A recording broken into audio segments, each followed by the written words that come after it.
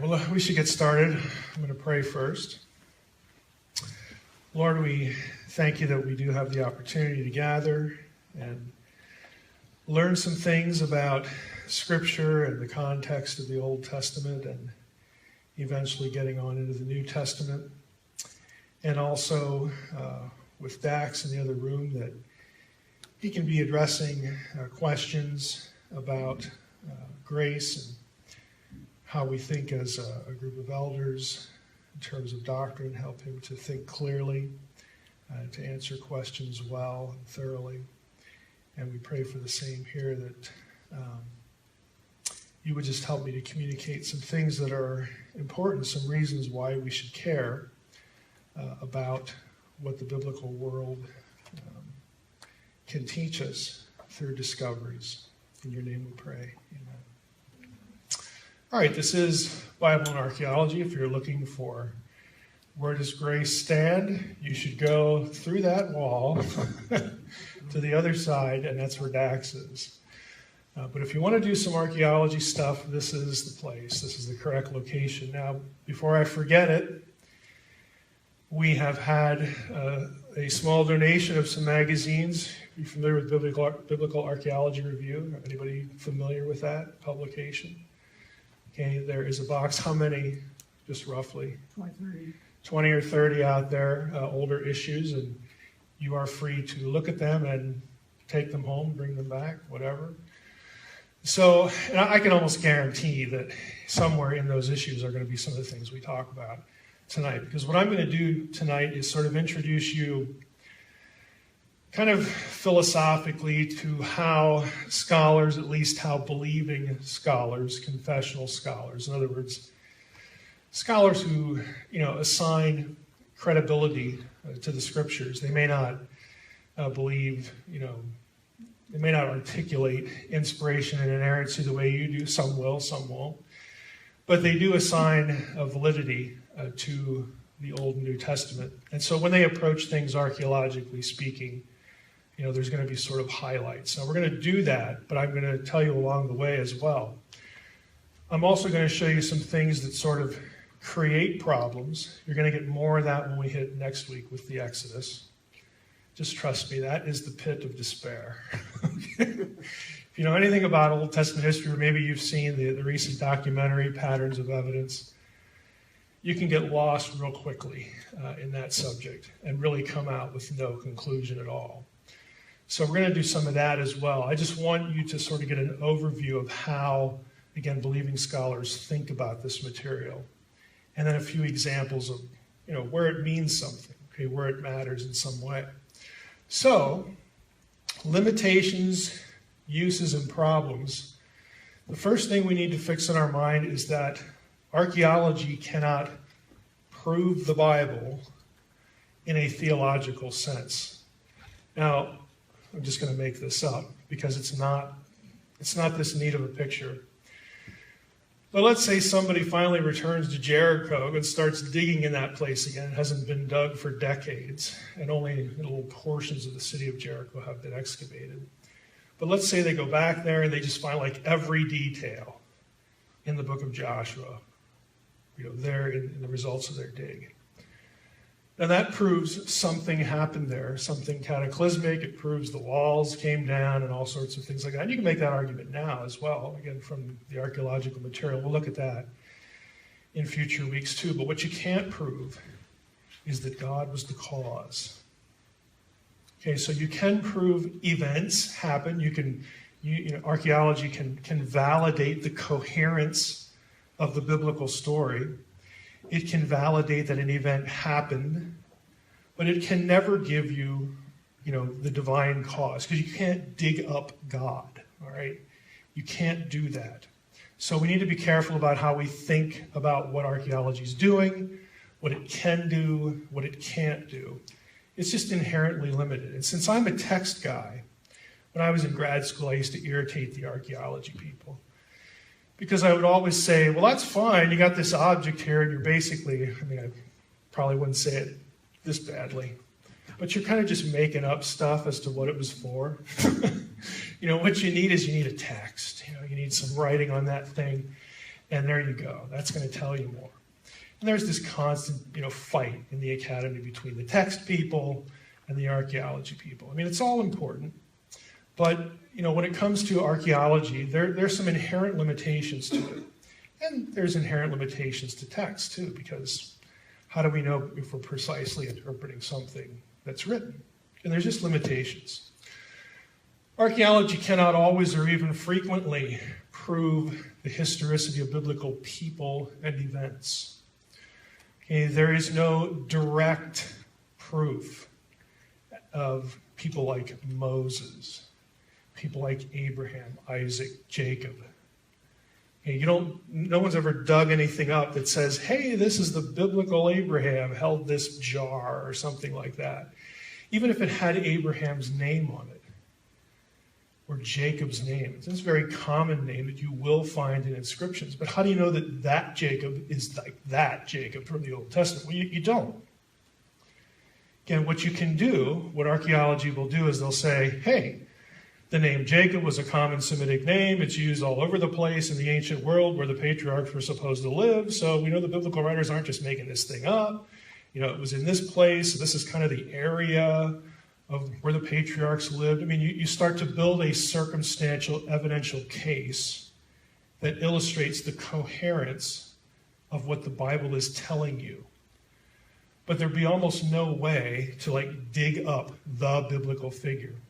Now, if you were down, in Egypt, maybe somewhere, and somebody, dug up a sarcophagus that had the Egyptian equivalent of the name Moses on it, well, that's probably a good deal.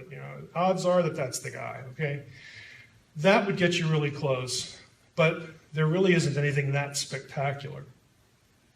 Later on in biblical history, there are some controversial artifacts that do have the name David on them, and scholars fight endlessly over whether that's the real David, or should it say David? Does it mean something else? We'll get to that too. But that's unusual.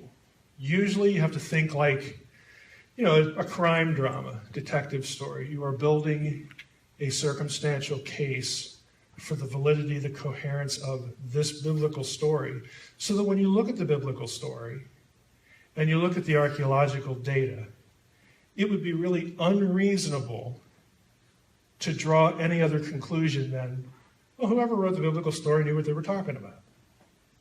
Okay, that would be unreasonable to deny that. So that's, again, what believing archaeologists are shooting for, to build a case using physical data for the biblical story. What it can do, again, as I've been mentioning, is provide backgrounding for events and people and a storyline, a narrative. It can demonstrate coherence of these things, that there's no reason to think that this didn't happen, that there wasn't an Abraham, okay, that sort of thing. That's the goal. Occasionally, again, you will get a biblical person or a place. Usually it's the Davidic time period onward more recently. You will get specific mentions of kings like Hezekiah, okay, Jehu in a stela, which is an upright object with an inscription on it. Situated at the right time in the right place and mentioned in conjunction with, say, an Assyrian king that they're supposed to have done stuff with in the Bible. You will find that in more recent periods of history. So you do find some of those. You just don't find a whole lot of them. But, the ones that are there are important. And of course, archaeology can illumine our understanding of ancient customs and beliefs. Now, I do want to say something about this. I have a bit of a bone to pick here with, again, not the archaeologists per se, but sort of some of the assumptions that Bible believers, like myself, sort of bring to the enterprise. Archaeological stuff concerns a lot more than, oh, look, ancient people used Tupperware. They used pots and pans. They built fires. They built buildings with walls. They went potty outside the house. Okay, it's more than just your mundane life stuff. There are things in the Bible and that archaeology illuminates that really gets at the heart of what an Israelite would have been thinking in terms of what they believed and how they thought about something they believed. So there's a religious or theological element to some stuff that archaeologists have found that may not sort of conform to ideas we have because we're modern. When we read biblical stories, we tend to think that Abraham thought about God precisely the way that John Calvin did, or precisely the way that John Piper does, or I do, or you do. And they're different people, and their conception of certain things is going to be different because they lived 2,000 years ago in a completely different culture, in a completely different setting, and the way they thought about their world and who made their world and why they made that world and what's going on in the spiritual realm, that sort of thing, can differ quite a bit from the way that you think about it, the way that I think about it, and the way that some church history figure or theology writer would think about it. One of the most valuable things you can do, not only for the sake of what we'll look at tonight, but just generally when it comes to Bible study, is get it fixed in your mind that the Bible was written for us, but it was not written to us. Corollary to that, it wasn't written by us either. A biblical writer will say things because he's communicating to his audience using their language, expressing things the way they would understand, not the way you and I might. There's a disconnect there. And sometimes it's kind of dramatic. It's unexpected. But when you take, again, a material object, you go back to the scriptures, and then you read the scriptures in light of what this thing either is or says, you go, oh, okay, that's what they were talking about. That's why it's expressed this way. And we have to, again, try to have the Israelite in our heads when we do this. And archaeology helps us to do that. We're going to talk a little bit about chronology next week because that's a big deal, but sometimes archaeology helps situate an event in real time. Have you ever wondered about this? Like, how do they know that something happened in 300 BC? Like, really, how do they know that? Or 4000 BC? Because it's not always things like carbon-14. Again, that's material remains that that method applies to. How do they know this stuff? And the answer is ancient chronological systems that you find and hope that something in this one is going to match something in that one. So that you can marry them and then start to make a chronology in real time that you can correlate with astronomy, because that is how real time is measured. Ancient people did lots of astronomy, and sometimes they mention what they're doing. Eclipses, phases of the moon, other events. You get one of those mentioned in a text with a king name at a specific place, and then you find another text with that same king's name in it. There you go. You have a linchpin now to start adding numbers of things like king lists, how long they reigned, what they did, that sort of thing. That's how it's done, and there are gaps in the record. It's not a neat system. And as we'll find out next week, there's lots to fight about that can take you in dramatically different directions. So some problems, again, when you read archaeology or you listen to it on TV, a lot of mainstream archaeologists will have a very skeptical outlook toward the events of the Bible. And it's because of the way they sort of approach their own periodization of ancient history. It's usually done by metals. Chalcolithic, which is copper, you got the Bronze Age, you got the Iron Age, you got all of those sorts of things. And archaeologists do that because of the technology available. They weren't making iron until XYZ time period because we've never found iron prior to that. Okay, that would make sense. That, okay, now that we know kind of when iron making was perfected, or at least you could do it well enough to actually have something useful. We know now that if we find an object of this chemical composition or metallurgical composition somewhere else, probably at the same time period. Okay, so there are some assumptions that go into it.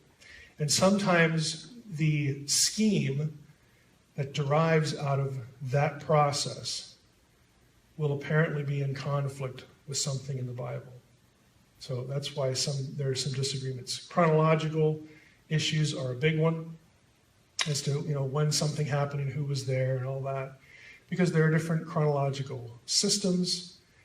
And again, the expectations that all of this raises. And by that I mean some people just presuppose that the Bible's just not reliable out of the gate, so we're not going to care. Okay, what it says, we're not even going to try to synchronize things. Other people will say, no, it is a good source, so we do need to try to work with the data here. Generally, I would say archaeology has proven to be the friend, overwhelmingly, and not the foe of biblical history. Again, there are problems, and we'll hit some of those. It doesn't answer every question, and it does create some difficulties. Evangelicals, I think, tend to ignore some of the problems because they typically do things for apologetic reasons.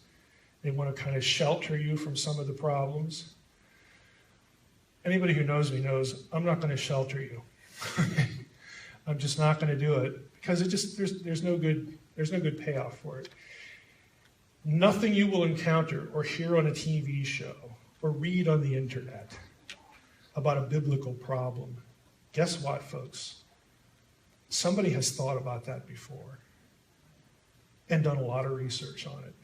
Nothing just happens in isolation. It's just that usually the person picking on the Bible for whatever point won't tell you where to find the contrarian opinion or all of the data. But there are people who work in the field who do that. So you shouldn't be troubled. By and large, you're not going to wind up in a situation where there's this hopeless impasse. And if there is something like that, the honest thing to do is say, hey, we don't know. Could be this, could be that, who knows? We'll just wait and see if somebody else digs something up that helps over here. And, that's happened historically. I think we also, again, need to commit ourselves to interpreting Scripture in light of the ancient context. And the examples I'm going to give you, I think, will make that kind of apparent. Not all of them, but some of them are going to present new ideas to you. That if we had an Israelite sitting here in the front row, I'd probably have to just walk over and poke them to wake them up, because it's not going to be anything that's a surprise to them. They're going to be used to thinking in a certain way that we're not. They're not going to be troubled by it at all, but we might be, because it's new to us. First example, what I'm going to do is I'm going to go from Genesis 1 through 11 tonight. Let me do a quick time check, because I want to leave time for questions. Hey, I'm not doing too bad. What do you know? I'm going to go through Genesis 1 to 11 and pick out a few artifacts that sort of matter for how you read those chapters. The Shabaka stone, otherwise contains something that scholars have called the Memphite theology. How many of you have ever heard of the Memphite theology? Gold star. It's not something out of a video game. Okay, you don't count. Use the word you were. Rick's raising his head. He's heard of it. The Memphite theology is something that comes from Egypt. Now, here you have what looks like an innocent-looking stone. Not terribly artistic. Hey, who can't scroll out a square and then, things pointing off of it? Well, there's more to it than that. You might be able to see, at least on the left, there's actually writing on it. And over here there's writing. You can't really tell it back here.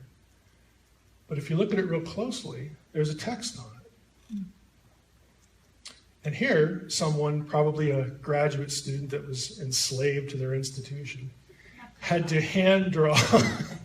This is what they do to graduate students, by the way. Had to hand draw the Shabaka stone. Okay, you want to graduate, you need to hand draw this thing and don't miss anything. So this is what the whole stone looks like. So there's a lot of writing on this thing, even down near the square here. And what this is, it's a creation story.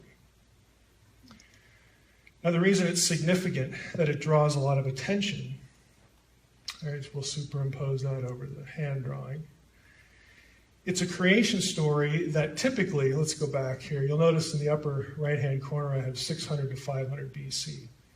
Most scholars think that this is when this inscription was made. It is the only other source, other than Genesis 1, that describes creation by a deity through the spoken word. Okay, it's the only one.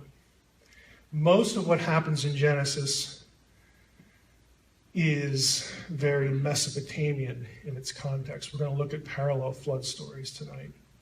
But there's a lot of things that Genesis 1 through 11 aligns up pretty interestingly with Mesopotamia. This is the exception. And again, if this is the date, this would have been something compiled or written during what period of Israel's history? What's going on in 600 to 500 BC?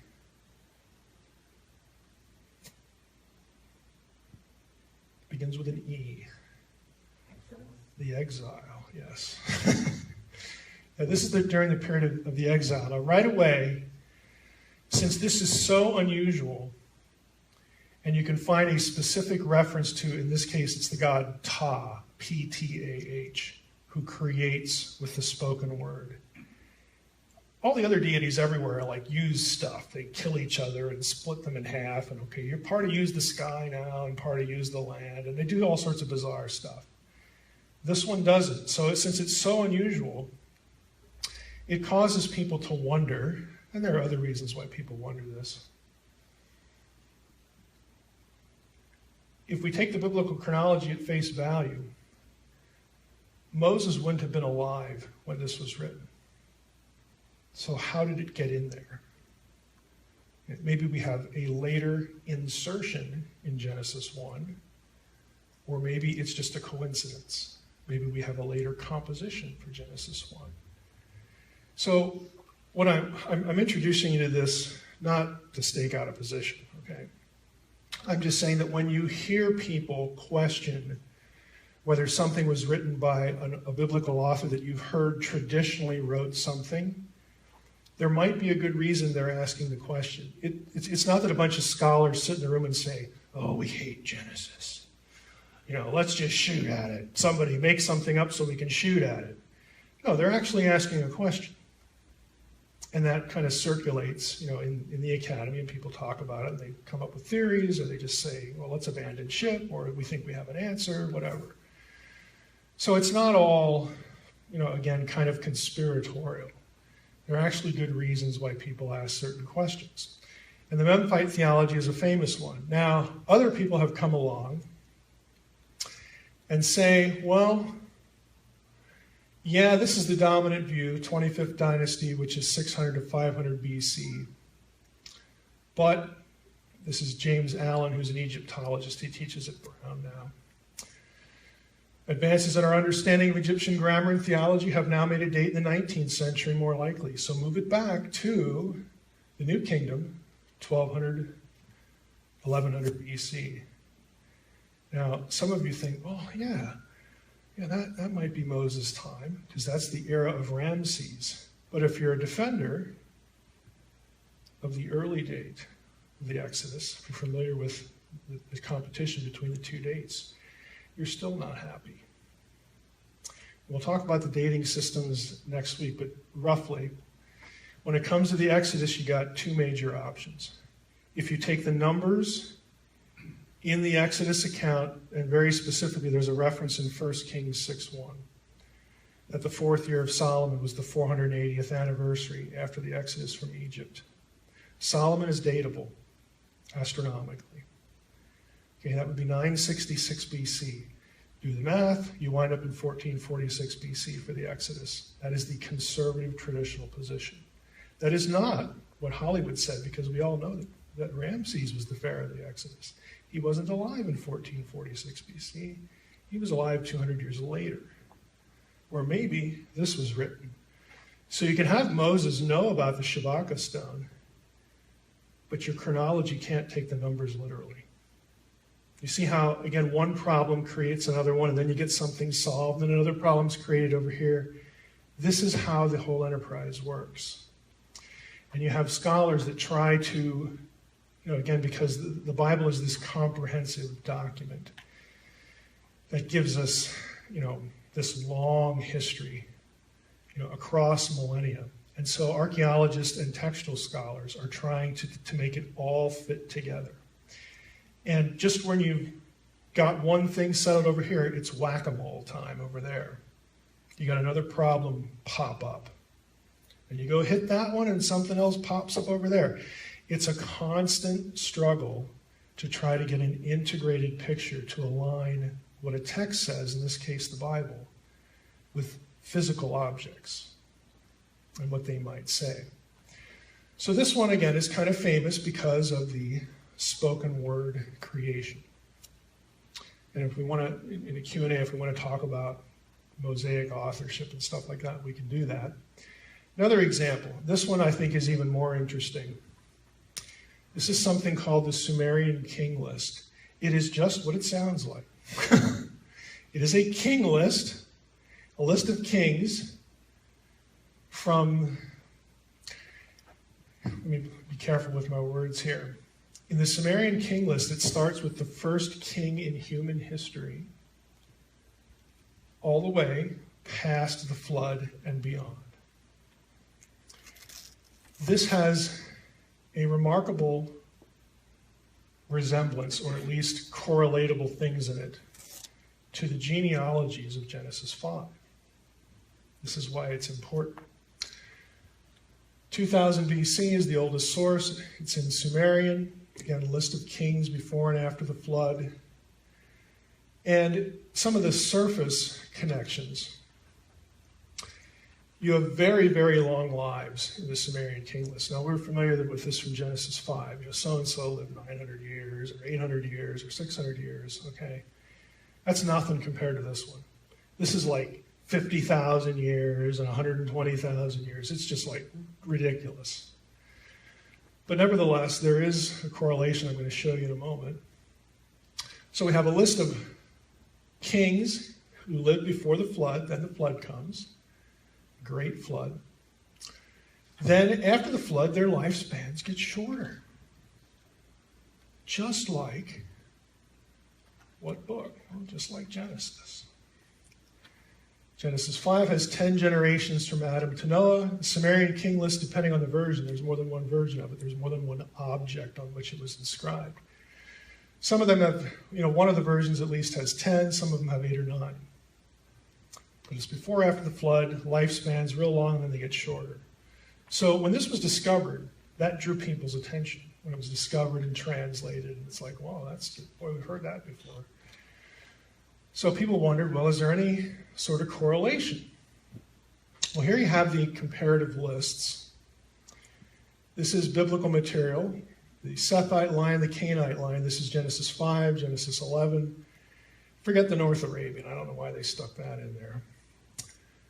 Sumerian kings. Here's the king list. Now, I've put a square around 2 of them because they're the ones that are the most interesting. Notice we have En-Medur-Ana of Sippar. He is the 7th from the beginning. I'll say that again because I want it to echo in your head. He is the 7th from the beginning. His name means chief of the powers of Dor-Anki, and Dor-Anki means the meeting place of heaven and earth. This character is also known as En-Medur-Anki.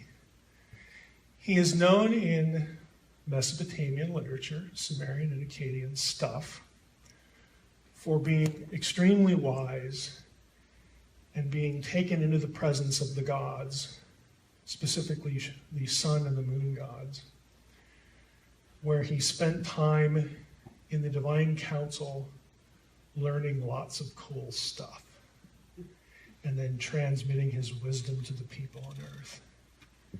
So he was taken by the gods to live with them for a while. Who does this sound like? Who in the Bible is the 7th from Adam? Enoch. Why is Enoch noteworthy? Because he was translated to the heavens, to heaven, and did not see death. He went to live with God. So again, when this kind of stuff's getting translated, people are going, okay, that's a little too close. You're like, what is going on here? Why do we have the seventh person in this list characterized in various texts the way Enoch is? Why is that?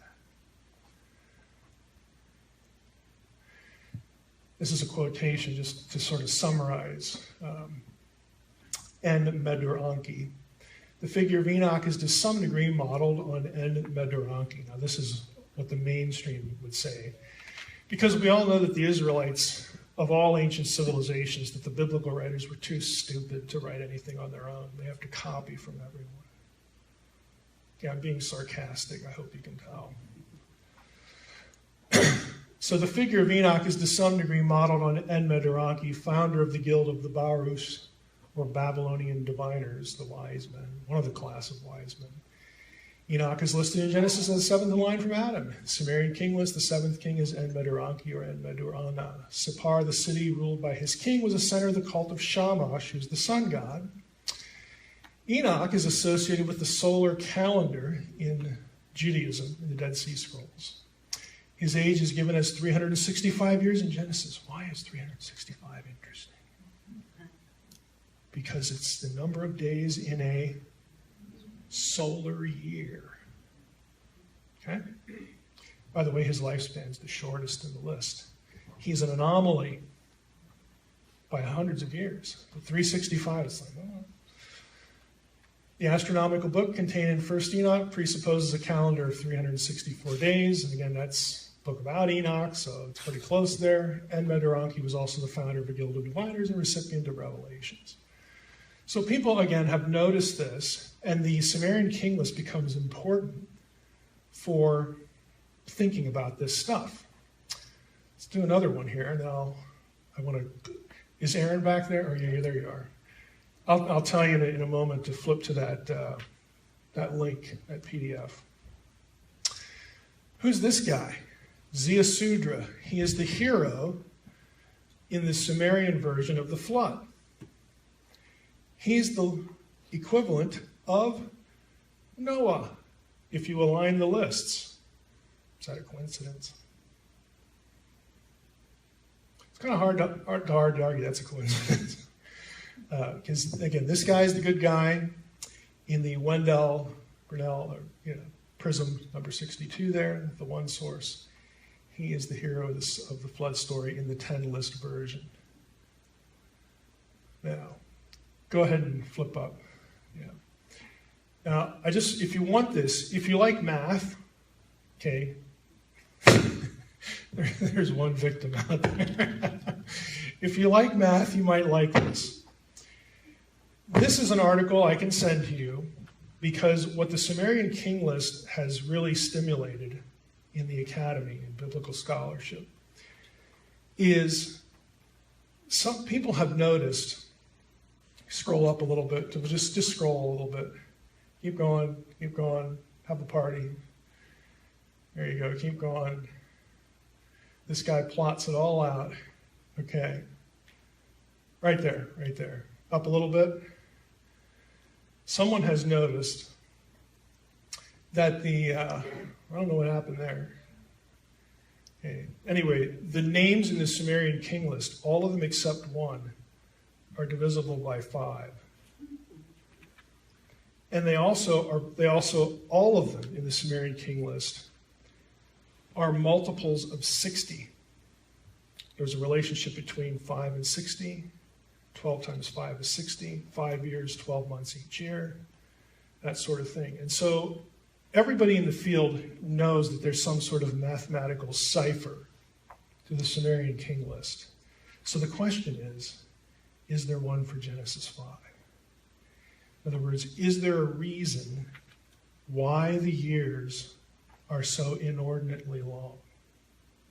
Maybe the point is not just to give us literal ages for the people in the list. And again, that's not a denial that the people in the list were real people, but maybe the numbers are designed to telegraph certain ideas. Because in the case of the Sumerian king list, that is absolutely certain. And there's a reason why the numbers 5 and 12 and 60 were religiously important to the Sumerians. And so the question becomes, well, is the biblical writer trying to convey a similar set of ideas using his numbers? Is he taking a swipe at the way what the Sumerians believed in the way their number symbolism worked? That's what this article is about. I tend to think that there is something to that, because basically you can account for all of the names in Genesis 5, well, in all the antediluvian lists and the post-diluvian lists in Genesis. The outliers are Enoch and Methuselah. And they're not really outliers, because if you play with the numbers, again, this is like Sudoku. If you play with the numbers, you can make them fit the system too. But is that artificial? Well, maybe it is, maybe it's not. But here's the point. This is an artifact that when it was translated, people noticed certain pretty unmistakable points of correlation to this list in the Bible. And then the issue became, okay, is one sort of are we religious, or do we have two math geeks going at it theologically in what they want to communicate? There are certain points that the Sumerians would have flagged in their head that this number associated with this name in this place conveys a religious idea, a religious belief. So is the writer of Genesis sort of giving that a poke in the eye? Or are they trying to articulate their own theology through it? The article, the title of it is Biblical Math as Heilgeschichte, which is a nice German name, Gesundheit. It's a nice German name for sacred history. So the guy who wrote the article suspects, again, that the numbers transmit theology, theological ideas about the God of Israel in this case. See, we don't think anything like this. None of this stuff even pops into our heads. To someone writing in the first millennium BC or earlier, someone who read that would have known, okay, I know what you're doing here, and I don't like it, or I do like it. Okay, they would have known instantly what the game was. But we tend to, again, read things the way we're used to reading, as sort of just, it's just a table of numbers. What else would it be? It tells us how old somebody was. Well, maybe, maybe not. Maybe it tells us something bigger. But we just don't think that way.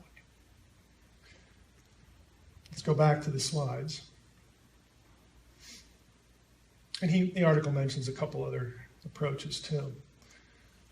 Okay, now I don't have point it right at you. There we go. Here's another one. I won't spend too much time here. If you've read Unseen Realm, you would have seen this term before, the Apkallu. But this is something called the Era Epic, okay, or the poem of Era, also called the Myth of the Seven Sages. This is a tablet that, for lack of a better way to express it, is the point-for-point correlation to the very weird story in Genesis 6:1 through 4 about the sons of God cohabiting with human women and producing Nephilim, giants. That story, in Mesopotamian garb, is told in this tablet, or these tablets. Now, the reason I point this out is that a lot of this material was not really collected and published sort of as a systematic study until 2010. So it's actually pretty recent, which is one reason you should get my book, because I go through all that. A lot of commentaries on Genesis, for instance, will never have heard of this stuff because they're just published earlier than 2010. That's just what happens. But this one, again, gives us the point-for-point story. And to make the episode short, what the Mesopotamian story tries to communicate is that, and again, this is written during the time of Marduk, the time of Babylon, when Marduk is the chief deity of the pantheon for the Mesopotamians, and Babylon is it. And so this story explains to everyone who can read it why Babylon is the greatest city in the world, the apex of human civilization. And the reason for that is because, well, we're so smart, we're so awesome, because the knowledge that we have, the civilization we have, we inherited from the gods. And before the flood, the gods were the Apkallu, the wise ones, and there were 7 of them. The Apkallu were making it their task to educate the kings of Babylon. The kings of Babylon were so awesome because they were taught directly by the gods, and nobody else was. That's why you guys are like riffraff, and Babylon is just it. But some of the gods didn't like people. And so they decided, we're sick of these people, we're going to send the flood.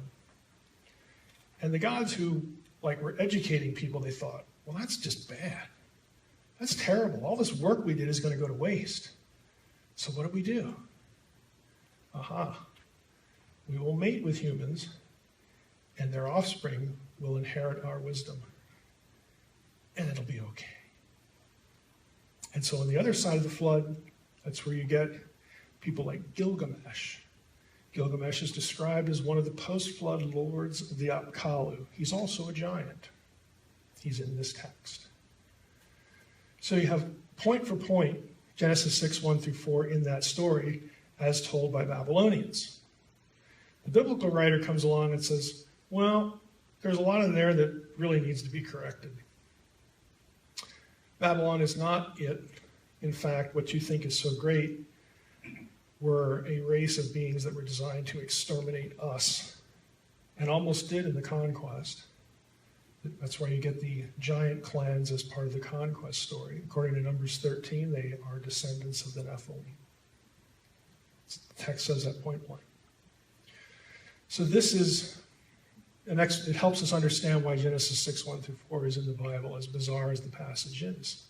It's there to say, this was wicked. This is evil. This was designed to exterminate the people of Yahweh. This is not a good thing. And the ones responsible for this are demonic. Okay? So it's a theological battle.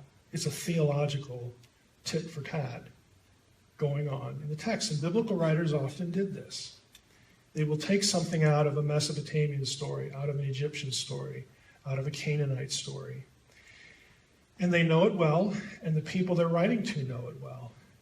But they'll take it out, and they'll change things to make a theological point.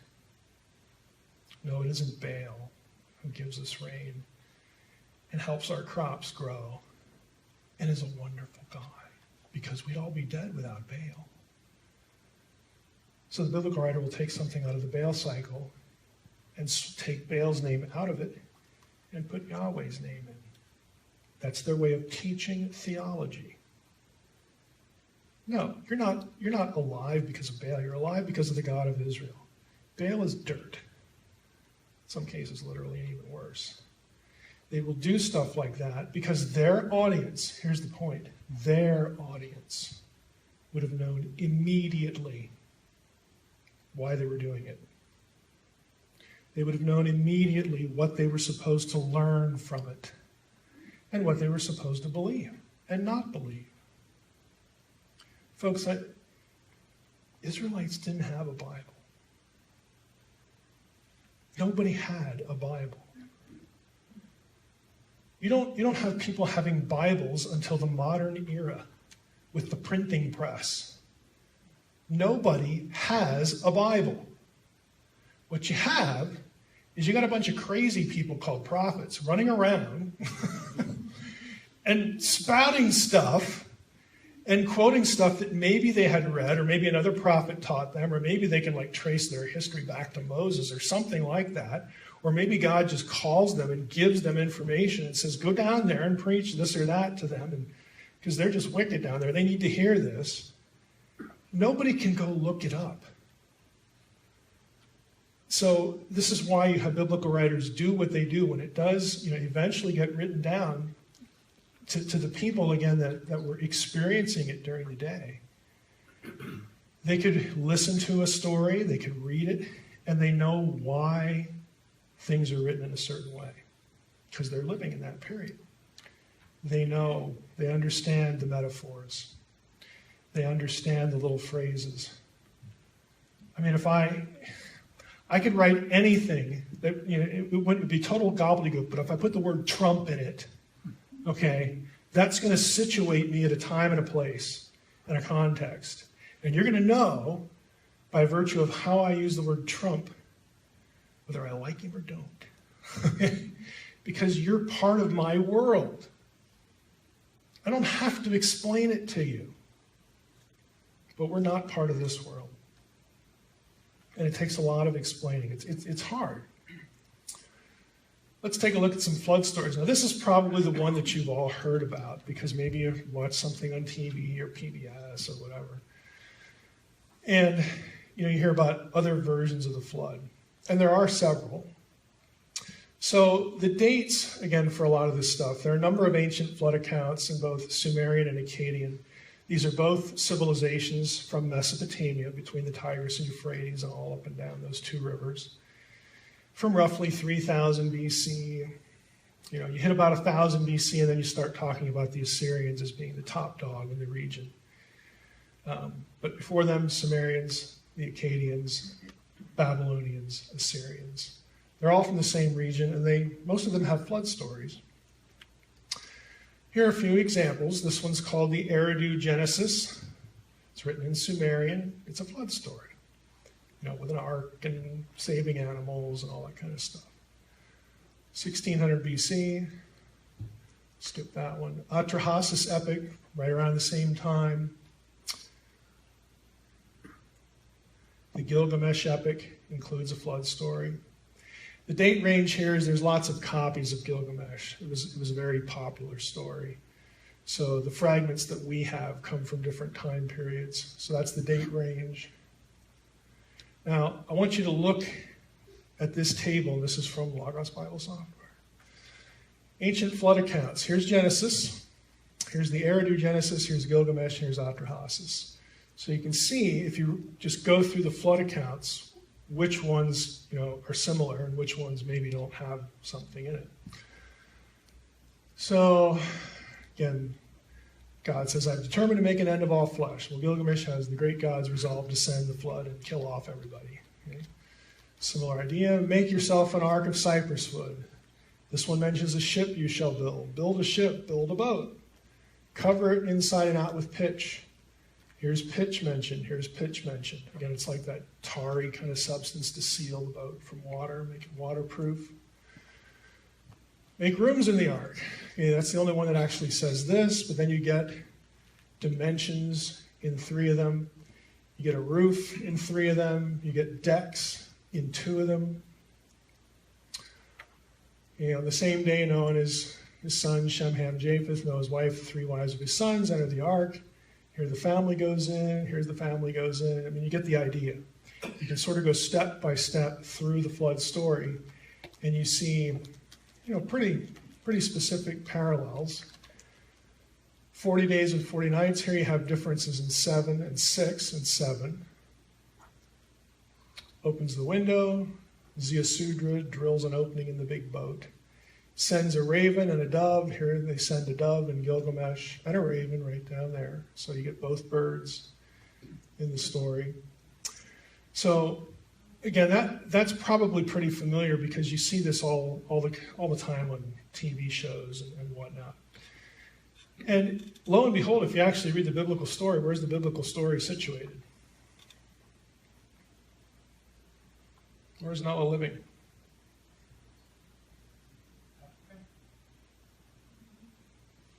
He's living in Mesopotamia. I mean, some of the place names that are in the account, it's the same geographical region that these other ones are. And so the typical way that at least some scholars approach this is that all of these sources are writing about an event that they have a common memory of. And the stories are just different for either theological reasons or some other reason. But there's a lot of overlap. Now, this was in the news recently. A couple years ago, this book came out, probably 2 or 3 years ago, tops. But this is Irving Finkel. Okay? He works in the British Museum. And in 1985, somebody brought a tablet into him that he said, hey, my father had this. He got it in Iraq in the 40s. And Finkel, who all he does is read cuneiform tablets. And there are people like that. And some of them shake a lot. There was this guy when I went to grad school at Penn, I had to have a meeting with Earl Lichty. I think he's dead now, so I can talk about him. But he was the tablet keeper at where I was going to grad school, and he just like, is this because you're afraid to drop anything? Like they're going to shoot you or something? He was kind of a Wally Cox figure. That'll date me, but that's who he was. But this is Irving Finkel, and the owner would not let him study it. He wouldn't let him keep it. So he had to wait until 2009 when the guy finally brought it back in and said, okay, you guys can have it. And so that's why it made news. So he worked on the tablet, which he's holding. And in this story, the reason why this one is noteworthy is that it describes the boat. And Finkel argues, I think, pretty well, that in this story, the boat was something that archaeologists call a coracle. That's a coracle. It's a round boat. Now, of course, you need a really big one. This is a little one. Coracles are used all over, the region and other regions. Because, they'll float, they're round, you can kind of build that. Okay, it's not too difficult. So Finkel is theorizing that, this is what is being described in the story. A really big one with compartments, and you put the animals in there and you just kind of float it out. You wait, you put a lid on the thing, and there you go. Somebody actually made a bigger one. Now, this is not to scale, but this gives you an idea. People who do this kind of thing, they really have too much time with their hands. How long did it take you to do this? Honey, I'm going to go build a coracle, a big one in my backyard. So I just want to see what it would look like. But that's why it was famous. Now, is that why do you get the dimensions of that in that Mesopotamian text? That's round, again, it has certain dimensions. That disagrees from the other Mesopotamian ones. Even they don't all agree. And of course, it disagrees with the biblical version. Because the biblical version is oblong. We've all seen pictures and reconstructions and whatnot. Again, and skeptical scholars will say, well, it doesn't mean anything because the event never happened. So that's all we need to say.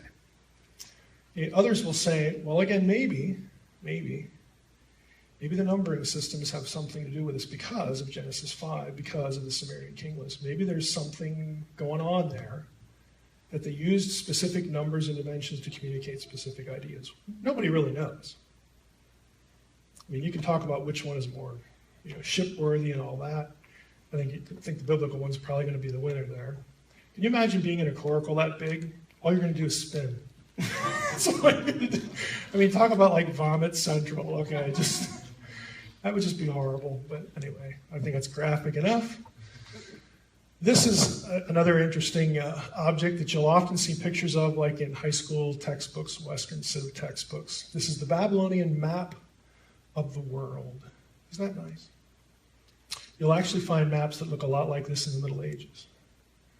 So it's a very common conception. Now, here's the picture. Again, 6th century BC, one of the oldest known world maps discovered right around the turn of the 20th century. Another picture of it might be a little better, I don't know. Here's a hand drawing next to it. Babylon, of course, well, what would we expect? Babylon is at the center of the earth. That's where we belong. We're Babylon. The whole world revolves around us because we're just that important. We're just that good. We're just that awesome. So Babylon is at the center, and you have islands around. The world is surrounded by water. Here's a few cities, again in the region near Babylon, so on and so forth. This is a more detailed drawing of the actual object that labels the parts. hand drawing of the text, but you get the idea. Now, why is that interesting? How does that relate to Scripture? There are two reasons. One I think you'll get. The other one is like gold star for the day, if you pick this one out of your head. Give me one of them. The map of the world from a Mesopotamian source. We're in Genesis 1 to 11. Where's the touch point? Jed, do you know? He's speaking in tongues back there, yeah. The Table of Nations is one connection, because all of the Table of Nations, Israel's not listed in the Table of Nations, and that's an important biblical theological point for this time in history. So you don't have Israel as the center of the world, but what you do have is all the nations that are listed in the Table of Nations are the Eastern Mediterranean and the Middle or Near East. Okay, all of them. You don't have Australia, New Zealand, North America, South America, Central America, Europe. You don't have that in the Table of Nations. So the world, to the biblical writer, is what Genesis 10 tells you it is. That's the world. The other correlation is in Ezekiel 38. You don't have to go there, but there are a couple. There's one in Jeremiah. No, there's two in Ezekiel. There might be one in Jeremiah. There's two in Ezekiel, where Jerusalem, or Israel, is called the navel of the earth. Okay, the conception was that Jerusalem is the center of the world. Why? Because it's the apple of God's eye. It's the most important place. By the way, Ezekiel written at the same time, 6th century BC. Okay, is Ezekiel poking Babylon in the eye? Probably. Can biblical writers do these kinds of things? When they write, they're not writing because they're bored. The Bible is an incredibly intricate, intelligent book. Nothing is in there that is trivial and accidental. Nothing is throwaway. It's just that a lot of it is lost on us because it is not our time and our place and our culture. Biblical writers do this stuff all the time. They are defending their faith. They are articulating their history. They are dissing your faith if you're a pagan. And they are correcting your history if it involves them in any unfavorable way. Because this is intellectual, spiritual warfare to them. When a biblical writer wrote, it wasn't just, I need to dispense information. Now I got half an hour. I'm supposed to fill up a scroll a day. What do I put here? Okay, no, it's not that at all. They have specific reasons for what they're saying and how they're saying it that would have been picked up, again, by their immediate audience. None of it's accidental. Tower of Babel. The leading candidate archaeologically is a place, actually an object known as Et Temen Anki, the temple of the foundation of heaven and earth, is what that term means. It's a ziggurat dedicated to Marduk. Again, here we are, 6th century BC. Ziggurat at Babylon is mentioned much earlier in Enuma Elish, so that's sort of a second candidate. But this is Et Temen Anki, what's left of it, anyway. And ziggurats, which is what the Tower of Babel was, and everybody pretty much agrees on this point. Ziggurats are like step pyramids. Reconstruction, something like this. It's just an artistic rendering. Ziggurats were part of temple complexes. They were buildings designed to be the place where heaven and earth intersected. That's why you built them really high, to touch the sky, to make it easy for the gods to take the stairway down into the temple complex, so that you could localize the deity. You'd like him to visit, or her.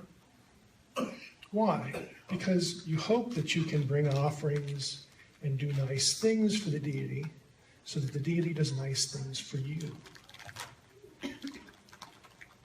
You know, the logic of the whole system is, I like to say it this way, you know, why,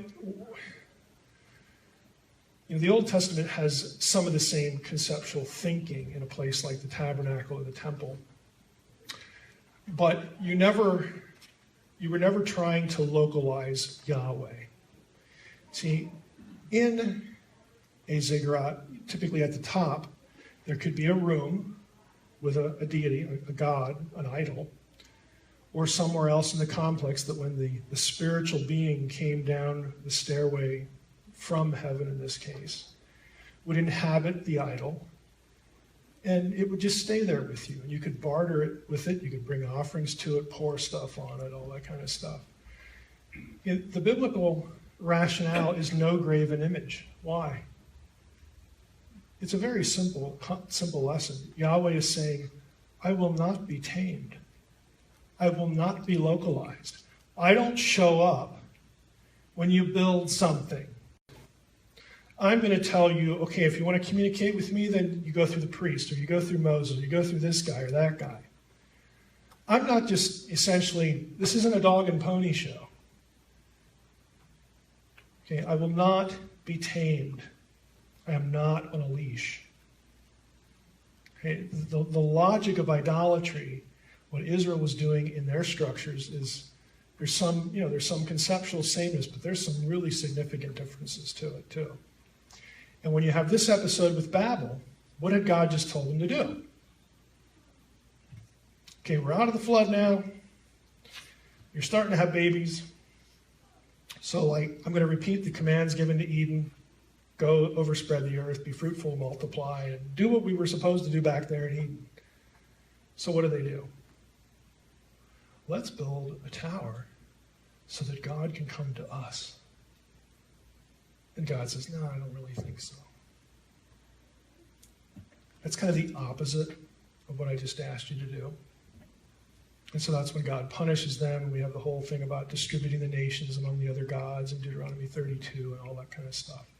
It's a punishment. God divorces humanity. Says, I'm done. Mostly. Because then he calls Abraham. I'm divorcing all of you. All the nations. You're toast. Your history. I'm going to assign you, Deuteronomy 32:8 says, when the Most High divided the nations, he divided them up according to the number of the sons of God. But Israel is Yahweh's portion. Jacob is his allotted heritage. So he divorces humanity, and then he says, now watch. I'm going to go call this guy named Abraham. He doesn't know I'm coming yet, but I'm going to show up. I'm going to call him, and I'm going to start over. I'm going to make a new family with this guy. And when he does that, he makes a covenant with Abraham, and he says, okay, through you, all these other nations will be blessed. I'll get back to them eventually. But for now, they are under the dominion of lesser gods, and you're mine. I want you to be a kingdom of priests. I want you to live a certain way so that they will look at you and want to be back in the family. And there's a rationale, there's a logic to all this crazy law stuff in the Old Testament. It's either combating certain ideas, or it creates a good life for people that other nations will look at and want. You want a good God who treats these people well and people who are happy because they obey the laws of God. You want that? You forsake your gods and come right back here.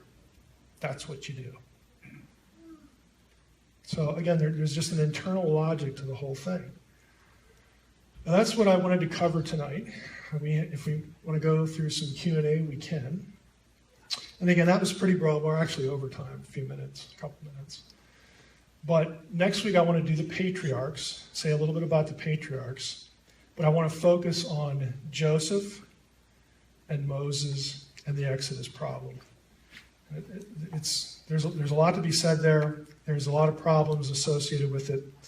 But if you've seen the Ten Commandments, if you've seen, what is the recent Christian Bale movie, Gods and Kings? the one where Jar Jar Binks plays the Egyptian priest. Any of you have seen that will get that reference. Not a whole lot of takers here, but I hate the movie. Or again, even the cartoon version. There are things in all those presentations of the Exodus that, whether you realize it or not, are either reinforcing a certain reading of the Bible or opposing a certain reading of the Bible. So we'll talk about a lot of that next week. Anybody? Question? Okay, we're done. Thank you for coming. All right, let's pray. Lord, we pray that you would help me as I try to condense a lot of material, good things to think about, things that are interesting, help us understand Scripture and the faithfulness of the biblical account, and also, again, how to think carefully about the problems that we encounter and be responsible there. We ask that you would just glean something from the material tonight that encourages us in our study of Scripture. In your name we pray. Amen. You know, I confess, I've sort of been moping all day about this. Because when I taught a course in the history of Israel at Western, and, you know, it's Western, okay, but it's easy to not do theology when it's a history of Israel class because, you know, you don't dig up God, so you can't really get into divine causation or anything like that. But it really doesn't matter because you go through the same material. Well, it took me 2 weeks to go through Exodus stuff. That's 6 days. And so we're going to try to do it in an hour. And every time I think about that, I think, you got to be kidding. You know, like, really? You know, just bail, abandon ship, and all that sort of thing. But, you know, something will happen in the next hour. And hopefully you'll get a little glimpse as far as what we need to think about. This period, patriarchs, we're going to spend most of our time with Moses and Exodus, the Exodus event. This is sort of what everybody thinks of when they think of biblical archaeology. Because it's such a fundamental event. You know, we all have seen the Ten Commandments on TV, and there's all these TV specials that sort of zero in on Moses and the Exodus because it's fundamental to Judaism, you know, having historical credibility, and that means it's fundamental to Christianity and whatnot. So it sort of presents itself as not only an interesting topic, but for critics, it presents itself as a nice big fat bullseye. And so you get a lot of talk about this stuff. And I'm going to try to give you a sense for what the options are, why there's so much skepticism, and why there doesn't have to be so much skepticism. And hopefully, you'll take away, from this evening just a little exposure to that. Again, how the whole subject gets thought about. Now, I have here again a little bit from last week that one of the problems here, several problems here, that I noted in general, we can also note for the patriarchs. I mentioned last time there was no specific evidence for the patriarchs in that you don't find the bones of Abraham or the bones of Jacob or something like that, or the bones of Joseph. You don't dig up a text, at least to this point, outside the Bible that has the biblical story or something really, really, really close to it with biblical names in it. Okay, what you do find is you find material that when you superimpose the biblical story on that material, there is considerable overlap in places, and there's gaps in other places. So the goal is to always try to look at the context, create the picture, and ask the question, is the biblical story coherent in this time period? Now we're going to talk a bit about chronology tonight. It's a huge problem. And really, again, how material remains, how archaeology can get applied or not applied. And in some cases, I'll be honest with you, people refuse to apply it. I'm bold enough to say that I think there's a little bit too much presuppositional skepticism in the academy, that when something comes along, there's actually a hesitance to make a connection to the biblical material. And, whatever the reason is, it's easy to say, well, you just don't want it to be true because that overturns your apple cart. And there's probably some of that. But there's other things that work too. A lot of these people tend to be naturally cautious. One of the big problems is there's a small data sampling. You're going to hear me talk about Jericho a little bit, and next week we'll do a little bit of Jericho. We're going to be talking about the conquest. And different sites in Egypt, the Delta, different biblical place names. The reality is that even places where archaeologists have spent a lot of time in haven't been excavated very much. The notion of excavating an entire town like Jericho, that's not the case. And Jericho is one of the most famous sites in all of the Holy Land. There's only been parts of it excavated because it's a long, painstaking process. So this is an older source, 1980, but it's still very true. In Palestine alone, of the more than 6,000 sites surveyed, fewer than 200 have been excavated, and of these, only 28 to any major extent. Some sites are still occupied. I mean, you don't just move everything out of Jerusalem to dig up old Jerusalem. You don't do that. So there's natural impediments to it. And even the precise location of some places, Jericho's pretty well known, but people still fight about quite a bit. There's a lot of uncertainty here. So one of the things that should be going off in your head is, well, maybe we shouldn't make, our conclusion shouldn't be so dogmatic if there's a substantial amount of uncertainty. And that's true. That's true. So you shouldn't ever be disturbed by something, again, that you hear on TV about archaeology, this and that. There's always two sides of a story. There's always two sides of a debate. And when you get right down to brass tacks, there's a lot more that could be said in theory if there was just more work done, if there was just more data produced. That's always the case. Now, as far as the patriarchs go, I'm only going to mention a couple things because I really want to get to the Exodus material. One of the things you'll read about, and I think this is a good example of how archaeology can be both used and misused with respect to the patriarchs, were the Nuzi tablets. Now these are exactly what they sound like, a bunch of clay tablets, 4,000 of them, so it's a pretty big pile. Found in the 20s, early 30s, they date to the 15th, 14th centuries BC. Now if you're taking the biblical chronology at face value, that is the Moses era. It's not Abraham, Isaac, and Jacob, it's later. But there were things in these tablets, marriage contracts, wills, land, slave purchases, that actually mirrored the patriarchal narratives in some way. And when these were initially discovered, there were, let's see if I have a picture, let's go to that. Here's what some of the Nuzi tablets look like. And some of these are about, yay big. If you ever go to Philadelphia, you should stop off at the University of Pennsylvania Archaeological Museum. They keep all of the clay tablets, I kid you not, in a room on the second floor behind chicken wire. You think, really? What's to prevent somebody from going in there? And they're literally like in mechanics drawers. You see in auto shops with the trays that come out. And what's to prevent somebody from breaking through the chicken wire barrier and just shoveling the things into a bag? And the answer is not a whole lot.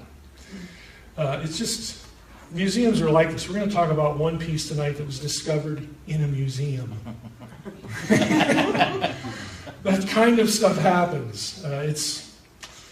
It's kind of odd, the way these things actually get stored and studied. But the Nuzi tablets are kind of an interesting example because at least two of them were used to explain Abram's fear that his servant Eliezer would become his heir. We know the biblical story. That's why he sends Eliezer out to find a wife for Isaac. And there were some things about the biblical story, some of the patterns, some of the gestures, the expressions, the whole arranged marriage kind of thing, and in the Nuzi tablets. But the main difficulty, apart from the translational problems, is that the Nuzi tablets state that once adoption has been carried out, the adoptee could never be completely excluded from the inheritance. even if the son were born to his adopted parents. Now think about the biblical story. Abraham's all uptight because he says, look, I don't want this guy who isn't my son to inherit my estate. Okay, he has a son, but the son has no wife, there's no children.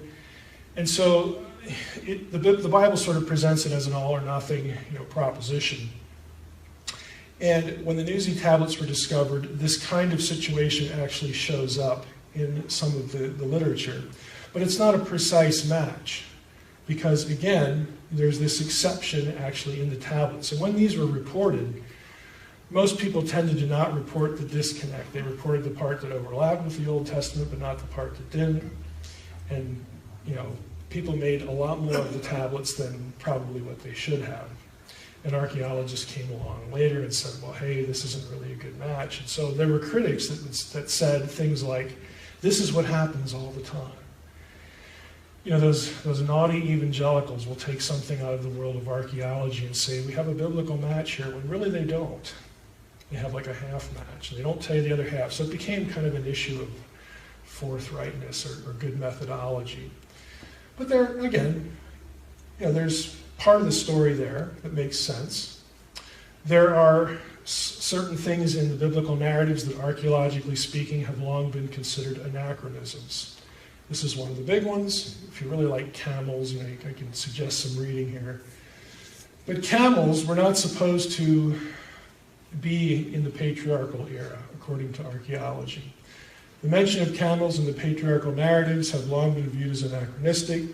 For many years, they were thought to only have been domesticated in the Middle East in the first millennium BC, long after the patriarchs were dead and gone. And so certain archaeologists would look at the patriarchal stories and say, look at this. They're talking about a guy like Abraham who lives in 2000 BC, according to the biblical chronology. He's talking about camels. This is made up. It's not a historical detail because no camel bones have ever been found that go to that period. Well, not quite. Not quite true. There's other evidence that show very old texts. Look at the date. This is, again, part of the patriarchal era. There are Sumerian texts that mention camel's milk. I would suggest camel's milk, you need camels. You need to produce camel's milk. Another second millennium stone container with a picture or in a form of a camel. Jar at Mari, again, hindquarters of a camel on a jar, camel bones, again, in part of the Middle East, so on and so forth. So I want to bring up this example because it shows, again, from the other side, that the critics sometimes cheat as well. They can say, well, we don't have evidence of domesticated camels because of the animal bones that have been recovered from all these archaeological sites where the patriarchs were supposed to have been.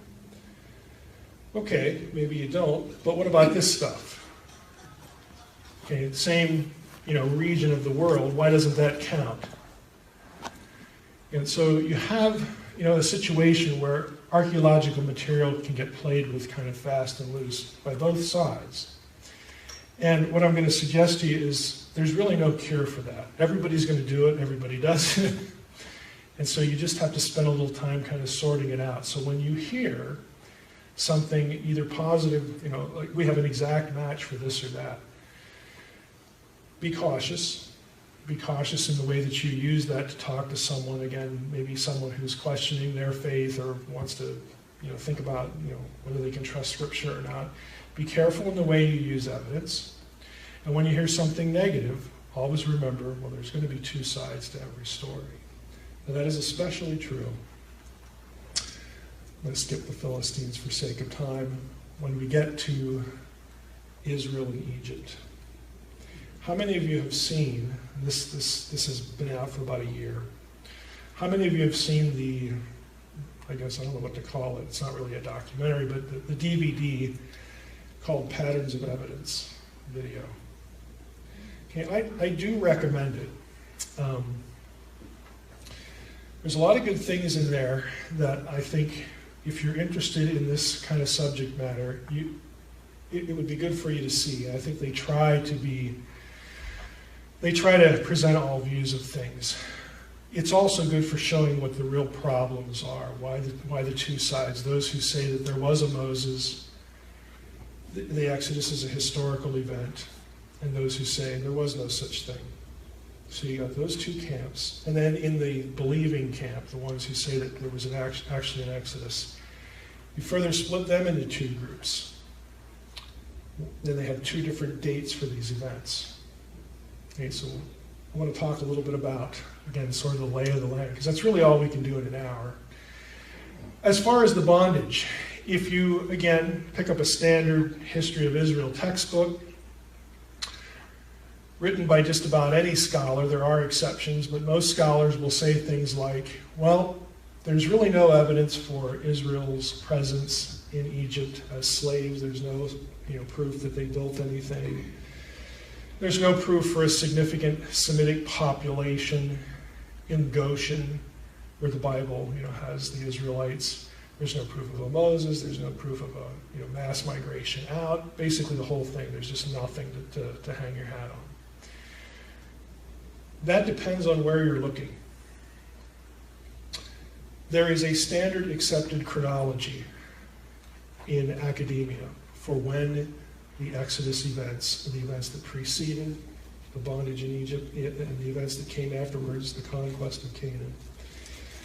There's a standard chronology that consensus academia uses to think about all of this stuff.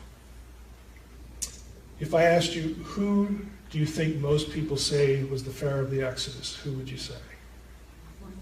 Ramses. You see it everywhere, even in Prince of Egypt, Disney cartoon, everywhere, okay? I'm going to show you where that comes from, but if you assume that, then basically everything in the biblical account is vapor. There's no material evidence for any of it.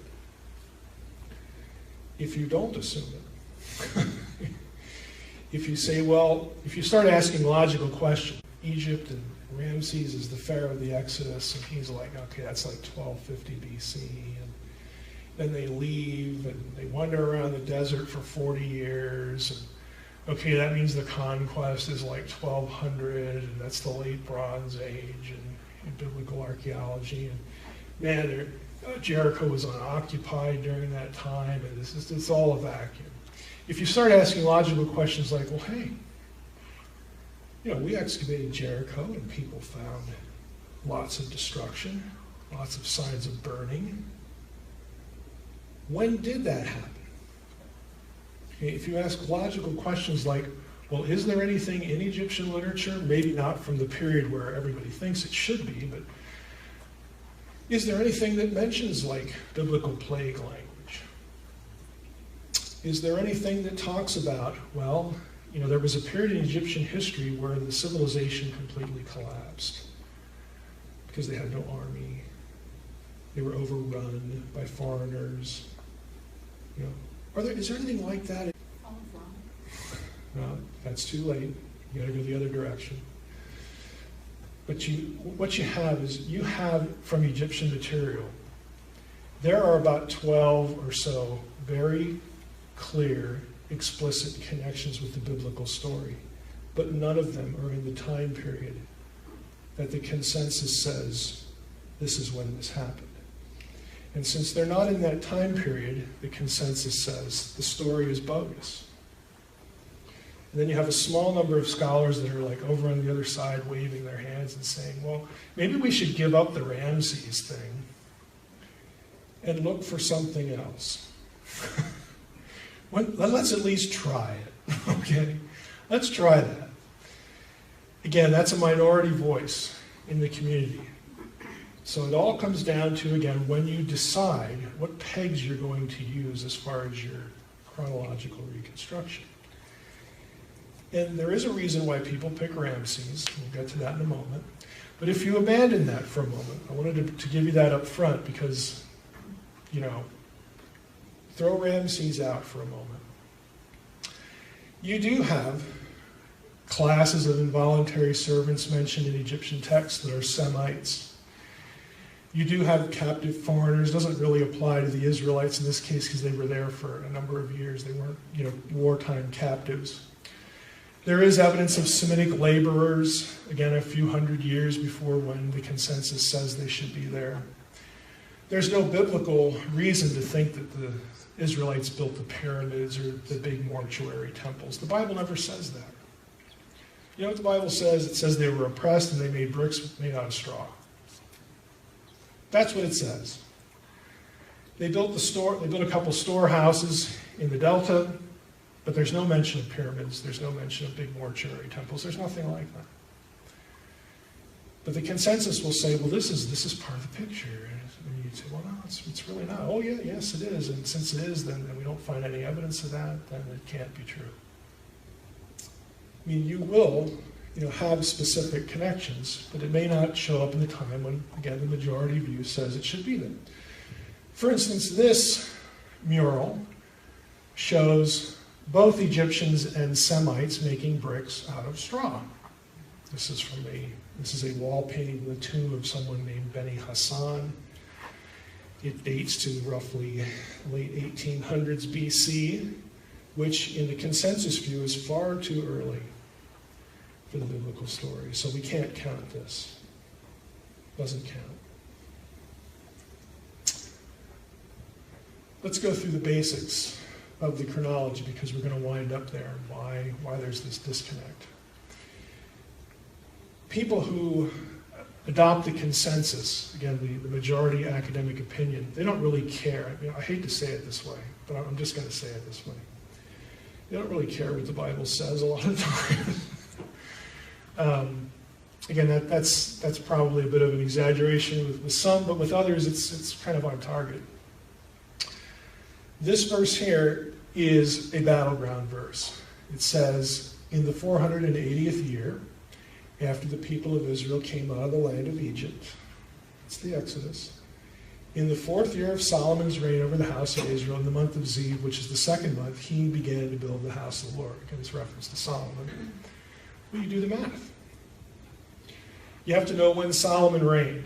Everybody agrees with this date. Everybody under the sun, whether their view of the Bible is positive or negative, says, okay, we're pretty certain that Solomon came to the throne in 970 BC. And you get that date because you can synchronize certain things in Israelite history close to Solomon with other rulers from other lands. You just line up your synchronisms and then you fill in the numbers. There you go. It also helps that the Assyrians and other Mesopotamian civilizations did lots of astronomy, and so you can actually correlate some of those materials with real-time astronomical events. So it's pretty secure. If you do the math, you count backwards, 4th year of Solomon's reign would be 966, 970 minus 4 is 966, and then you add 480 years back. Here's your date for the Exodus according to 1 Kings 6:1. It's just math, or so it would seem.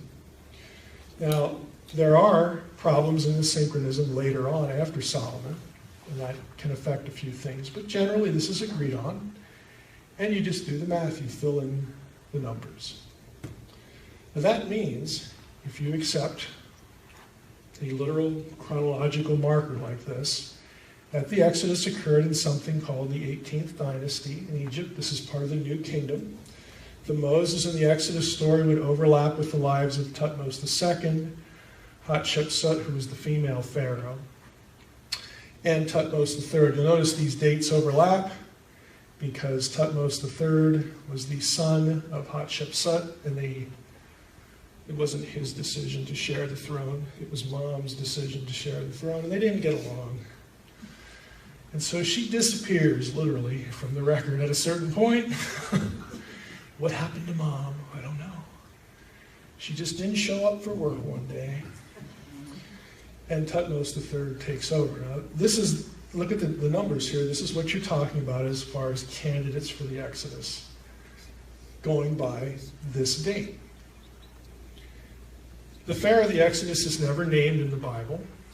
Egyptian records don't name the biblical people related to this. So you're kind of like, okay, is there anything in the material record here that might help? There isn't a whole lot. This is Hatshepsut, obviously female appearance, but sometimes she wore the ceremonial beard. Yes, that's kind of weird, but they just did that. This is Thutmose III. He doesn't look so good over here. We don't have Hatshepsut's mummy. We do have Thutmose III. And Thutmose IV factors into this, who succeeded the third. Look at the dates here. Some scholars actually prefer Thutmose IV as the pharaoh of the Exodus. They don't really care if the dates line up. For one reason, something called the dream stela of Thutmose IV, which basically says, here's what it looks like. Thutmose IV was not the firstborn son of his father. So he should not have become the next pharaoh. But he did.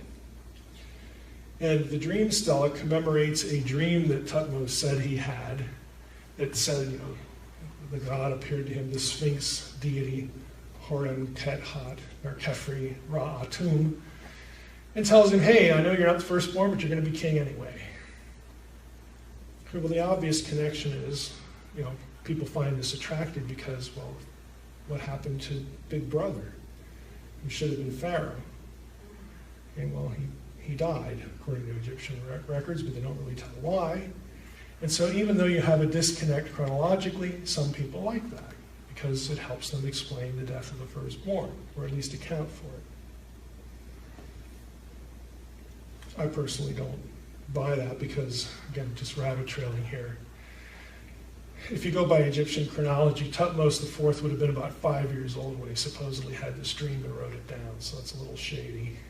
It's probably propaganda after the fact to still explain why he gets to be pharaoh, but still. Here are the basics of what we're dealing with. Again, if you take 1 Kings 6:1 seriously, here's Solomon, 4th year. Do the math, you got 1446, it's 480 years. The conquest would begin around 1406. And the verse references here are to things like the 40 years wandering and whatnot. When Moses, how many years Moses spent in Egypt, how old he was, when he gets to Midian and returns back to Egypt. So again, you just plug in the numbers. Moses was 80. By the time the Exodus occurs, so you add 80, you're back here to 1525 BC for Moses' birth. And again, filling in some of the chronological information here for Jacob in Egypt, he winds up at about 1876 BC. Now, I just showed you a picture of Semites making bricks with straw that dates into the 1800s. It's a good example because on one hand, I can say, well, here we have the bondage, proof of the bondage. But if you actually do the numbers, that's when Jacob goes into Egypt. It's actually too early because he doesn't go down to Egypt a slave, does he? Well, it doesn't take too long before things get bad, but it's still not quite what you'd want as far as asynchronism, but it's fairly close. This is what's known as the early chronology. The early chronology is 1446 BC. It is the minority view because it's based on the biblical numbers, the literal biblical numbers. The late chronology is about 200 years that way. 1250 we'll call it. And that's the consensus view. And so if you have the Exodus in the 1200s, nothing else in the biblical account works. That's why archaeologists say it's got to be a myth. Nothing else lines up here. If you have it back here, then some things do start to line up. Now the question that should be popping into your head is, well, why is everybody just such a stickler for not accepting this date and moving it 200 years ahead? And the answer is, well, that's when Ramses lived. We've got to have Ramses as the pharaoh of the Exodus. Because we like Ramses. It's not as superficial as that. There are actually other reasons for it. Again, this is just a sketch of the chronology. Even the biblical literal date has problems.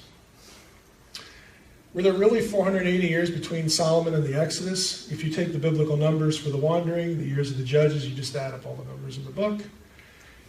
91 years of judgeships from Jephthah to Samuel. Okay, you have until Jephthah, after Jephthah. We don't really know how long Saul reigned. There's a problem in some of the passages there. We do have 80 years given for the reigns of Saul and David. You do the math and you come out with 510. So the numbers don't agree. So even, again, for the sort of biblical literalist view, you have a disconnect. The way this is usually resolved is to posit, we don't know for sure, you can build a decent case for it, to posit the idea that some of the judgeships overlapped. And we don't have to take the numbers consecutively, but some of them overlap with each other. They lived at the same time. You know, very possible. Won't get into why. This is a big deal in the subject. You may have seen this term if you've ever done any study on this. Again, if you're in the consensus view, you have an Exodus around 1250 BC. The people of Israel would have been there for, they've been slaves for how long? 400 and some years. So you're 1650 pushing back in close to 1700, but you're right smack dab in the middle of this period, which happens to be something called the Hyksos period. And scholars are like, oh, this is perfect. This is perfect. Ramses, Pharaoh, and then that puts the Semites, Joseph and Jacob and his family, back in Egypt during the Hyksos period. You say, what's the big deal? The Hyksos were Semitic. They were Semites. Their name means rulers of foreign lands, not shepherd kings. Some older archaeological sources will have shepherd kings, and that's not actually a good translation. I think it actually comes from part of the name. This in Egyptian, this is Heka Kasut, which literally means rulers of foreign lands. If you want to get into hieroglyphs, this is the determinative for hilly place. Okay? So it refers to a land, not an occupation. But if you look at the first letter here, it looks like a shepherd's crook, and so people thought, oh, shepherds, the biblical guys, and all that kind of stuff. And so, these assumptions were made. And since it fit with the Ramses date, people thought, 2 thumbs up. We got it here. Got it. But what they didn't tell you is that, well, if we accept this is the Joseph period and an Exodus under Ramses, nothing else in the biblical account works. That's the part they're not telling you. I mean, they'll tell you that now because we have this I think, you all know that kind of militant atheism is sort of the thing now. And I think it's fair to say that militant skepticism about Scripture, about things like this, is sort of in vogue too. I mean, it's always been, present in the academy, but they're more predisposed now to kind of pressing the point just so that they can say nothing else works. So it's a myth, but here's the best fit for it. And if you do that, if you go with the evidence, then the biblical story is a myth. And they're cheating, but they're not going to tell you that. The Hyksos were eventually expelled by the Egyptians, and people would naturally say, oh, wow, maybe this is what really happened, and that's where the Exodus story was kind of made up. And you say, well, wait a minute, the Exodus story, they weren't expelled. They left voluntarily. No. Some biblical guy got it messed up. Okay, you see where we're going here. We're taking circumstantial connections and we're rewriting the narrative. And this is what's done commonly, again, in consensus thinking. And here's another one from Beni Hassan tomb painting showing a band of Asiatic nomads. Asiatic is the Egyptian word for Semite. So we very clearly right here, look, there it is. Heka Kasut, which again in Egyptian means rulers of foreign lands, but people saw that and the crook and, oh, we got animals here, must be shepherds. That was just the assumption. That's just the way it was articulated. Is Joseph really to be associated with the Hyksos? If you take the biblical view, you can't say yes to that question because the chronology doesn't fit.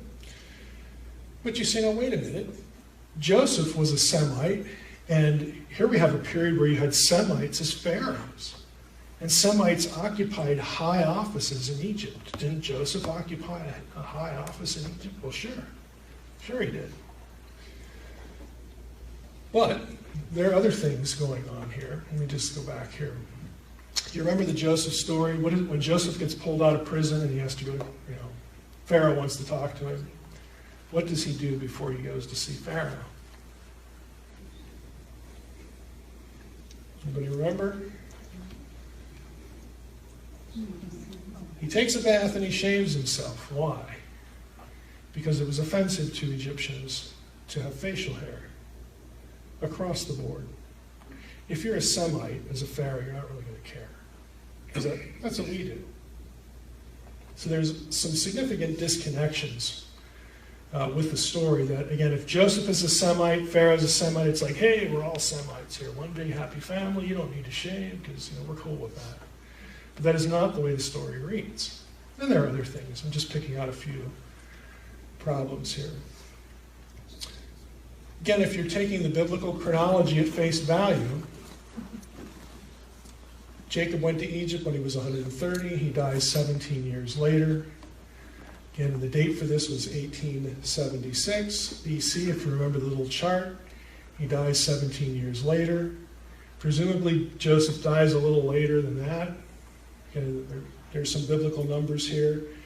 Basically, you have Jacob and Joseph, according to the Bible's chronology, dying before the Hyksos period. So if you take the biblical numbers at face value, you cannot agree with the dominant view. What I'm doing here, again, I realize that this is kind of scattershot and going through pretty fast, but there are very clearly two opposing views here. Okay, there's the consensus view, and then there's one that really tries hard to align itself with the biblical data. And this is where the fight is. You will find evangelicals on the other side, though, because of the Ramses connection. We'll get to that pretty soon here. Okay. Another element that doesn't work with the Joseph story. Joseph gets a new wife. Pharaoh says, hey, you did a good job here. You want to get married? And Joseph's like, well, it beats prison. Sure, why not? Even though she's a Gentile, nobody complains, okay? He gives her the daughter of Potiphar, priest of On. On was the center of solar worship in ancient Egypt. The only problem is the Hyksos didn't worship the solar deity.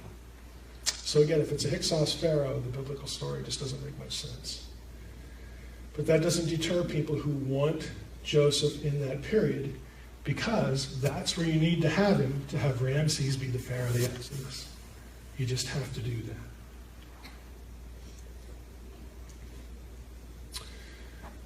Oh, let's see here. As far as names, who takes the early date? Again, putting emphasis on the biblical numbers. Probably the two most prominent names here, and they're both retired now. Bryant Wood, who still occasionally does some lecturing. I know both these guys, and Bryant still travels, to conferences. I saw him last year, but he also had a bout with cancer, so he doesn't do too much actively anymore. Chuck Ailing just retired from Northwestern in St. Paul. But they're probably the two most prominent writers who had teaching positions and actually did archaeology. Wood's PhD is in ceramics. Isn't that awesome? Like, sign me up for that. I get to study pottery and write a dissertation on pottery. Like, no, thank you. But he loves it. And he's done a lot of good publications.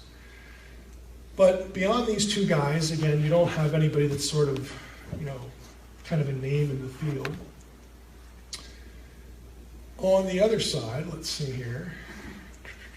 Do I want to do that?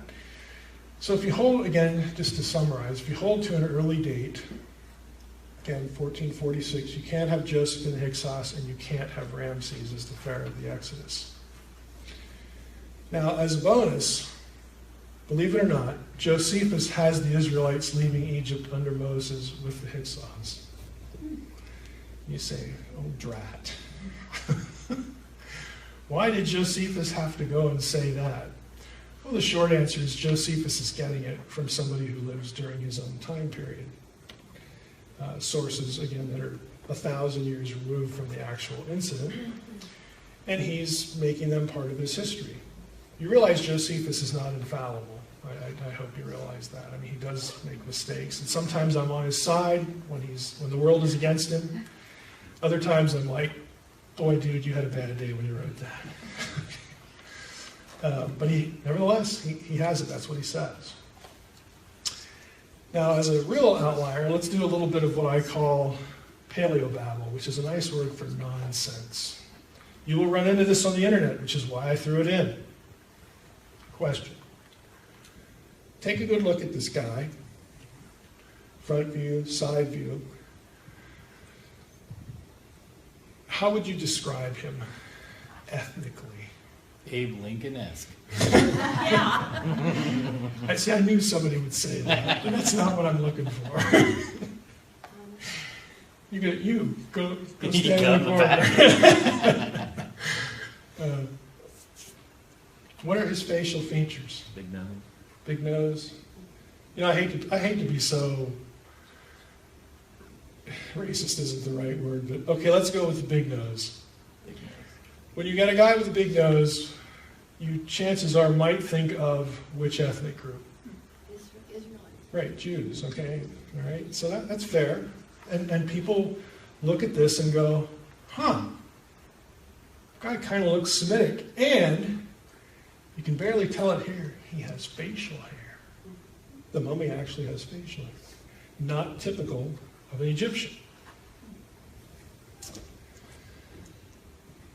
That's him on the left, his wife on the right. Pretty well preserved, actually. She looks more like Asian. She does. She does. That is the mummy of Yuya. And there is one guy on the internet that insists that this is Joseph. They think he thinks he looks Jewish.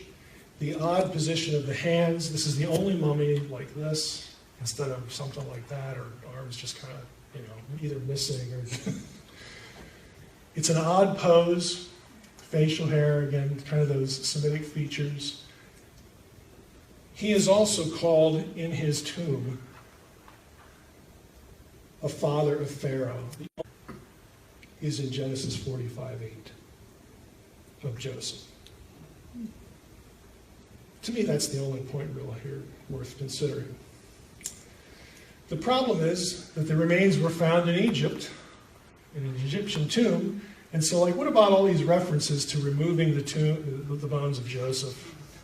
Okay, Moses did that. Joseph asked for it. And there's also a chronological disconnect. This Yuya doesn't actually come from any of the periods that really fall into either of the views we've been talking about. But that hasn't stopped Ahmed Osman, who's a journalist. He's not an Egyptologist or a scholar or anything like that. He's written a couple books about it, and you will see it on the internet a lot.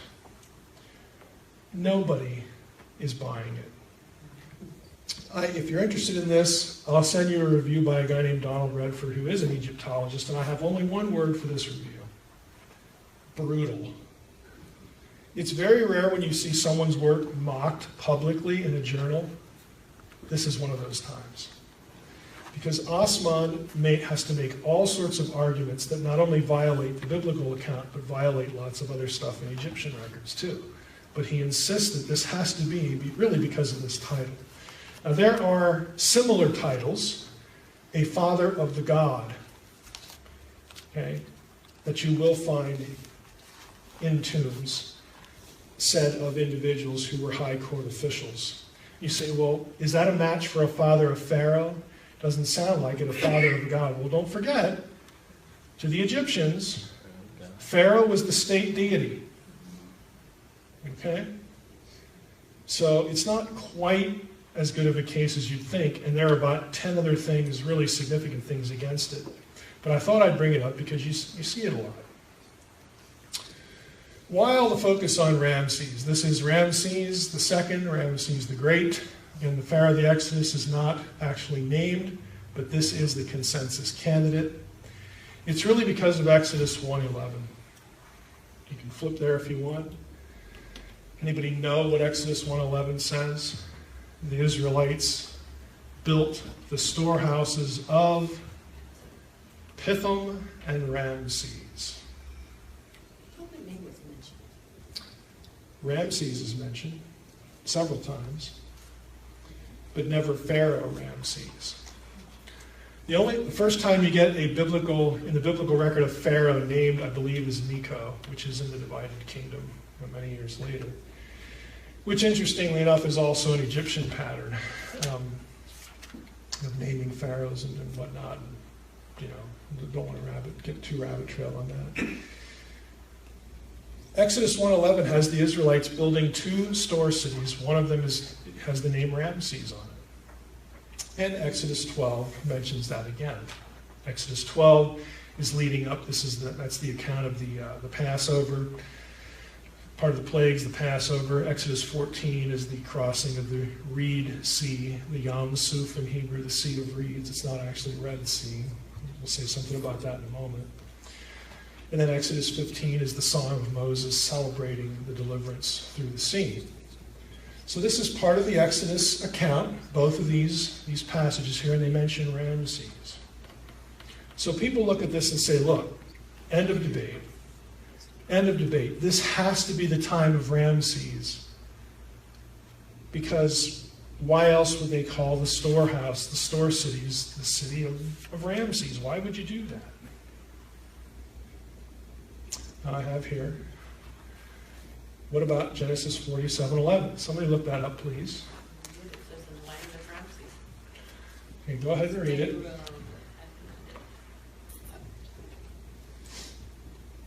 Then Joseph settled his father and his brothers and gave them possession of the land of Egypt in the best of the land of Ramses, as Pharaoh had commanded. Mhm. Is that what you want? And who was that about? Well, now wait a minute. Joseph lived hundreds of years before Ramses. And there are no other Pharaoh Ramseses, pardon the butchery of the English language there. There are no other Pharaoh Ramseses around that time. Does Ramses mean something else? Or is it common? It's not common. It's common in the New Kingdom, the 19th dynasty. Everybody gets to be named Ramses because everybody's related to everybody else. I throw that in there because, on the one hand, since these 2 references are set in the Exodus story, and people see the word Ramses, the name, they think, end of story, they'll use the name as a chronological indicator, a chronological linchpin, but that doesn't work in Genesis 47. So you ask, well, how else could you look at this? Another shot of Ramses. He could stand to gain a few pounds. Okay. Now, again, Ramses is the only pharaoh to reign 40 plus years. The other one's Tutmos III. And again, this is the consensus date, and all this other stuff, this biblical literalism, is impossible. But what about, if I stuck this in here, yeah. What about Ramses? If you believe in an Exodus before Ramses, and you look at Genesis 47 and say, well, look, you got a reference to Ramses before Ramses is ever supposed to be here anyway in the Bible. So how can you use the name to be able to say, well, okay, explain that. How can you have the name before the guy lived? This is how you do it. You do it by saying that someone updated place names in the Torah. In other words, somebody, think about it. Let's say you're Moses, you write the Pentateuch, or at least part of it, and you're writing an account of the people, their history, and let's just call it 1400 BC is when you produce the Torah. 400 years later, 200 years later, maybe even only 100 years later. So the people living 100 years later, they're reading along in what Moses wrote, and they go, what is this place? I don't recognize this name. And so an editor would come along and say, okay, now it's called Ramses, but before it was called something else. And the reader goes, oh, okay, I get it. I know where we're at now on the map. You say, well, that sounds like cheating, except for the fact that there's actually evidence in the Bible of doing this. Genesis 14:14, Deuteronomy 34:1 specifically mention Dan. Okay, Dan. If you look up named Dan during the time of the Judges, because that's what this verse says. It says prior to that time it was called Laish. Let's go look up the verse, that's what it says. It's not very exciting, but it's important here. What that means is, in the time of the Judges, if the name was changed in the time of the Judges, that's after Moses lived. So how can we find Dan in Moses' writings? The answer is somebody changed the name so that you would know. And they tell you right here what it used to be. This does happen. There are maybe 6, 7 examples of this in the Old Testament where someone has changed a place name so that the readers of his day would know where in the world you're talking about this or that event happening. So people who want to take an earlier view of the Exodus will say, look, this is what obviously has to be going on with Ramses, because you have a reference to it in Genesis 47 in the time of Joseph, when it just shouldn't be there. Somebody, again, when people would know who Ramses was, put it there later, and earlier it was something else. Probably, if you're going with archaeological material, it was probably Avaris. It would have been the name of the place. So the name Ramses, what this comes down to, is that just because we get Ramses in Exodus 1:11 doesn't mean we have to have Ramses as the Pharaoh of the Exodus. But yet everyone goes there. Everyone says that has to be what happened. That has to be the connection. And if you make that connection, nothing else in the biblical story works. If you don't make the connection, then there are things in the Egyptian record that can correlate with the biblical material and correlate kind of dramatically in some cases. But nobody today, I shouldn't say nobody, but most scholars today don't even want to hear that because they are married to the Ramses view. That's just the reality of it. Merentah gets talked about in this, maybe a candidate for the Exodus. Not many people would say this, but some people do. Here's the Merentah stela. Merentah is a pharaoh that follows Ramses in that dynasty. And this stela is famous for being what, at least until recent years, was thought to be the only reference to Israel in an Egyptian monument. Merentah, if you use the chronology for the pharaohs, would have lived in 1206 BC. And that's kind of like late date territory. So this drew a lot of attention. The text says, Israel is laid waste. Its or his seed is no more. So Merentah basically is, talking about, lots of other people groups and countries and cities in this stela, basically that, hey, I beat them all, or they're nothing, and they're toast, and all this kind of stuff. And Israel is in this list, which is kind of curious, because if you have an Exodus, say 1250, like 50 years later, then Israel's like hardly existing at all. Does that make any sense? No. That would have been the time of the conquest. So Merentah doesn't fit, but again, the consensus view will just say, oh, it's just biblical embellishment.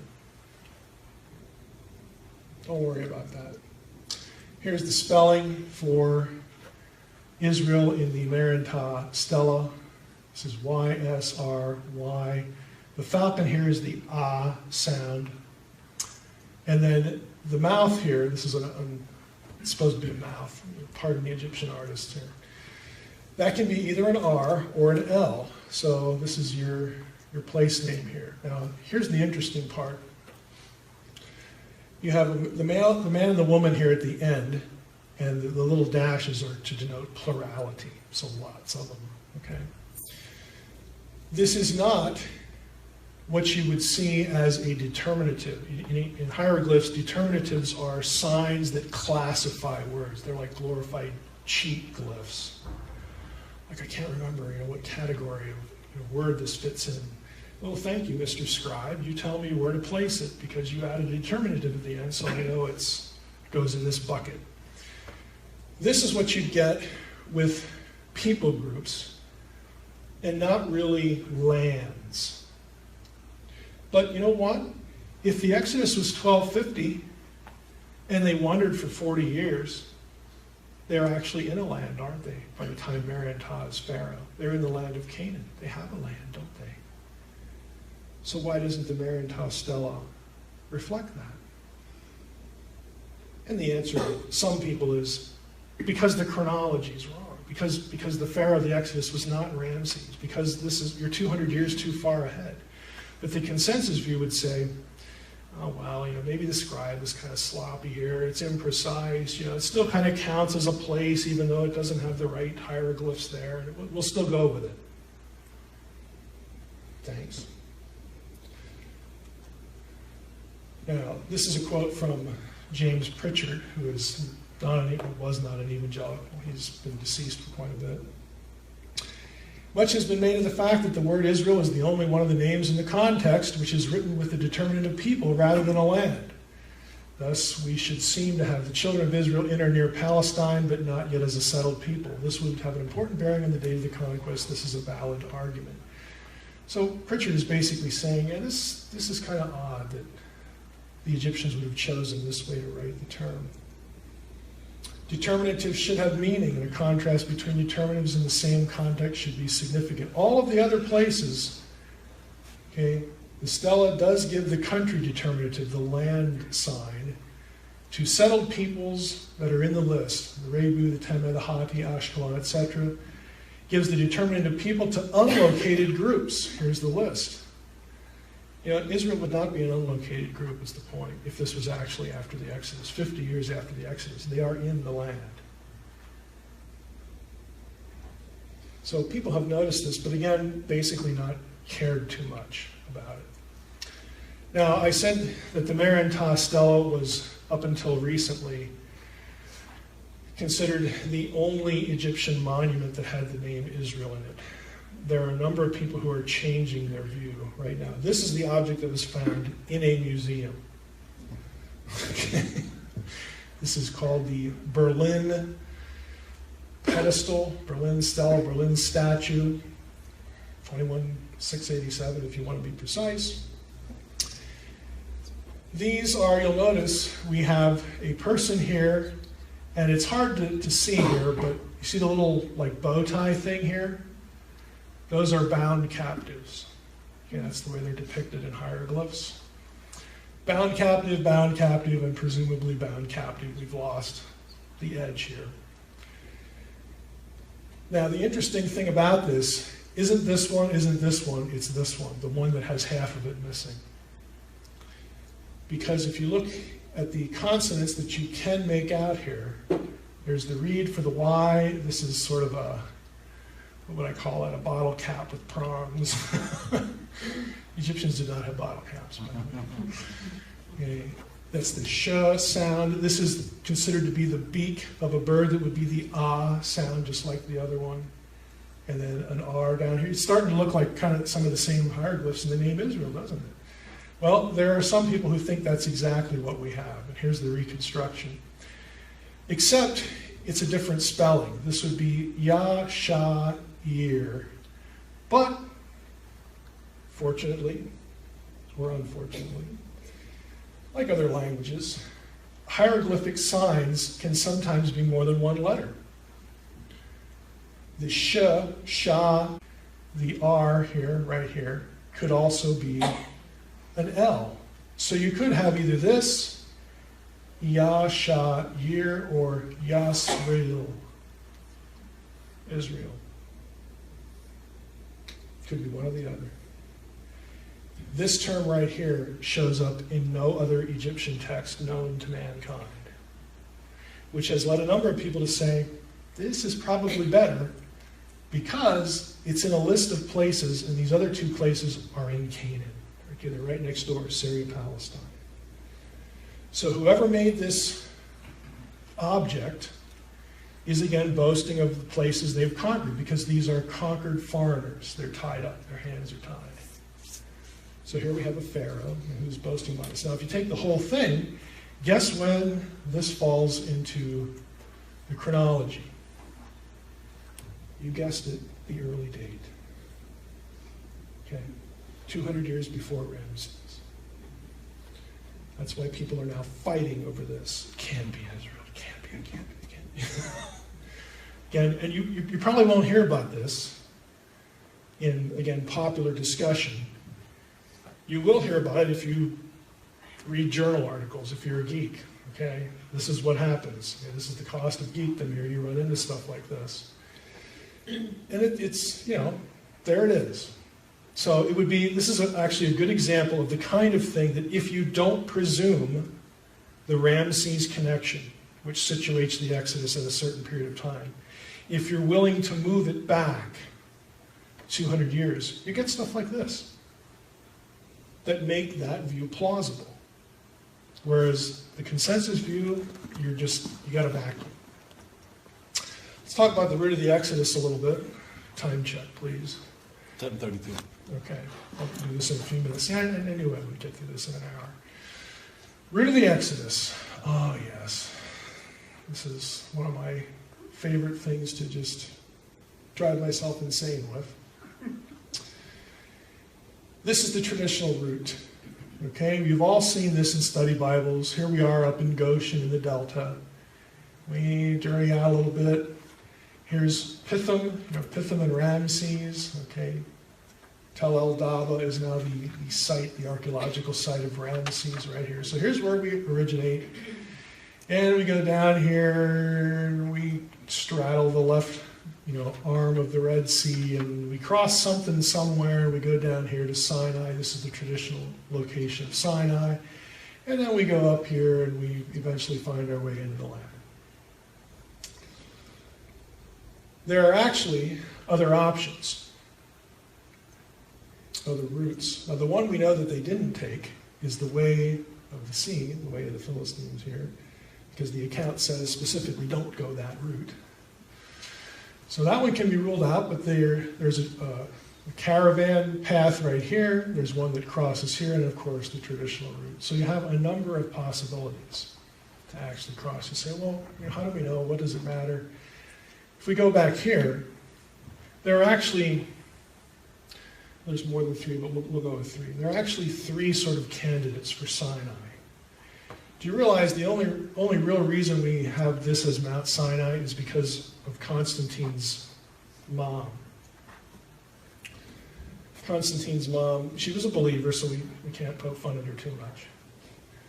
But she fancied herself as an archaeologist. Here, that happened there. It was like, hey, you're the emperor's mom, we're not going to argue. It would be bad for us. And this is the traditional spot. Over here is another mountain called Jebel al-Lawz that some people think is Sinai, and I actually kind of favor this one.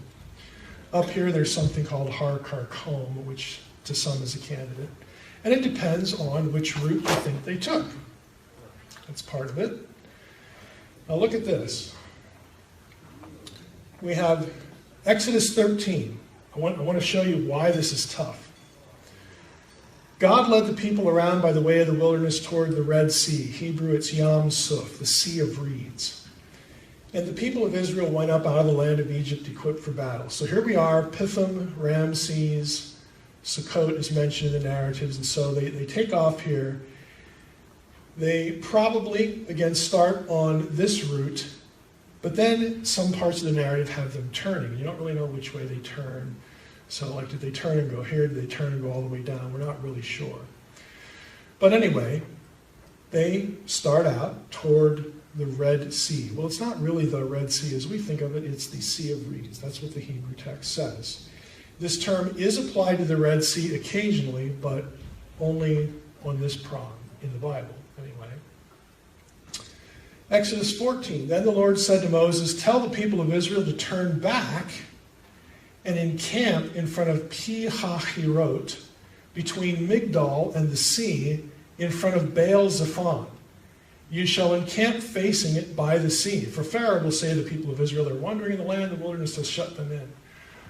Exodus 14 never uses the phrase Yam Suf, Red Sea. It just says the sea. Well, that's nice. How many bodies of water do we have here? On this map, we have 2. If you actually look at Google Earth, you got more than that. So it's really hard to know what in the world they crossed. Exodus 15. Pharaoh's chariots and his host he cast into the sea. And his chosen officers were sunk in the Red Sea. Now here we got both of them. So in chapter 13 we got one phrase. Chapter 14 we got another, and not the first one. And now we got both of them. Let me make it worse for you. Okay? Numbers 33. Let me make it worse. I'm good at that. So the people of Israel set out from Ramses and camped at Succoth. And they set out from Succoth and camped at Etham, which is on the edge of the wilderness. And they set out from Etham and turned back to Pi-Hahirot, which is east of Baal-Zephon. They camped before Migdol. Sounds really close to Exodus 13, right? Same place names, here we go.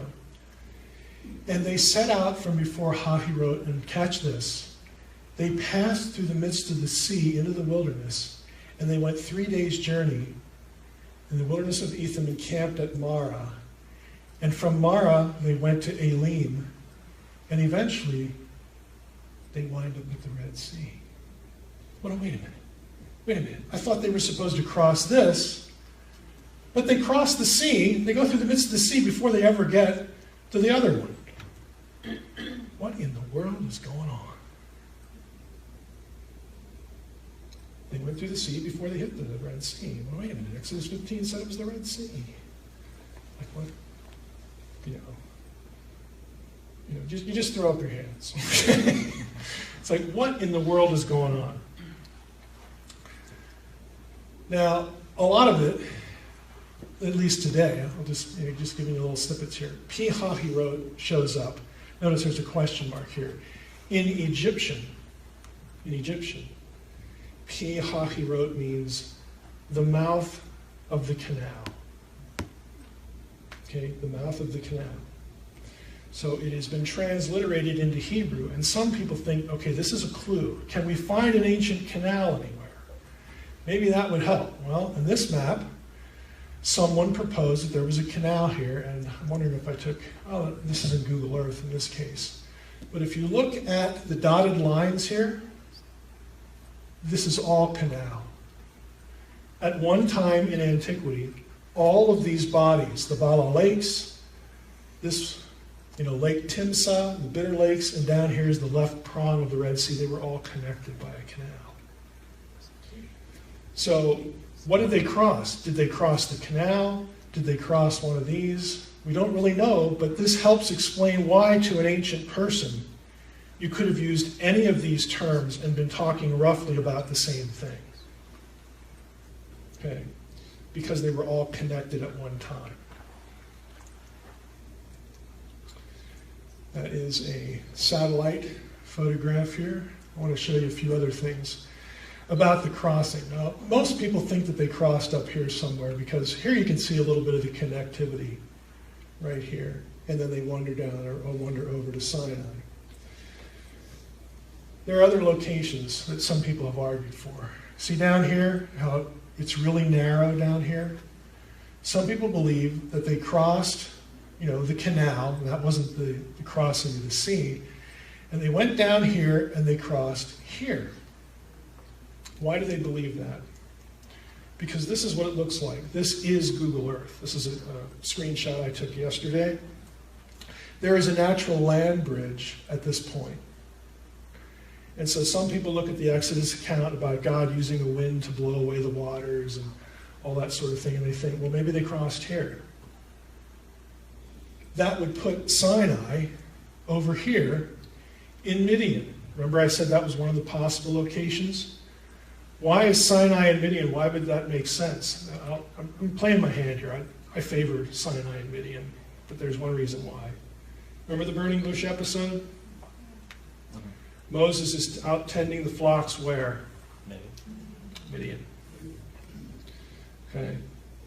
it doesn't make any sense for Moses to drive sheep or goats 300 or 400 miles to get something to eat. Okay, it just doesn't make a whole lot of sense. Not only that, but Paul refers to Sinai in Arabia. And Arabia is a notoriously elastic term in ancient texts. Yeah, you know, you can find some Roman period texts that call this Arabia, but you can find them over here too. And of course, that's what we would think of as Arabia anyway in modern times. So some people think the crossing was down there. Others say no, it was like in the middle of the Gulf of Aqaba. I mention this because you will see this on the internet as well a lot. Here's the alternate route. Here's this presumed crossing to get to Mount Sinai in Midian, if that is indeed where it is. Here's Jebel al-Oz. Jebel al-Oz was a volcanic mountain. It is burned on the top. Again, that's why some people like it as a candidate for Sinai. Now, I'm showing you this picture because I want to discourage you. Okay, so I'm hoping I'm not saying anything too offensive here, but the champion of this crossing, not the Jebel al-Oz stuff, that comes from a number of other sources, but the champion of this stuff, oh, there's a pillar here, Solomon's pillar, that we supposedly found and the Saudis took it away and now you can't see it anymore. And there was another pillar over here that supposedly, you know, like has Paleo-Hebrew writing that talks about the Exodus and all this kind of stuff. This is the view of Ron Wyatt, who is famous / infamous in biblical archaeological circles as far as, you know, kind of like your layman's archaeology. I don't really take anything for what I don't really buy anything Ron Wyatt says. This was the guy who said, I've discovered the Ark of the Covenant, and the blood of Jesus seeped down through the Temple Mount and dripped on the Ark. And, you know, just basically Ron has discovered everything, okay, and can't show you any of it. Because it's like the giants in the Smithsonian. Someone stole it, and you know, there's a big conspiracy. And, okay, so I'm just telling you right now, you might go looking for this and find Ron Wyatt and think, oh, does Mike like Ron Wyatt stuff? Does he think it's credible? No, I don't. But I do, again, I have reasons of my own here for liking this view. But that's what you get. So what did we learn tonight? We learned that you can get a headache really fast when you start thinking about this stuff. You know, and I'm half serious there, but you know what I really want you to take away is, look, when you see, especially again online, on the internet, maybe I'm a little too sensitive to this because I do lots of stuff online, I get lots of email from people, and maybe I'm just gun shy or just, I don't know. But when you see stuff online or at the impulse shelf in the grocery store, okay, usually around Passover time. See, the Passover time, that's when they hit the Exodus and have to destroy that. And then around Christmas time is when you'll get the Jesus stuff at the impulse shelf in the grocery store about how Jesus was just a man, or he was just like some wacko or zealot or whatever he was. Okay, don't be troubled. Let not your heart be troubled. There are always two sides to every debate. What you get in popular sources, like the internet, like the History Channel, like the impulse shelf in the grocery store, is filtered to you. It just is. And we can speculate and wax conspiratorial and kind of silly about why that is, but that is the way it is. To really get at the material and try to get the lay of the land for everything, you know, and all the different possibilities, and just kind of think about it, you have to get into more serious material. That's just the nature of the beast. So let not your heart be troubled by some of these things. On the other side, good luck. I mean, it's difficult. It's difficult, but I think you can create a pretty good circumstantial case for the historicity of these things. Not in every detail, but I mean, there are connections if you go the other way. And I lean toward the early date side of things. You know, I'm not troubled by saying things like, well, maybe biblical numbers shouldn't be taken at face value. That doesn't bother me, because there's a certain artificiality to some of that. Why does everything happen in 40s? Have you ever wondered? Why is like every king like 40? Everything's 40, 40, 40, 40, 40. Is that just a coincidence, or maybe there's something going on there? Maybe it's a literary device or something like that. I don't have any trouble with that. The reason I gravitate toward that other view is because you get some really interesting synchronisms if you do that. And I think we ought to be willing to consider that possibility rather than just dismiss it. So I feel kind of stupid asking for questions since I'm over time, but I'll do it anyway. Okay, any questions? Any gasps of despair? Any white flags? Okay. This might be a silly Sure. thing, but I think it was in National Geographic, you know. But didn't they find some of the chariots at the bottom of Red Sea or somewhere in that crossing? That they said, or shields or something? The last slide here. I hate to crush your spirit here. No, I thought it was, I've seen that video. yeah. No, I've seen it too. It's one of Ron Wyatt's, claims. Okay, I wondered. If you go to the last slide there are 2 links, and I don't know if they're live in the PDF or not. If they're not, I can just send you the links if you email me. But it's another one of these cases where no one's ever actually found one of the objects that was supposedly discovered. And if they're, again, I don't want to be too accusatory here. Either Wyatt or somebody working for Wyatt sort of misrepresented somebody's work on, believe it or not, somebody actually wrote a book on this, Egyptian chariot wheels. And what he says he has really wouldn't conform to the Exodus story anyway. See, I was excited when I saw that. Yeah, I mean, to me it's one of those things when I see that come up on the internet, I try not to just say, oh, here we go again. But it's like, well, hey, maybe we got something here. That would be kind of neat. And you give it some time, and eventually, it either comes out either indeterminate, maybe, it'll go from a maybe to a maybe, a serious maybe, or you'll find out that there's just nothing to this. And consistently, Wyatt has been in the other bucket, unfortunately.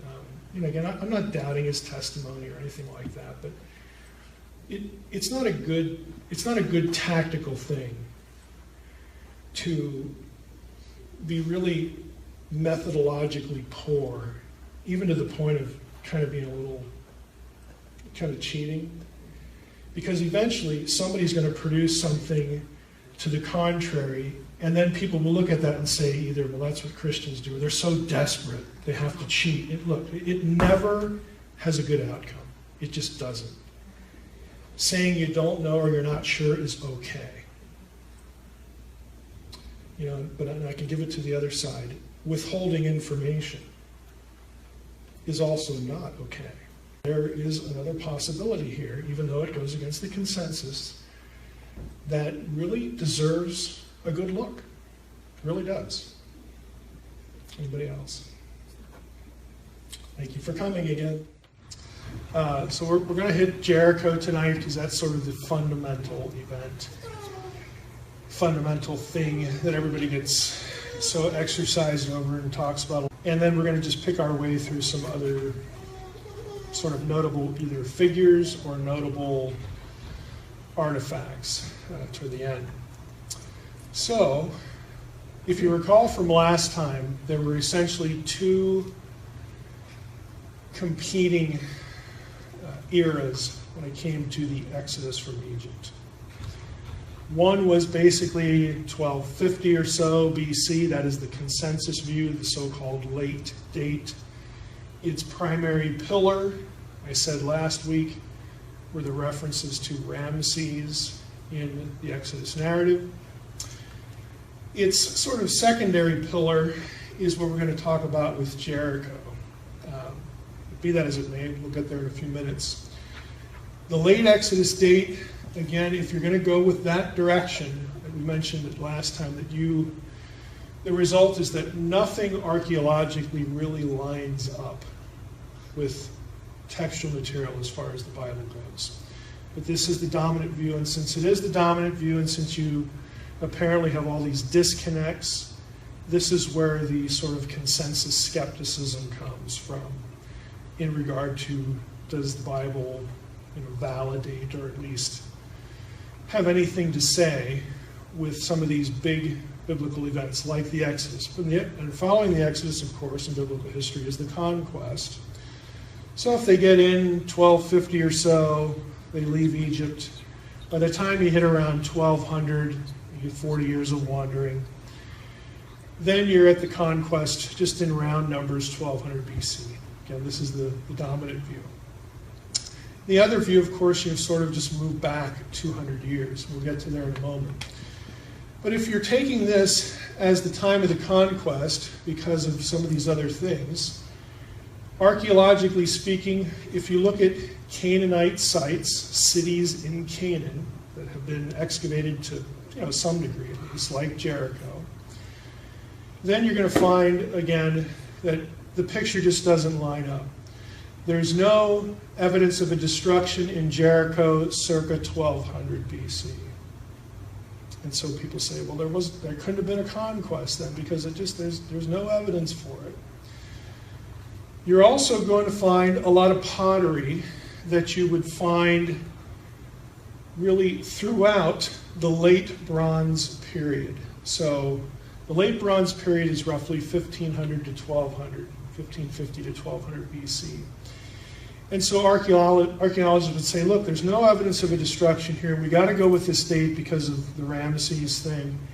And we're finding, essentially what we would expect in terms of pottery, minus all of the destruction. So it's a Canaanite population. They really weren't disturbed in terms of a conquest event, and so therefore, we don't have any archaeological evidence for not only the Exodus, but now we're talking about the conquest. When it comes to pottery, we're going to see this picture again. You have to realize that when archaeologists talk about pottery, I think the nice substitute would be, think of pottery like you would think of Tupperware. Okay? Or what's the thing that my wife, Pampered Chef, okay?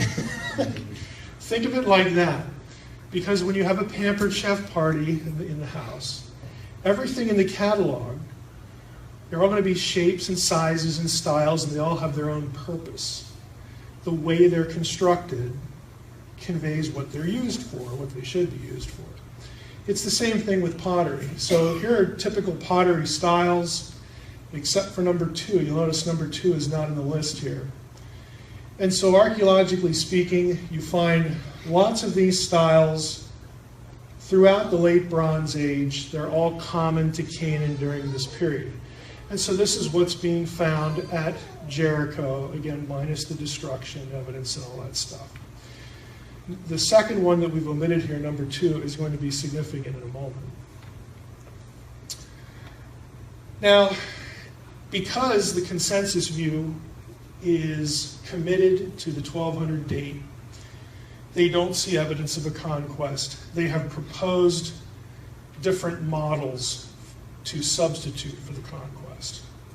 So a mainstream archaeologist, whether they're American or Israeli or whatever, if you ask them, well, hey, tell us about the conquest of the Promised Land, the first thing they're going to do is correct you in their mind. Well, there was no conquest. Again, for all these reasons we're talking about. Instead, here's what happened. Okay, so then there's competing models for this.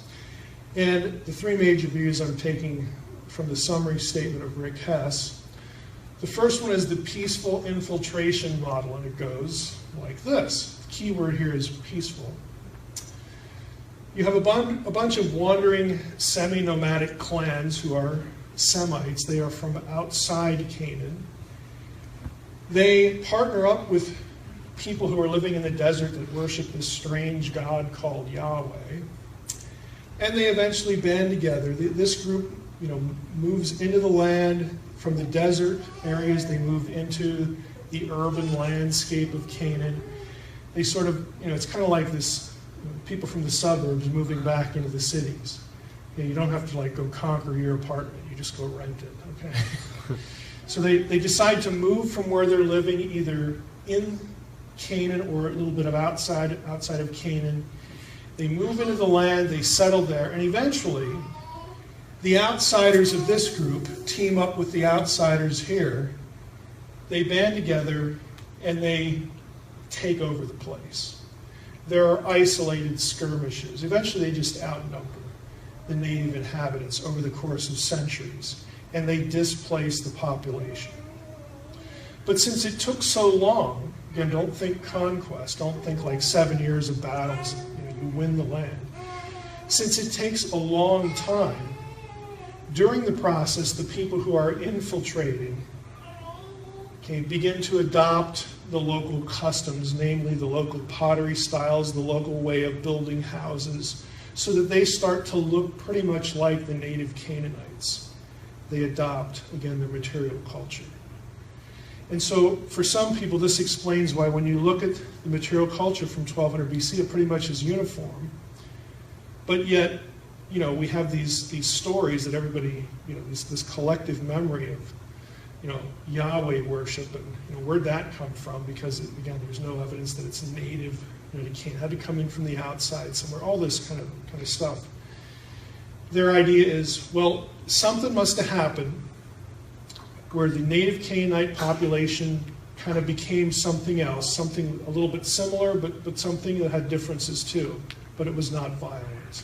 So they call this the peaceful infiltration model. Now, there is some biblical precedent for this idea. Exodus 12:38 does tell us that a mixed multitude left Egypt and went to Canaan. And so people will look at this and say, well, among the Israelites, you probably had nomads from the Negev. You probably had people from the Sinai, because the Israelites are trucking through there. They might have picked up, people to finish the rest of the trip. You probably have, again, once they get in there and they start settling in the burbs before they make this transition to urban living.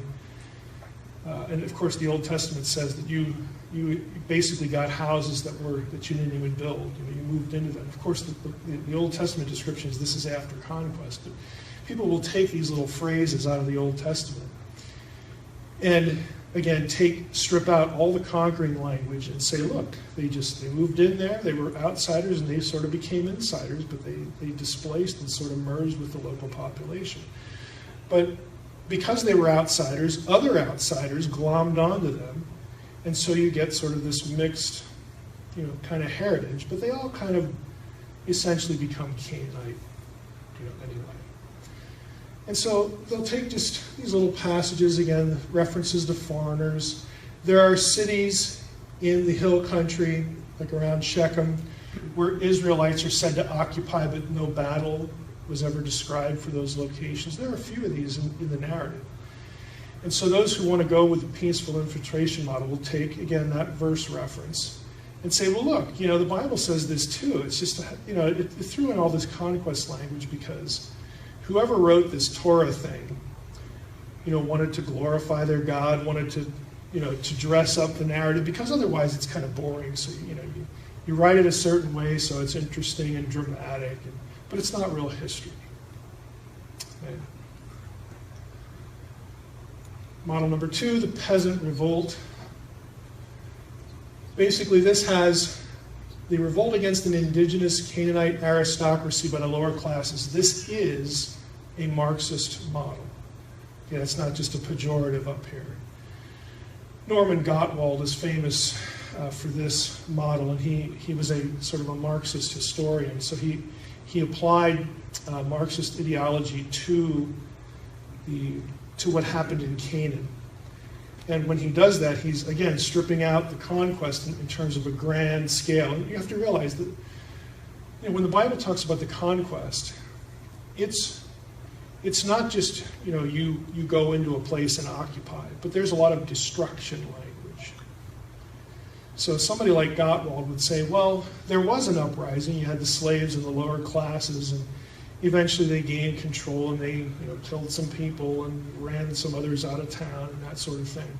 But you don't have, again, this dramatic sort of warfare kind of flavor to it. It's really a question of scale. So this is something that you'll still hear about. And again, if you took the history of Israel at Western or some place like that. You're going to be discussing this kind of thing and reading about it. Pastoral Canaanites is a third view. This sees the Israelites as originally Canaanites. In other words, they don't even get there from Egypt. So this one sort of tries to deny the whole Egyptian flavor of it. But eventually they're Canaanites living in the hill country of the land in the Middle Bronze Age. They eventually abandon their homes and move into the towns and just gradually displace the population. So again, all of these have one thing in common: they don't have a conquest. And the motivation, of course, is, well, we can't have a conquest. How else do you expect us to talk about this? We can't talk about a conquest because there's no archaeological evidence for a conquest. Because we're looking at 1200 BC and we're not finding anything. And so the starting point, again, is a lot of this is really about chronology, and as we talked about last week.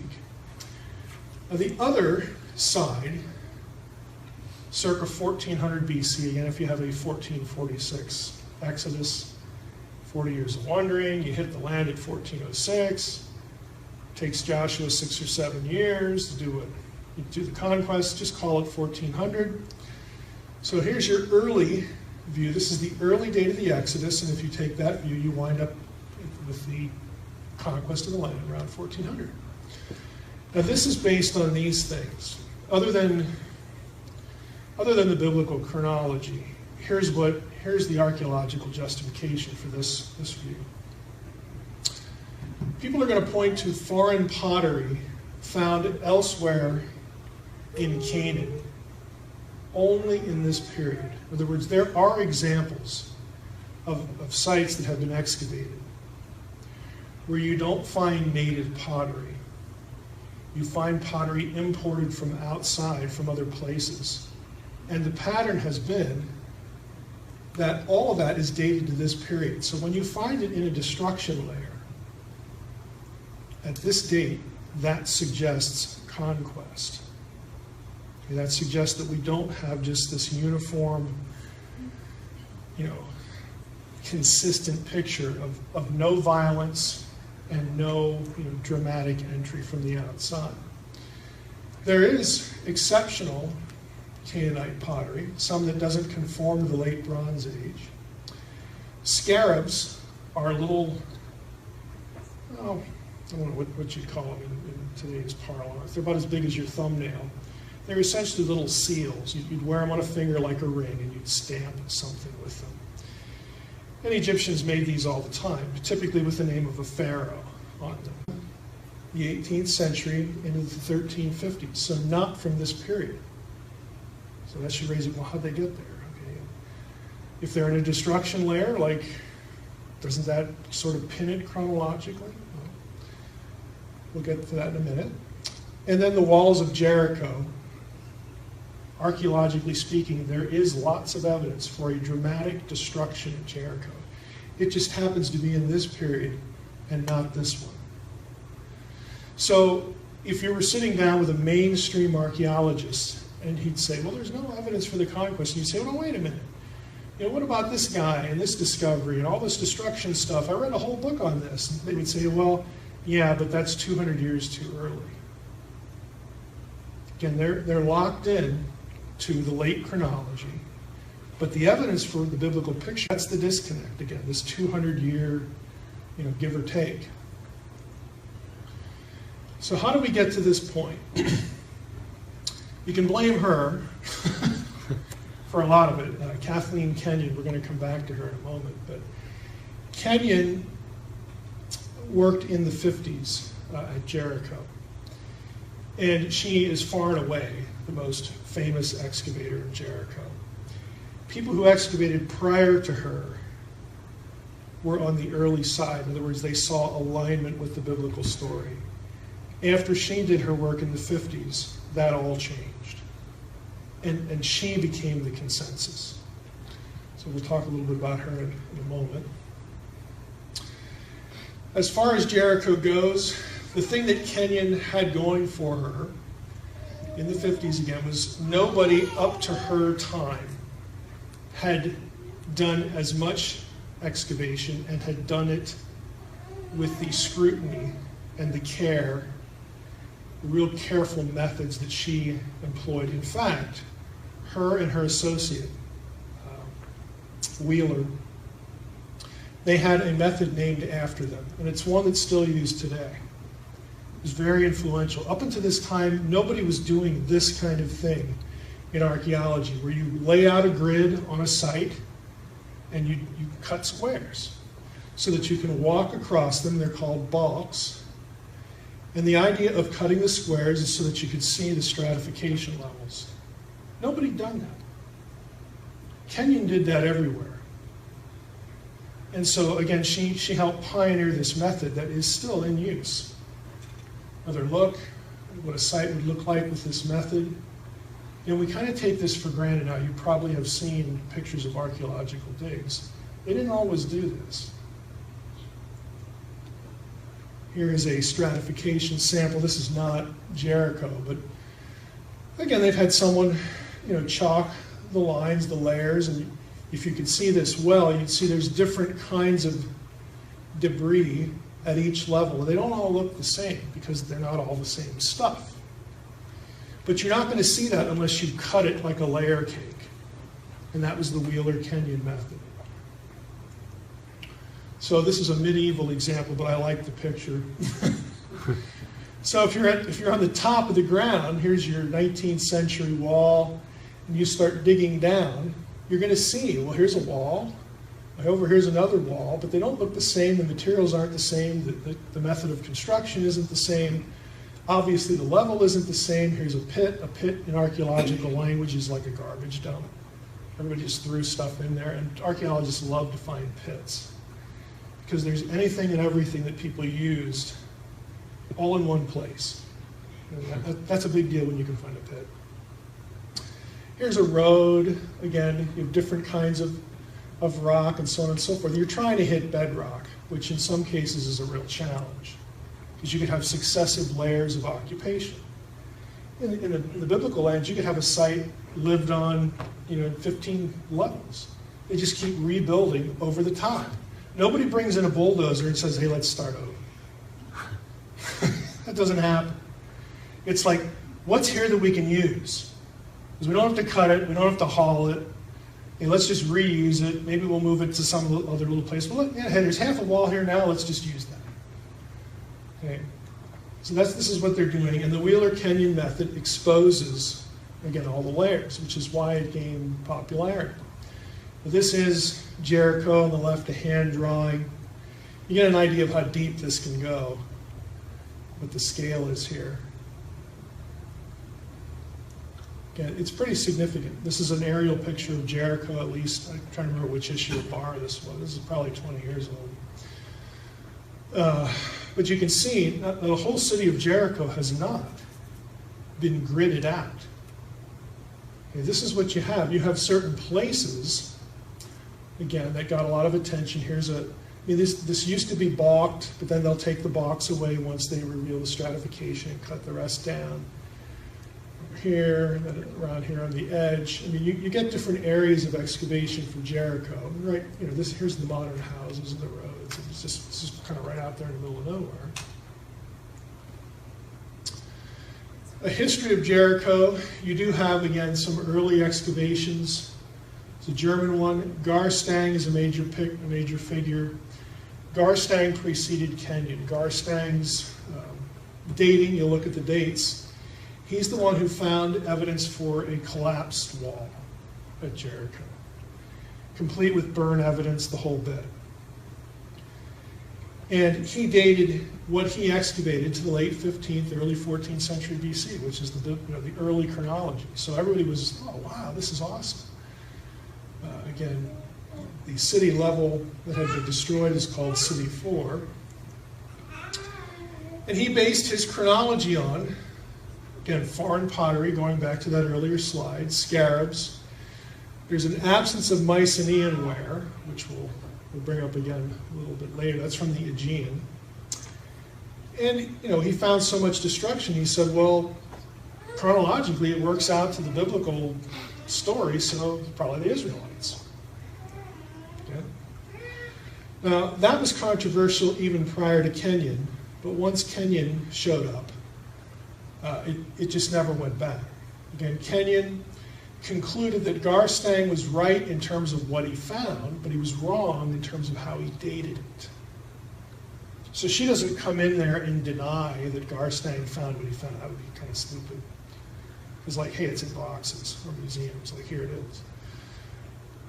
Instead, it's the issue of dating. She said Garstang dated City 4 incorrectly. Now, she never published a final report before her death, and this is actually going to become important. But if you're going to do this, if you're going to say, no, it's not 1550 or 1400, it's not the end of the Middle Bronze Age, her position was move it 200 years later, and so now we're in the Late Bronze Age, and there's no destruction in the Late Bronze Age. Therefore, the biblical story cannot be true. So that was that, and it still is doctrine in the archaeological community. In the 1990s, this whole thing sort of blew up again. And that was because of Bryant Wood, mainly. Now, Wood, were any of you around maybe, let's see, 7, 8 years ago? I was in charge of the Logos lecture series, and I asked Bryant to come and give us a lecture on Jericho. Anybody around for that? Saw that? Bryant is still alive. He's a bit older, had just done a recent bout with cancer. His first career was in the military. He was an engineer, and he quit the military, went to grad school, and became an archaeologist. His dissertation is on Canaanite pottery. He is an expert on Canaanite because after he finished his dissertation, he got real curious about the fact that Kenyon had never published a final study before she died. So he wanted to go back and look at her notes.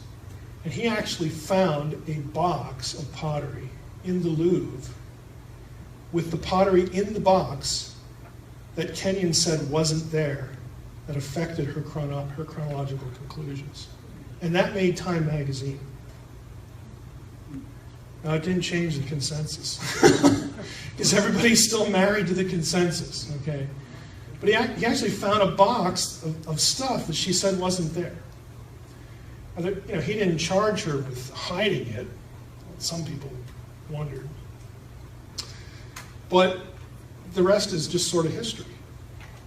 Kenyon's work has become the consensus. But he's published some reevaluation of Kenyon's work. If you want to read a lot of his full stuff, he does a lot of he's published in journals and whatnot, but he does a lot of writing for the average person that's interested. And you can find that online. But here's what he writes in the section I have linked here. He says, to understand how Kenyon reached her conclusion, we must piece together scattered statements in various writings, again, because she didn't publish a full book. When we do this, it becomes clear that Kenyon based imported from Cyprus and common to the Late Bronze I period, okay, or the end of the MBA. So you've got 1500, 1400. It's the beginning of the Late Bronze Age. This imported Cypriot ware had been previously found mainly in Megiddo tomb groups, and Kenyon used this pottery to construct her ceramic typology for the Late Bronze I period. Although she mentions local pottery types used in the periods, obviously paid little attention to the common domestic forms since they appear regularly in the final phases of City 4. So on and so forth. Again, Kenyon chose to emphasize the imported wares in reaching her chronological conclusions.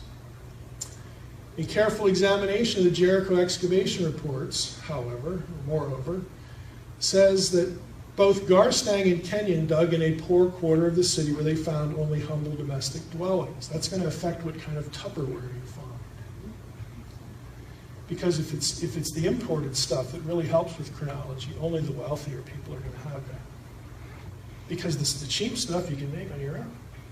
The foreign stuff you got to pay for. Okay?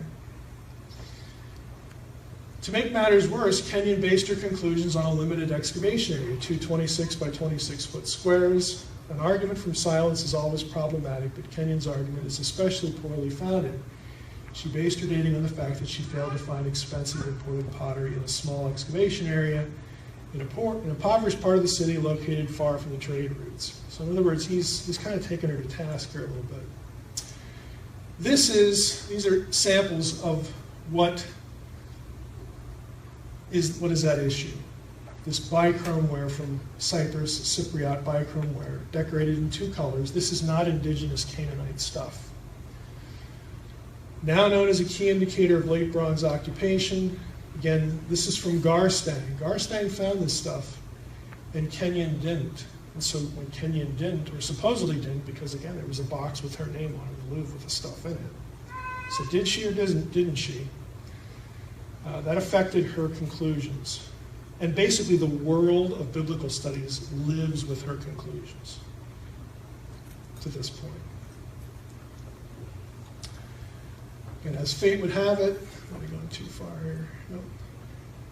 Kenyon, who well knew the link of such ware to the late Bronze Age, conducted her dig too far north to find any of this stuff. So, I mean, he's trying to be nice to her. The other issue is number 2 here. Simple round-sided bowl with concentric circles painted on the inside is particularly important for dating Jericho City 4 because such bowls were used only for a short time in that should be latter half of the 15th century BCE. In other words, everywhere else you find this kind of stuff, it doesn't conform to the consensus chronology. So you'd ask, well, why didn't they factor that in? The answer you're going to get from modern defenders of Kenyon is that there's so much of the other stuff that outweighs this. It's really that simple in their minds. Again, because this is the consensus view. You don't, methodologically, there's going to be a hesitance to dump the consensus if you find outliers. The tendency is to explain away the outliers. It's a human thing. If I want to be more cynical, I would say that there are some people just scared to say that the archaeological picture might align with the Bible, because that makes the Bible a historical document. That's my cynical side. But I think that's true with some people. With other people, again, it's a very human tendency to just, we don't want to draw a conclusion by the outliers. We want to draw the conclusion by the majority of the data, so we have to explain away the outlier. Scarabs, I mentioned these. These are some of the scarabs found in Jericho in a cemetery. These are the scarabs of clock rise from upper left, Tutmosis III, Amenhotep III, Hatshepsut, and a reverse of the one from Tutmosis III. Now, if you look at the dates, anywhere from 1504 down into the mid-1300s. These are all pre-1200, obviously.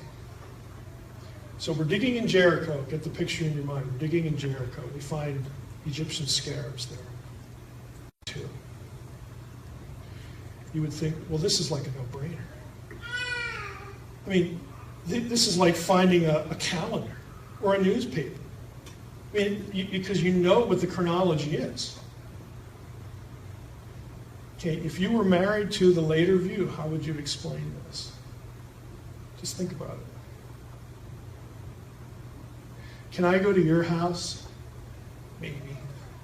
If you're into antiques or collectibles. Can I find things that were from the early 20th century? Maybe the 1800s? Well, sure, you could. Because those things were either bought or found in the past and then passed on as heirlooms. And so that's the answer that the late date is going to offer for this. The reason we find these scarabs here at Jericho is not because the destruction happened circa 1400.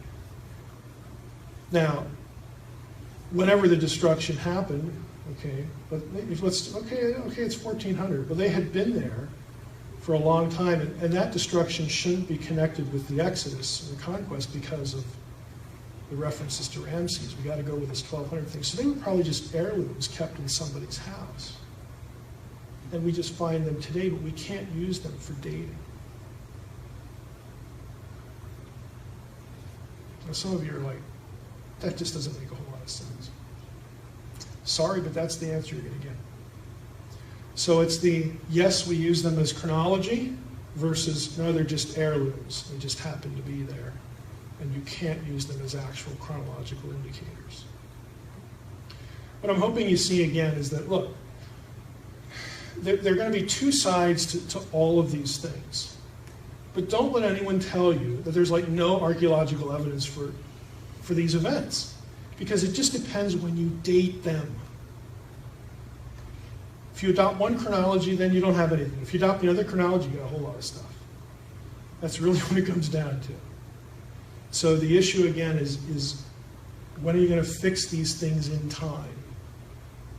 And how are you going to go about doing that? Okay, let's skip through that. Another thing with Jericho, it's kind of interesting. The most abundant item found in the destruction, apart from pottery, was grain. 6 bushels in a single excavation season in one little section. Now you'll notice, here are the pots. Here's a little bit closer view of another one. They're nearly full.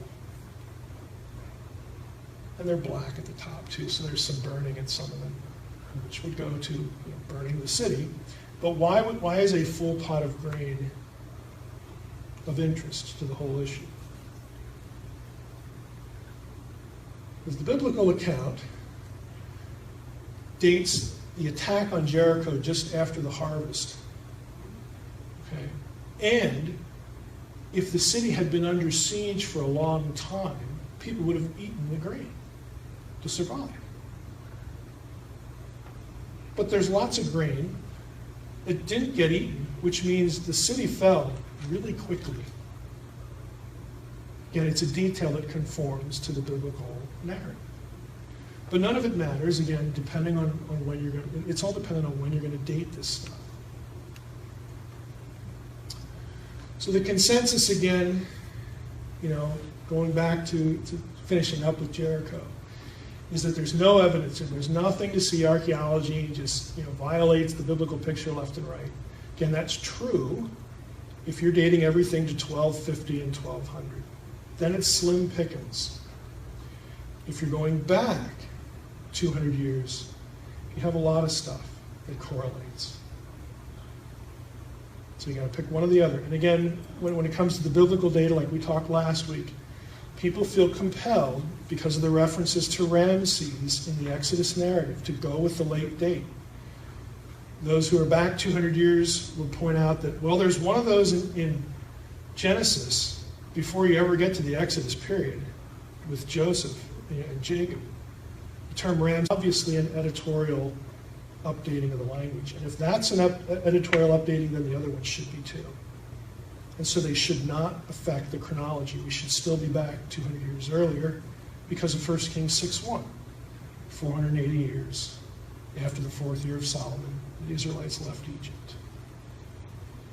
Okay. You're going to get the same kind of thinking with David and Solomon.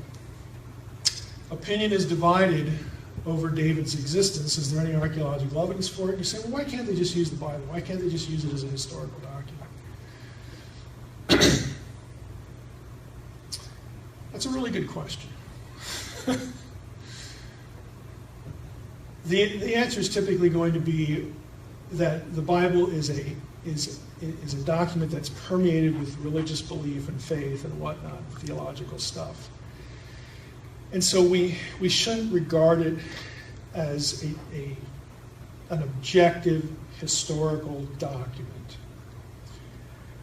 And if we do too much of that, then we start to drift over into doing theology and endorsing, Judaism or Christianity, since it's their Old Testament too. And so they're very skittish over assigning reality and credibility to the Bible as a historical document, because many people are afraid that when they do that, they will get lumped into the category of endorsing the theological content. Inconsistent, because if we dig up something from Assyria or Egypt or the Hittite kingdom, that's inherently religious stuff too. They're talking about their gods all the time. Well, then why should we accept that as a historical document objectively? And just sort of, who cares what it says religiously? It's still a historical document. Why can't we do that with the Old Testament? I think we should. But the reflex is, oh, we don't want to go there. And a lot of that has to do with the influence, in the West, the Judeo-Christian West, because of the Bible. A lot of people just don't want to go there. And they don't. And again, I think it's very inconsistent, but that's the way it is. So if you take the Bible out of the picture, then the question for many people becomes, hey, can we dig up something that tells us David was real? Can we dig up something that tells us Solomon was real? If we can't, well then, I can't accept it yet. For David, we'll talk about the Tel Dan inscription and one other object here. But generally, for years, you sort of had this, I don't know what I want to call it.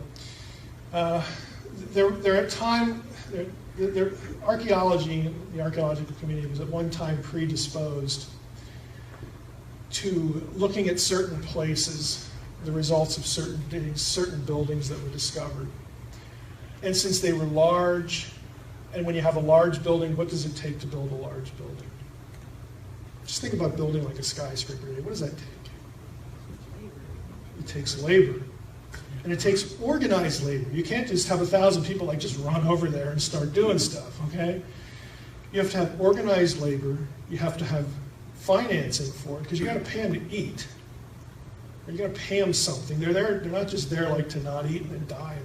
Where's another one? Okay, this is not like World War II concentration camp kind of thing. These are professional, communities that are good at building. And you have some slave labor too, but that's not the whole thing. In fact, it's actually kind of a minority part of it. But it takes resources. It takes administration. And so when archaeologists found large structures, they were predisposed to saying at one time, okay, this is probably David and Solomon, because the Bible, again, looks at Solomon's era as kind of the apex of the monarchy. And so there was a predisposition to saying, well, it's probably what we have, and it's okay. It's no longer true. Again, 10th century BC would be the David Solomonic era, but a lot of archaeologists today want to move it 100 years down. If you move it ahead 100 years to the dynasty that followed the Solomonic period, which the main dynasty there was the Omride dynasty. That's Ahab, Jezebel, Jehu, these biblical figures. If you do that, then it takes away all of the ammunition for David and Solomon. And that's what the archaeological community, by and large, does today. What we used to think we could attribute to David and Solomon, now we're going to attribute to a different dynasty. So we don't have any evidence for David and Solomon. Ta-da! Now the main fight today is over this object. This is the Tel Dan Stela, 1990s, so it's pretty recent. 9th century BC, so kind of close to, again, your Davidic. It's a little bit later than the Davidic Solomonic era, but reasonably close. And you can't really tell here, I have a magnification, but you see this kind of white over here, somebody has kind of airbrushed. There's one line here, that's the issue. It says in part, we have an Aramean king describing a victory, and the text says, missing letters, Ram, son of somebody, king of Israel, and son of somebody, the house of David. So when people discovered this and saw the phrase house of David, or what they thought was house of David, it's like, aha, finally we have a text that mentions David. Now, most of the biblical studies community, I think it's probably fair to say most, over half, let's just say the majority, have come to terms with this and say, okay, David was real. But a lot of them still don't. I'll try to explain why they don't. Now, if you want to plug this in and look for a Bible verse kind of like that and go with the period, you have 2 Kings 8 and 9, Jehoram, Ahaziah, so on and so forth. So it's a nice match. And if that's the case, the inscription would be Hazael, and date, again, 9th century, 841 BC. So here's our object. Here are the terms in question. It's BYT, reading right to left, BYTDWD. Bayit in Old Hebrew is house, DWD, David, is David. What could be simpler? Oh, to mess up a picture, you need to bring in the professionals. Now, look at this.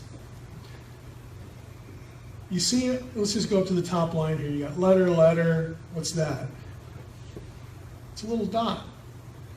Letter, letter, dot. Gotta get some perspective here. Letter, letter, dot. Letter, letter, letter, dot. Okay, you have dots separating words all over the inscription. But you don't have one here. So some epigraphers have said, no, this doesn't mean House of David. If it meant House of David, there'd be a dot right there. So now we have something to argue about. You say you need to bring in the professionals. Here are the options. And if you read an article on this, this is where people sort of fall into one of these three buckets. I think it's fair to say, again, the majority says, look, we surrender, it's House of David, who cares if there's a dot? And people have actually combed through known inscriptions, not only of the period, but before and after, and shown that the scribes were not always consistent in the use of dots. They're called word dividers. So you can't base an argument on the presence or absence of the word divider. And that's legit. You can't, because they aren't consistent. So most, again, have said, okay, we're not going to argue about this anymore, House of David. Some want to say, well, we ought to actually kind of look at this as Beth David. Kind of like Bethel. Like it's a place name and not the name of a person. You say, well, who cares? It's still David. Well, yeah. We know that. But it's a place name. And so if we take the figure of David out of the genealogy of those kings and we just make it a place name, then maybe the place was just sort of named after this legendary figure, David. Thank you. Okay, so again, they're using it as a place name to kind of skirt around the historicity issue. And others would say that David means beloved. It's not even a proper name. House of the beloved. It's true in biblical Hebrew, DWD does mean beloved if it's a common noun. Dodi is my beloved. Fairly common word in the Hebrew Bible. So this is, again, what the argument is. But most people have sort of surrendered this one, but you still have a number of holdouts, and they're influential. Here's one of my favorites. I actually think this one's kind of cool. The Goliath inscription. How many of you ever heard of this? A couple. Now this is really interesting. This was found at Gath, which ought to just make the lights go off right away, because this is one of the Philistine cities. This is a Philistine inscription, one of the few that are around. And I know it's hard to see this, but here's the inscription. You have a letter, letter, letter, letter. Is it a letter or some kind of divider? Letter, letter, letter. A lot of people think this is sort of either an accidental mark or some kind of divider. Here's a drawing of it. Again, and I'm not expecting, I should have said, everybody learn the Proto-Hebrew Phoenician alphabet for next time. Here's the one. It's these four letters that are the issue. This would be Aleph, Lamed, Vav, Tav. Right up here.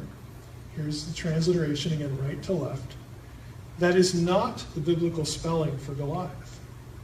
Biblical spelling for Goliath looks like this, G-L-Y-T. You say, well, what's the big deal? Despite the spelling mismatch, there are a number of people, again, they're not Christian, that this is the Phoenician, or not the Phoenician, the Philistine way of spelling Goliath. Because you do get, this is going to sound really strange, but in some ancient Indo-European, Aegean, Cyprian inscriptions, these letters in question can make the sound of these. And that sounds really kind of, who cares about the Aegean and the Cypriot stuff? The Philistines are said to have come from Caphtor in the book of Jeremiah. The Egyptians grouped the Philistines with the sea peoples who were from the Aegean. Okay? So the epigraphers know this kind of stuff. And so they look at this. It's Gath.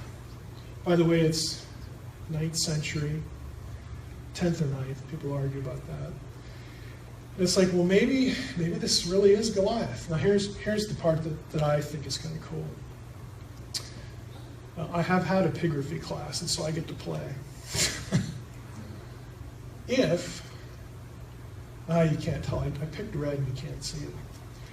If this line, let me go back, see this line right here? If that's an accident, like let's just say it got scuffed. If that's an accident, then you just have this. That is the letter G. Gimel, in Paleo-Hebrew. The Vav and the Yod, you notice they look the same, it's just one's a little longer than the other. In Semitic inscriptions, they are interchanged all the time. So you actually could have, if this is a G, I don't think there'd be any debate. This would be Goliath,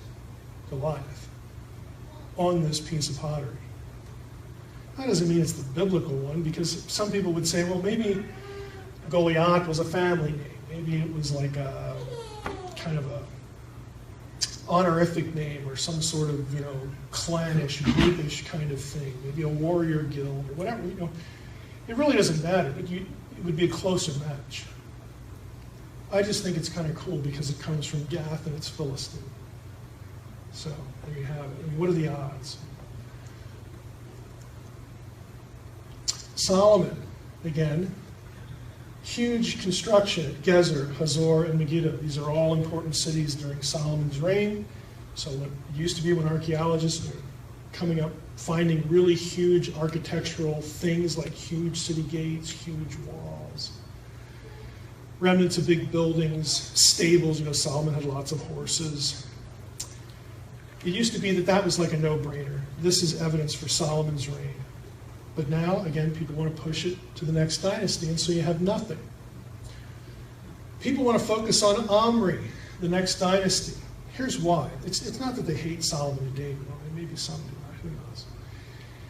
It's that Omri is mentioned by name in certain objects, and this is one of them. This is the Mesha stela, also known as the Moabite stone. This specifically mentions Mesha, the king, the Moabite king, having a victory over Omri of Israel. Just point blank.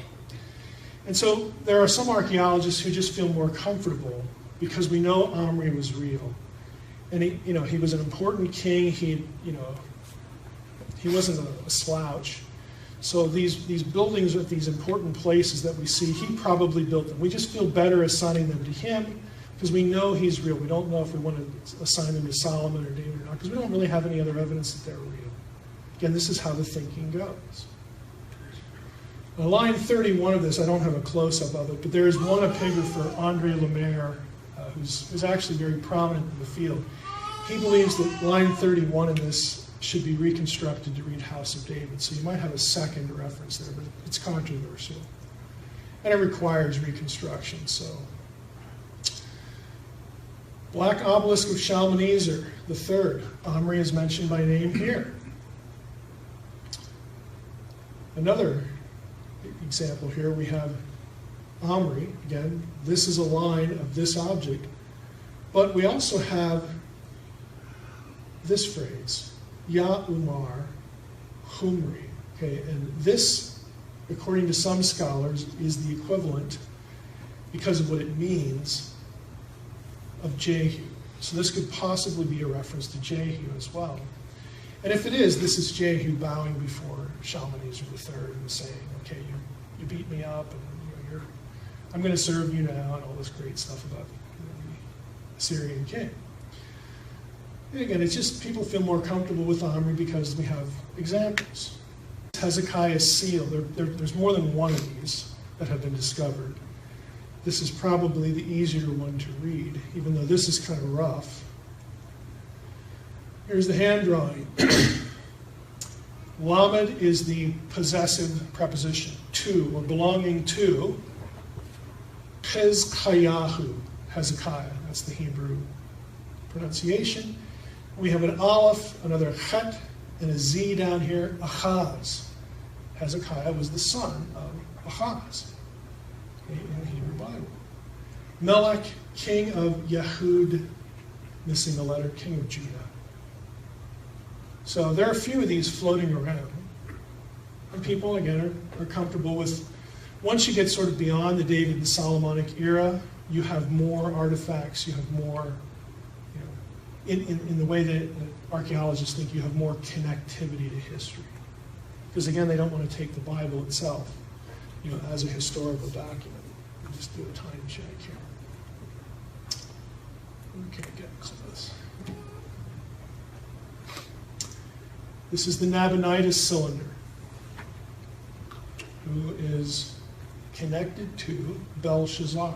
Everybody remember who Belshazzar is? From what book? Book of, begins with a D. Daniel.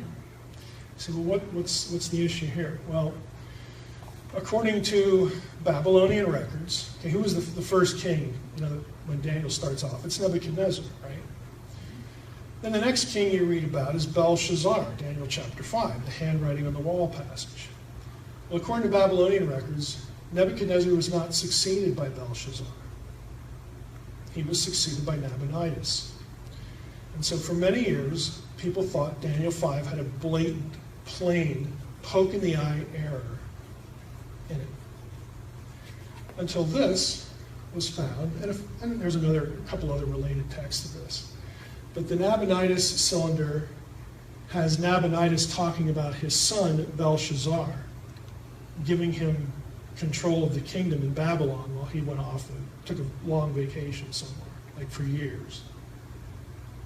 And so it turned out, again, when this is discovered, I guess he was the king, wasn't he? Even though Nabonidus was, but Belshazzar was too, because that's just how they did things. So this was an artifact that helped, again, validate what looked like a pretty obvious error in Daniel 5, but it wasn't. Nabonidus Chronicle. This is the foreign, non-biblical version of the fall of Babylon to Cyrus the Persian. Okay, this is Book of Daniel. So here's the account. Again, you say, well, we don't really need an account, because we have the Bible, it's a historical source. Again, you're thinking like somebody who has a high view of Scripture. Naughty. Don't do that. You have to, again, think like the archaeological community. They don't feel comfortable doing that unless they have something else that doesn't come from the Bible. Okay, now we're okay with the Bible at this point because we have something else. But here's the something else. And it's a very clear statement of what's described in Daniel about the end of the Babylonian kingdom. Cyrus cylinder. Again, Cyrus is the one who conquers Babylon. What does Cyrus do? He ultimately is the guy who does what? Remember, the end of the book of Daniel, it's the end of the what period in Israelite history? We're getting toward the end of the exile. Okay. Ezra and Nehemiah describe the tolerance of the Persian king, who was Cyrus, to let the Jews return. So does this document. But this document really describes, again, how wonderful a guy Cyrus was, because it talks about his tolerance for the beliefs of other captive peoples. He wants to help them rebuild their cities and their temples and be nice to them, because he wants their gods to like him too. You don't want to make enemies of gods. Even if their people were defeated, it's just not a good idea to make a god mad at you. Okay, you want to be nice. So that's the last thing I have. We actually finished on time. What do you know? Next week we'll do New Testament. I want to pick out a few things from New Testament. Hey, don't complain. The Old Testament's 3/4 of your Bible. We spent 3/4 of the class on the Old Testament. See how that works? So next week we'll do some New Testament. You have any questions? If not, I will see you next week. Okay, so how big were those cylinders? They're about like this. They're not big at all. But like chronicle things pretty small. Yeah. Like clay tablets are usually about this tall. They're real small. They're very hard. You can only really even see them under magnification. Yeah. It's really tiny. Just the sharp style. They were good at it because they got to cram everything in. I mean, you've seen a couple of examples now. They don't waste any space at all. Right? But then they bake them and they become sort of permanent. So it's not like, I mean, they can get destroyed and broken, but they don't get smudged or anything like that. They're pretty durable. But yeah, not like that. Now, the stela can be pretty large. You can get 5, 6, 7 feet. Find a nice stone, smooth off one side, there you go. Go ahead. Go back to the destruction of the walls of Jericho. If you take it to the 1400, you're talking about heirlooms and stuff. Is the preponderance of the evidence at that point, is it just a few articles that they found that could be, when they're arguing, they can justify them as heirlooms, or is there a... Yeah, you're not going to fill a box with them. It's a half dozen or so. So I mean, you could argue, that, well, maybe you had somebody who wound up living in Canaan, in Jericho, had been down to Egypt, and somebody gave him a few of these presents, or he stole them or bought them or whatever, and settled in Jericho, and there they were. And 200 years later, that's when the real conquest happened, even though that's not when the city was burned. The city was burned earlier, and so they got preserved, but we can't use them as chronological indicators because they could have just been there by accident. And then the real events of the Bible are in the 1200s. So they just happened to be in somebody's house. I read that the account of, I think it's 1909, 1910, where the guy spoke about how he found Jericho, and that's pretty cool. I mean, you can't say that the heirloom idea is impossible, but it's one of those things you look at patterns. Okay, we've got destruction of the walls, we've got burning, we've got scarabs, we've got the unique pottery, all in the same place. Okay, like, it just starts to look like, well, maybe there's something to see here. But again, people will insist that no, that even though it looks that way, it's not that way because we have to date things later. It's really all about chronology. And I don't want to... I used to really be into chronology. And it can sort of suck your life away. Because it's so involved. There's so many factors in it where you can sort of come out thinking that we don't know anything about anything. I'll give you one example, just one example. For many, now this is changing a little bit because there are more people on, all of this really focuses on Egypt. If you're 1000 BC, more recent, then your correlation points are with Assyrian material. And then it's Greek material, and then it's Roman material. But prior to that, you're dependent entirely on synchronisms with Egypt. Now, that alone is a problem because not only are all the Egyptian king lists that are primary texts that have actually been found in Egyptian temples or whatever, they're all New Kingdom and later. So that's just 1500 BC and later. You don't really have anything to establish the earlier. Manetho, who wrote in a much later period, he's the guy who came up with all this dynastic history of Egypt. He's writing centuries after the fact. You don't even know if he has any sources for it. But the real problem is the assumptions that were put into the Egyptian chronological system when it came to astronomy. This is changing a little bit because you have more people in Egyptology who are paying more attention to astronomical stuff. It is real that Egyptians built objects in certain places to mimic constellations. They even did it with landscaping. What the buildings would look like, and the view on the horizon would mirror something above them. They did that stuff. And you can plot it out, you can find what they're looking at in an astronomy program, there you go. You can do that kind of thing. So more people are into that now, but prior to that, that's only been the last couple decades. Here was the system, believe it or not. The Egyptian calendar, they had more than one calendar, but the one that mattered for absolute dating, they only had a 360-day year. So obviously, if you start on January 1 and you go 360 days, you might think you have a year, but you're missing 5¼ days. Now they knew this, because if you sit with that a while, then your seasons start to slip. Hey, it's supposed to be winter. Why is it 100 degrees? That kind of thing. So periodically, they would add 5 days. And then they started using that, but you're still missing the quarter day. So every 4 years, your calendar would slip a day. Even if you had the 5 extra days, your calendar's still slipping a quarter day. So every 4 years, you're missing a day.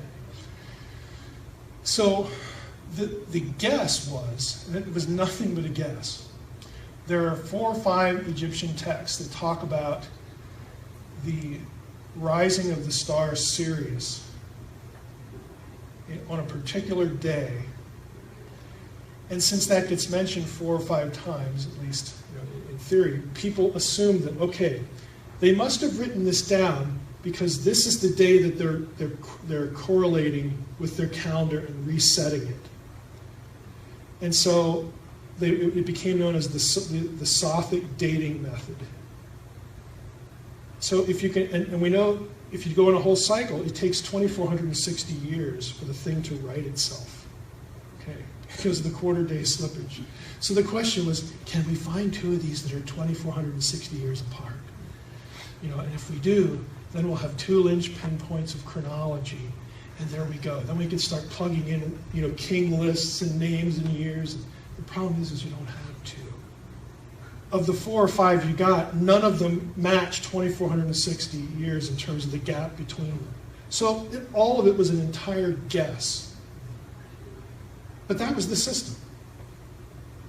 We'll use one of them. I like one of them. And that'll become our real-time linchpin. Somebody at an Egyptology meeting must have voted, hey, all in favor of this date, let's construct our chronology. Yeah, I like that one too.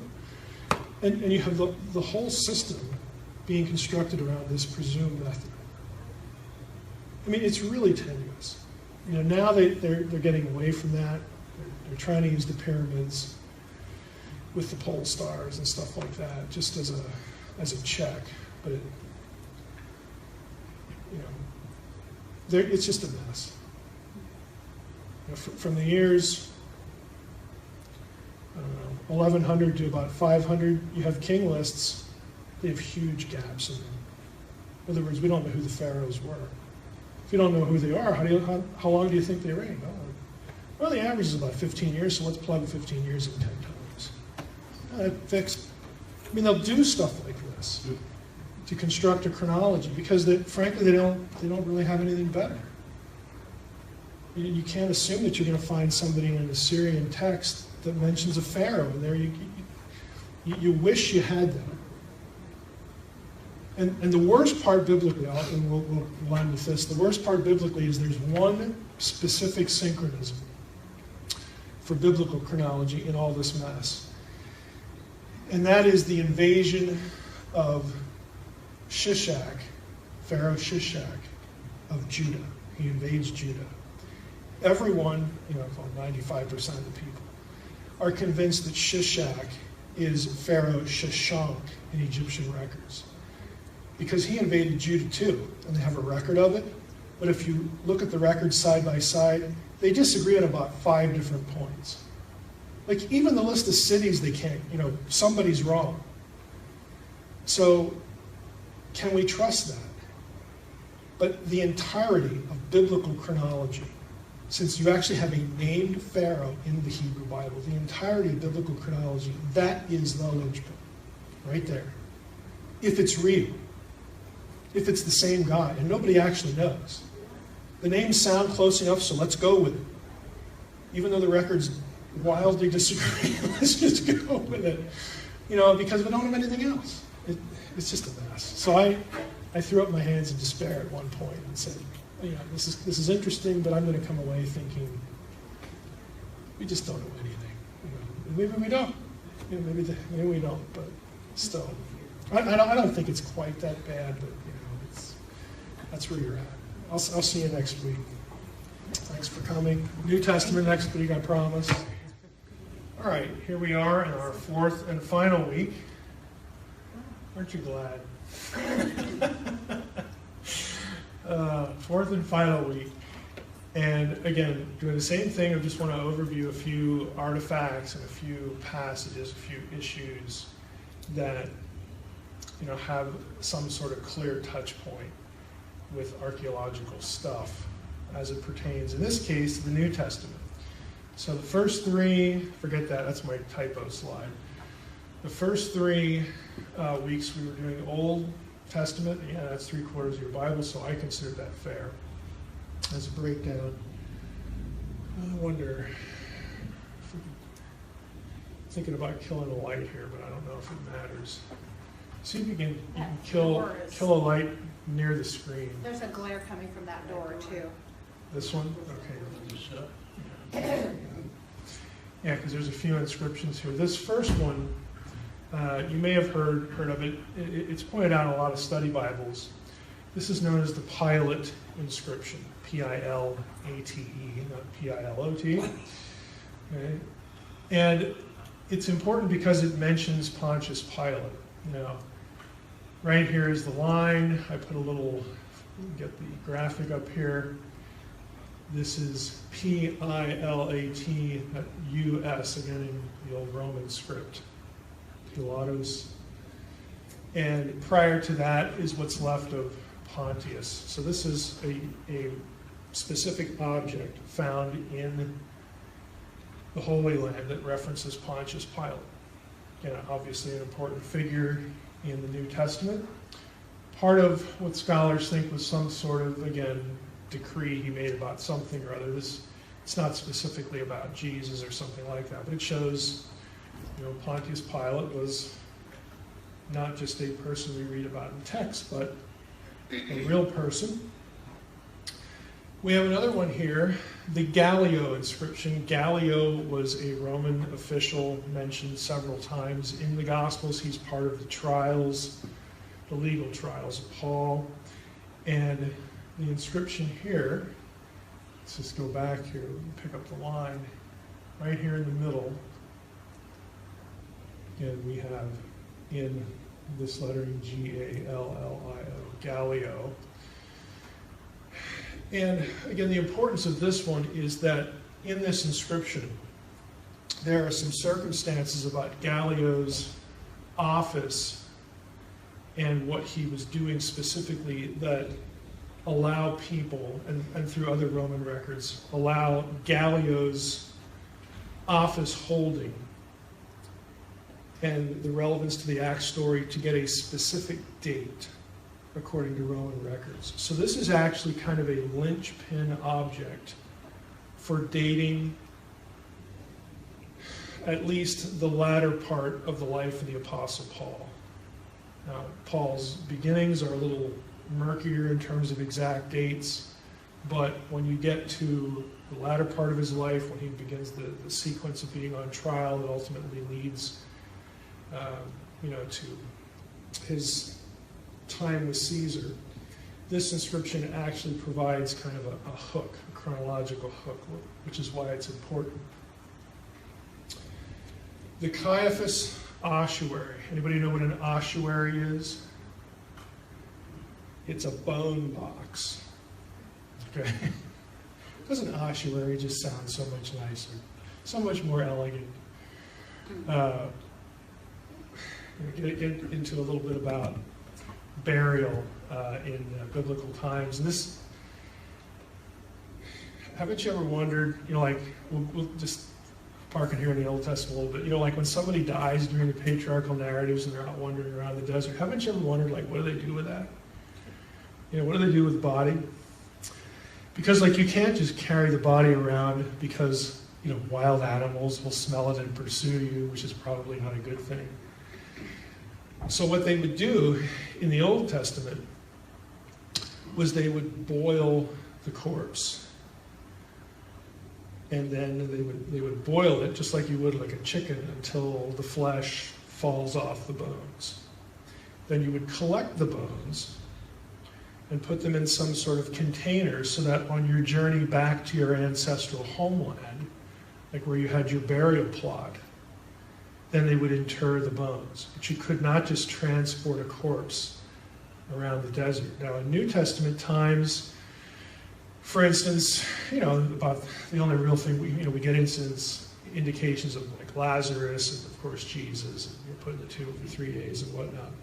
The practice was normally you inter someone in a tomb, okay, like a rock-hewn tomb. It depended on what you could afford. And then after a year, the body would have decomposed, and then the bones were collected and then reinterred in one of these. So that either this could be interred in either the same or a different tomb. Again, depending on what you could afford. Does your family, have like a family tomb, that kind of thing, where you move the bone boxes and you put them on the shelf, and kind of a mausoleum sort of thing. That was the normal practice. So that's what's called, using the bone boxes is what's called secondary burial. So if you come across that term, that's what they're referring to. This one is kind of important. You can see it's very ornate. This is a lot of handwork. Lots of handwork means somebody took a lot of time to carve this, which means, in turn, they got paid for their time. So this is the kind of thing that someone who had some means could afford to have fashion for them. And right over here, on the left side, is an inscription. And you can barely make it out here. But the last 3 letters here are the Q, the P, and an Aleph. This is how you spell Caiaphas in Aramaic. Bar is son.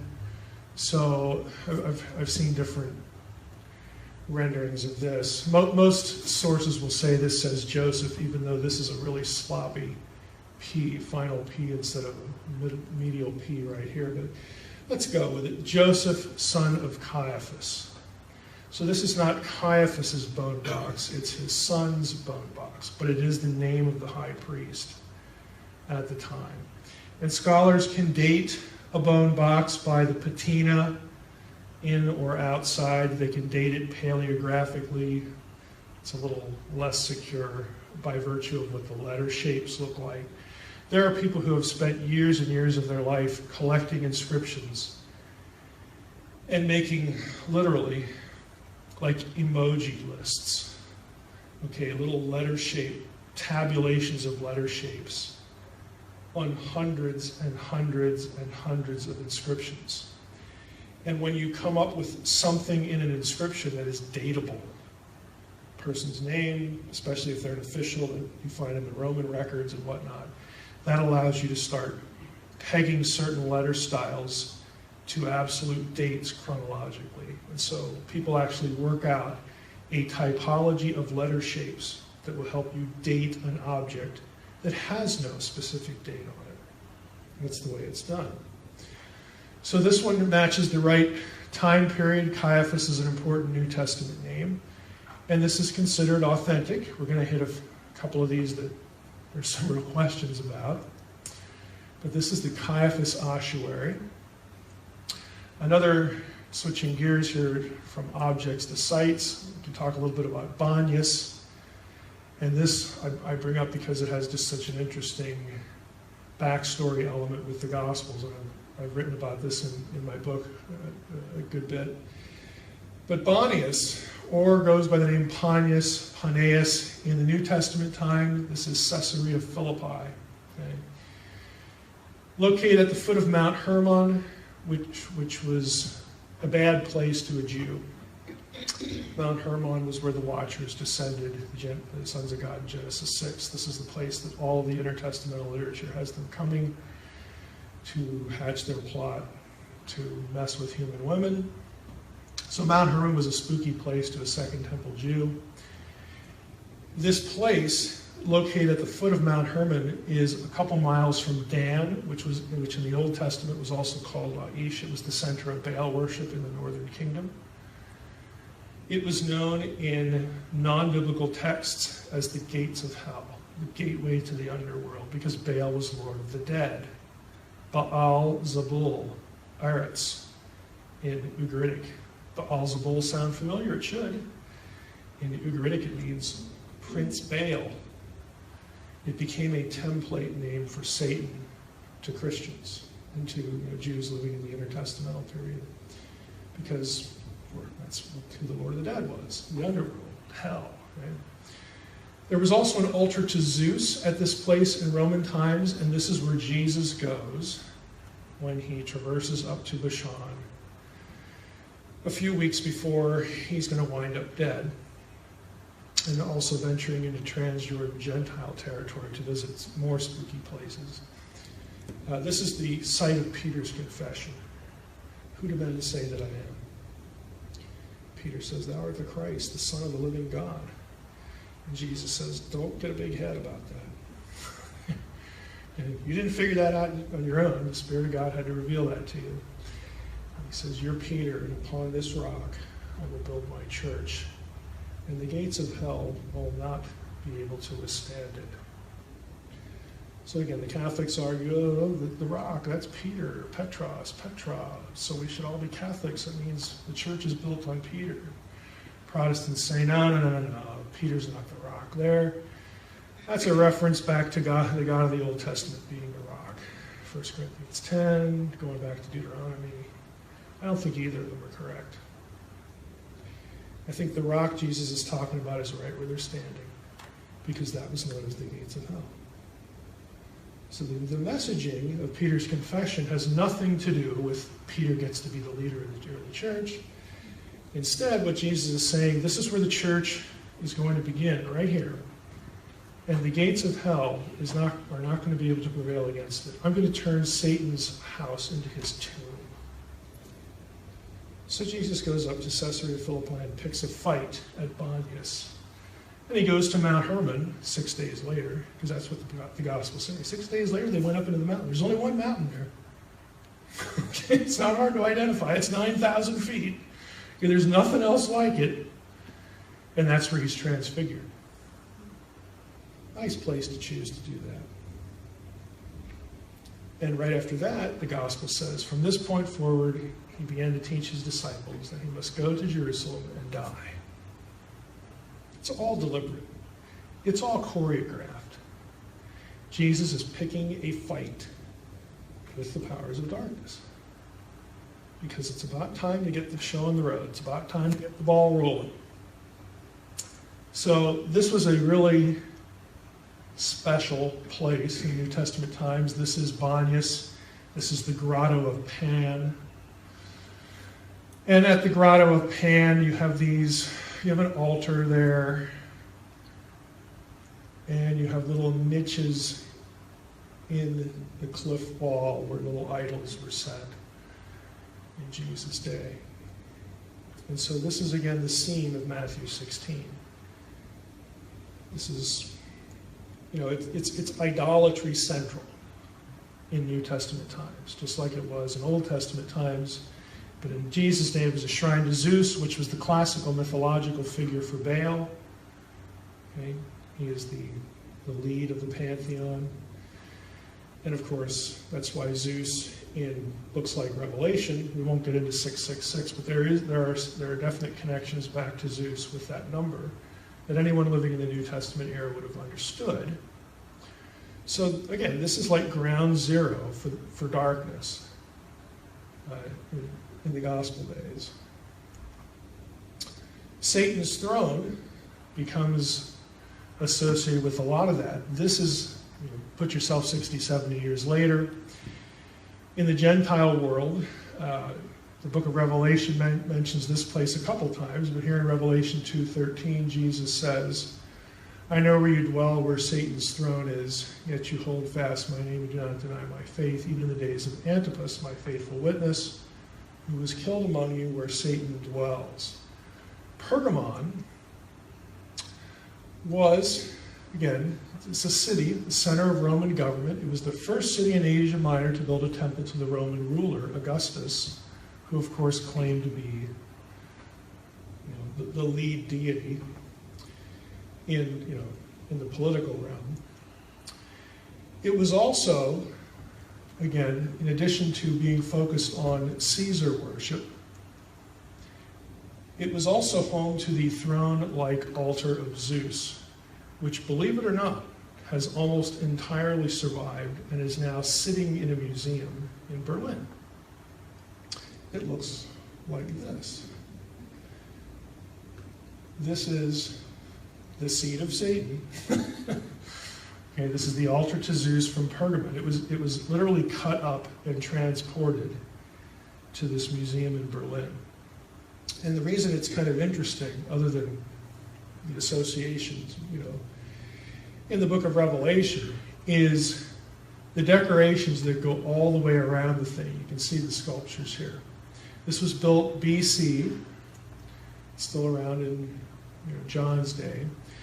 But the altar of Zeus was decorated with a frieze depicting a battle between the giants, the Titans, and the Olympian gods, because Zeus is the one that emerges as the big winner in classical literature out of these conflicts. Now, I'm not going to rabbit trail into the gigantomachy, which is a term that just means the battle of the giants, okay?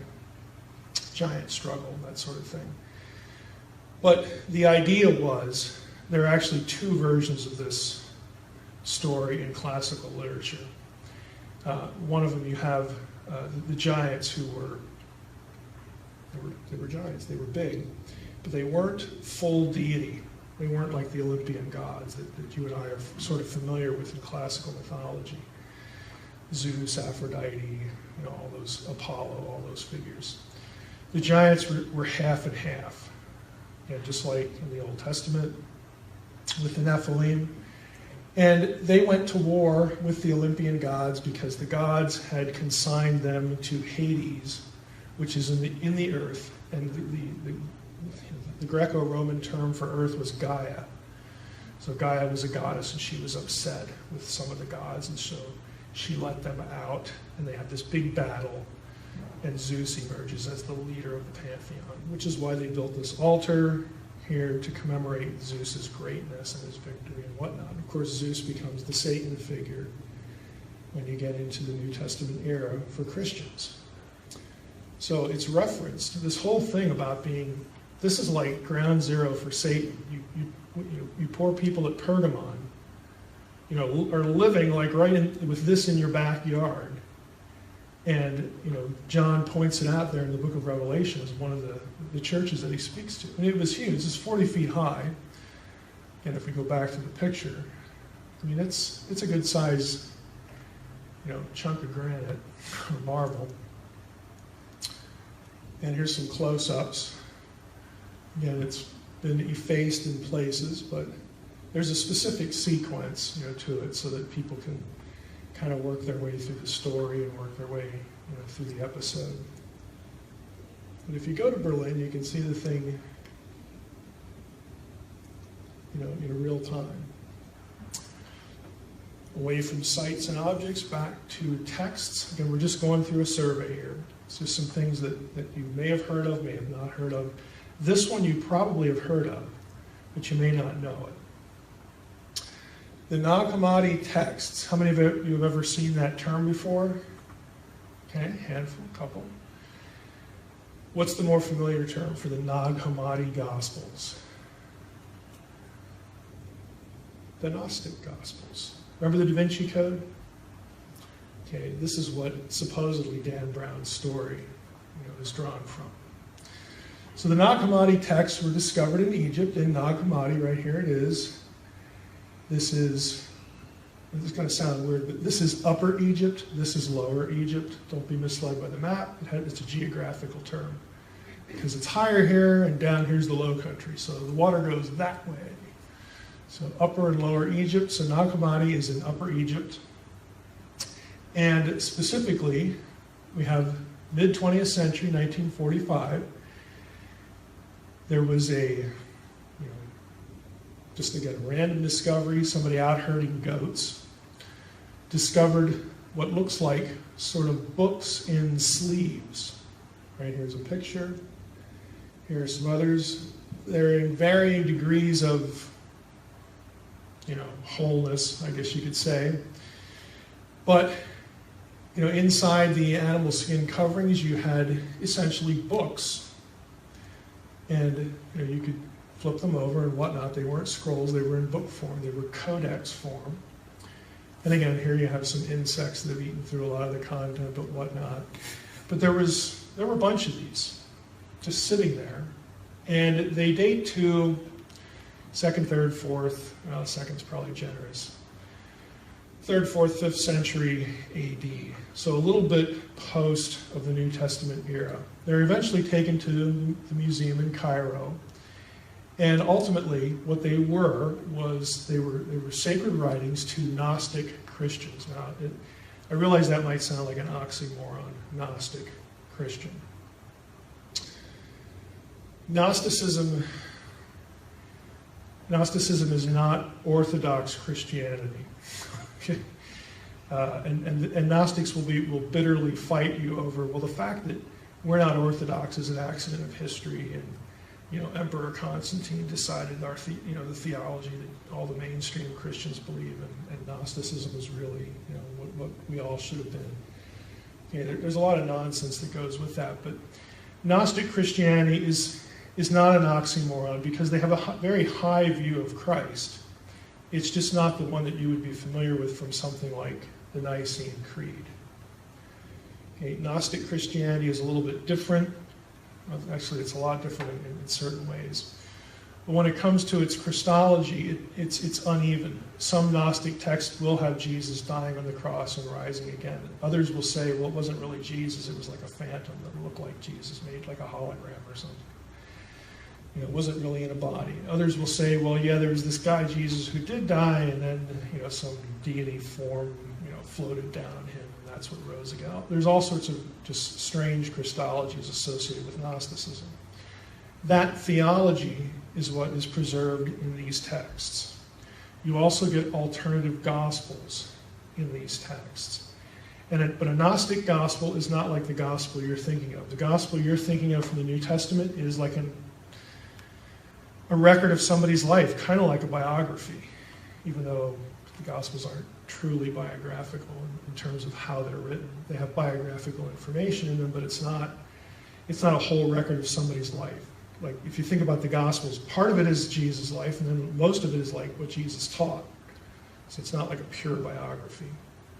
It's kind of like a biography with like an anthology of teaching. Gnostic stuff, there's no biographical information almost at all.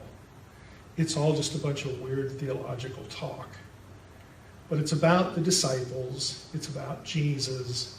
Mary Magdalene is a more prominent figure in the Gnostic Gospels than she is in the canonical Gospels. And so, you have this alternative gospel kind of thing going on. And it's because, think about it, you're 200 or 300 years after the founding of the church. People are wondering, well, how do we understand this stuff? Like, who was Jesus? Was he God? Did he have two natures or one nature? Was he really deity in flesh, or was he like a man that deity came on and lived with for a while, or lived in for a while and he left? All of these Christological debates were part of early church history. And when you have important councils like Nicaea, the job for something like the Council of Nicaea was not, well, let's vote on the one we like, even though that's the way it sort of gets talked about. What they're trying to do is they're trying to come to grips with what does the New Testament actually teach. We need to figure that out, and then we need to land on it, and we need to stamp that as this is what the New Testament teaches, and this is where we're going to plant our flag. So we have something like the Nicene Creed, which specifically denied, in that context, it was something called Arianism. Arianism taught that there was a time when the Son was not, a time when Jesus didn't exist, so they didn't believe in a Trinity or anything like that. But even those guys after Nicaea are still referred to as Christians, because they did believe that Jesus was the lone source of salvation and stuff like that. A lot of the debates were on how do we understand Trinity and Christology and stuff like that. So a lot of that discussion comes from here. The reason why this is current in pop culture is the Da Vinci Code. Now, the Gnostic material was eventually, again, published. This is a real rough history of it. 1966, there was a conference held, again, so 20 years after the discovery, a bunch of scholars get together and say, hey, we need to translate this stuff, put it into English. There was a facsimile edition published in 12 volumes that, they're not photographs, but you can get photographic plates, but they're reproductions, drawings and that sort of thing, and a lot of photography. And eventually it gets published in this book that you see here. This is the most recent cover, the most recent edition. Nag Hammadi Library in English. Translation of the Gnostic Scriptures completed in one volume. This is part of a transcription, and I'm showing you this for a very specific reason. How many of you read the Da Vinci Code or saw the movie? Okay, a few guilty parties. I read it. I was about 50 pages in and I knew where it was going. I was into Jesus' bloodline mythology before the Da Vinci Code, so I kind of knew where this was headed. But it was still a fun read. Curiosity. Yeah. It was. I would say it was clever, but if you remember the controversy about the book, inside the book, like the first page or so, I think it was even before you hit the preface, there was something about how this novel was based upon deep scholarship or something like that, and that's what made people just have a canary, because what Dan Brown did in the book was he referred to this passage at one point in the book. This is a scene where Jesus is with Mary Magdalene, and Dan Brown has it in the book, has Jesus kissing her on the mouth. And then he argued that Jesus and Mary Magdalene were married. And that just blew the whole thing up. And he sold millions and millions of copies, because it created this huge firestorm of controversy. But the problem is, if you actually look at the scholarly transcriptions of the Nag Hammadi Codex, there is no word for mouth in the text. It's literally not there. And the footnote down here will tell you, well, there's enough spaces in the text that it could read her mouth, or her feet, or her cheek, or her forehead. All Coptic words for those things could fit in that space. So what Dan Brown did was cheat. Okay? He misdirects you. He doesn't tell his readers, or he doesn't have his characters give you the truth that there's a gap here. We don't know what it said. And there's no other place in the entire, I have a whole, if you want to go to YouTube, I have a whole lecture on Jesus and Mary Magdalene in the Gnostic Gospels, where I do exciting things like search the Gnostic Gospels, because Logos has an edition of these. It's real easy to search it. I search for all the occurrences of Mary and Jesus and the word marry or married, or the word wife and husband. There isn't a single line in any Gnostic text that has the two of them married. Now that's boring video to watch Mike searching things in software, but it's effective. Okay? There isn't a single line that says that. And I don't really care. I think there are reasons why Jesus wasn't married, or that he most likely wasn't. On one level, it wouldn't have mattered. I think the reason it would have was because what do you do with offspring? Because there would have been this sense of, well, like, did he inherit like God particles in him or something? They're like, what do you do with the kids? I think that's why that whole issue, is just something that's not, part of the Jesus story, part of what he was doing while he was here. But Brown sensationalized this and became an uber millionaire because of it, because it was pardon the pun, it was a sexy story, to have Jesus be married and have an ancient text say that. That was contemporary with the Gospels. And then, of course, bringing the whole church historical fight over what is correct Christology and what isn't. So it's kind of a perfect storm. Gnostic Gospels and Jesus being married was in the news. It's been in the news for the last 3 or 4 years, but most recently a week ago. Does anyone recognize who this person is? This is Karen King from Harvard University. She is a Gnostic scholar. She's a scholar of Gnostic texts. I don't know if she's a Gnostic, but she's a scholar of Gnostic texts at Harvard. And somebody sent her this fragment a few years ago. And it refers to the wife of Jesus. Now, unwisely, she let this become known.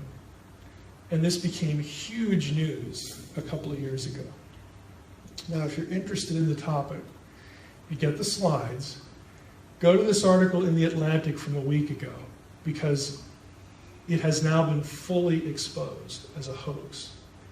And The Atlantic has a long, it reads like one of those Jason Bourne, novel. I mean, just how the people involved did what they did to dupe Karen King.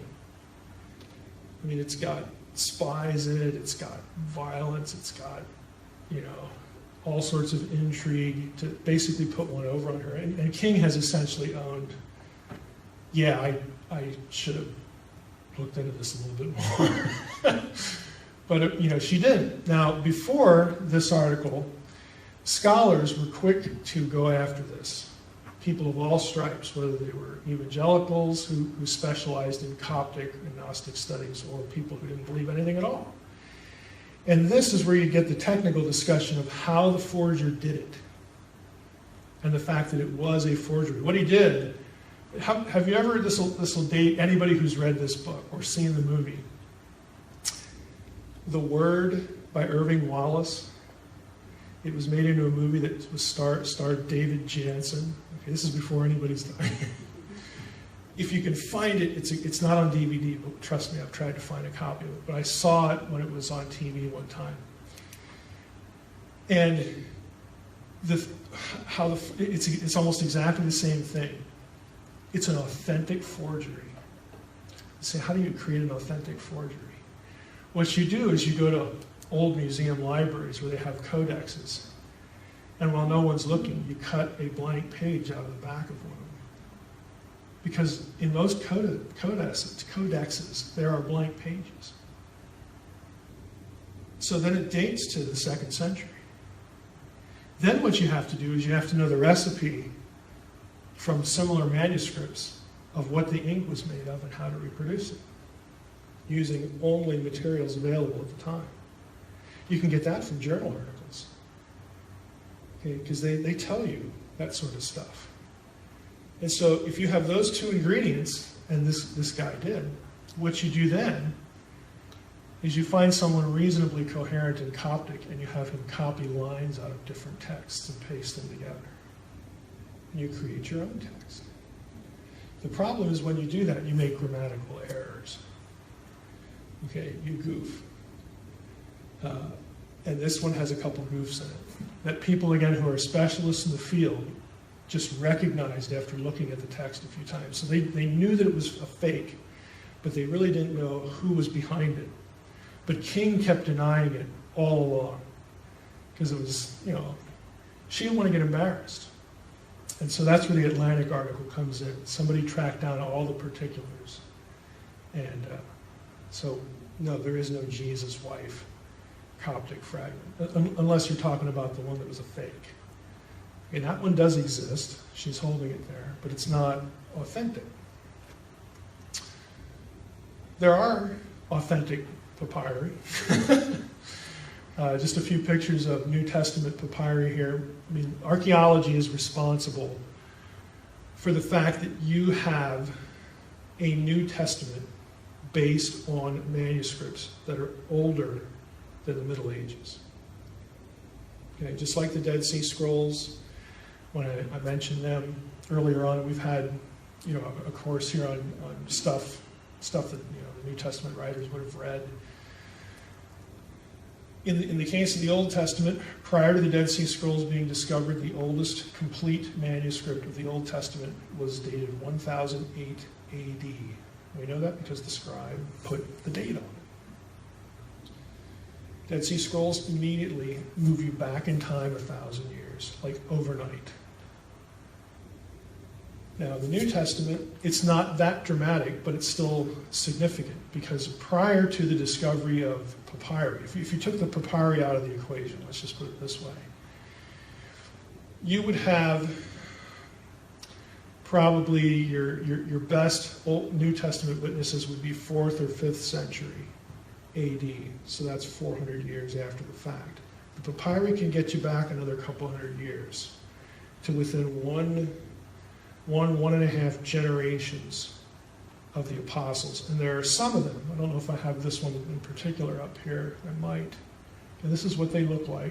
By the way, you see this line right here, row of letters? Somebody squeezed in 2 letters up here, somebody made a boo-boo. Okay, and the next guy catches it and says, oh, got to correct that. Put that, just like you would do. If you wrote a note, a little caret there, like, don't forget these 2 letters or else you're going to mess it up. I mean, they would do this because you can't just go buy another piece of papyrus down at Rite Aid. Okay, you use what you have because there ain't a whole lot where that came from. So they do stuff like this all the time. This one, right over here. This is P. Well, if Rick was here, he could tell me, right? I don't want to get into this too much because the next, we have July off. In August, we're having Doug Mangum and Rick Brannon are going to do How We Got the Old and New Testament. 2 weeks Old Testament, 2 weeks New Testament. They'll be going into a lot of this stuff. I think this is it's either P72 or papyrus number 72. This one goes back to about the 130s. The 140s AD. It's one of the oldest papyri that we have, and it's a portion of John, chapter 18. Dead Sea Scrolls for the New Testament. Dead Sea Scrolls are not just important for Old Testament. Some of the stuff, you don't have any portions of the New Testament in the Dead Sea Scrolls, although scholars for many years argued for one fragment that was about as big as my thumb. That was supposed to come from Mark. There are a handful of Greek Dead Sea Scrolls, but nobody really buys that anymore. It's just a few letters, how are you going to tell? But some of them talk about, topically, things that are relevant to the New Testament. Again, most of this stuff comes from the intertestamental period, a couple hundred years before Jesus.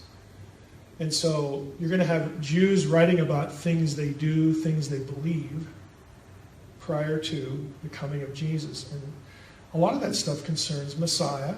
It concerns Old Testament interpretation. If you're wondering, how did Jews interpret the Old Testament before Jesus came along? What were they thinking about Messiah? What were they thinking about, fill in the blank? How do they interpret this or that passage? Dead Sea Scrolls will actually get into that, and it gives you some insight into what they were thinking. And then you can compare that to, well, what did Jesus teach? what's in the Gospels. What did Paul say about this or that? How did Paul interpret the Old Testament as opposed to some scribe living a couple hundred years before? This is known as 4QMMT, this particular fragment. That's famous for a couple of things. One is the saying in it, "You believe, but we say," which is very close to "You have heard, but I say unto you," in the Sermon on the Mount. People have noticed that. And is it a stylistic device? Is it something more than that? Certainly if you have a person who's saying "I'm the Messiah," it's a little bit more than that. But it's a familiar rhetorical device. 4QMMT is also interesting because it talks about the works of the law, which is a big deal in Paul's theology, and how Jews of this day understood the works of the law. There's a big debate, in part caused by Dead Sea Scroll manuscripts, that goes something like this.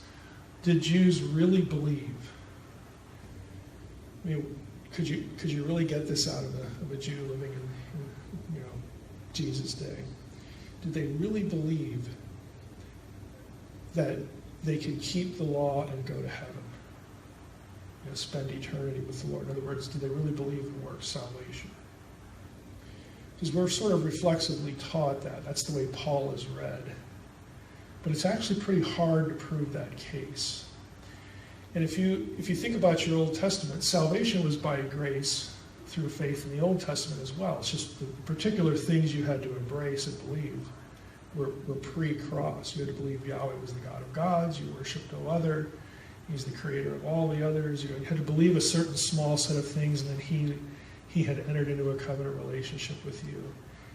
And if you believe these things about him, then you trust that that's what he wants. If I believe these things about him, then when I die, I'll be with him. My loyalty, I'm assigning my loyalty to him and no other. Okay, the Shema, the Lord our God is one.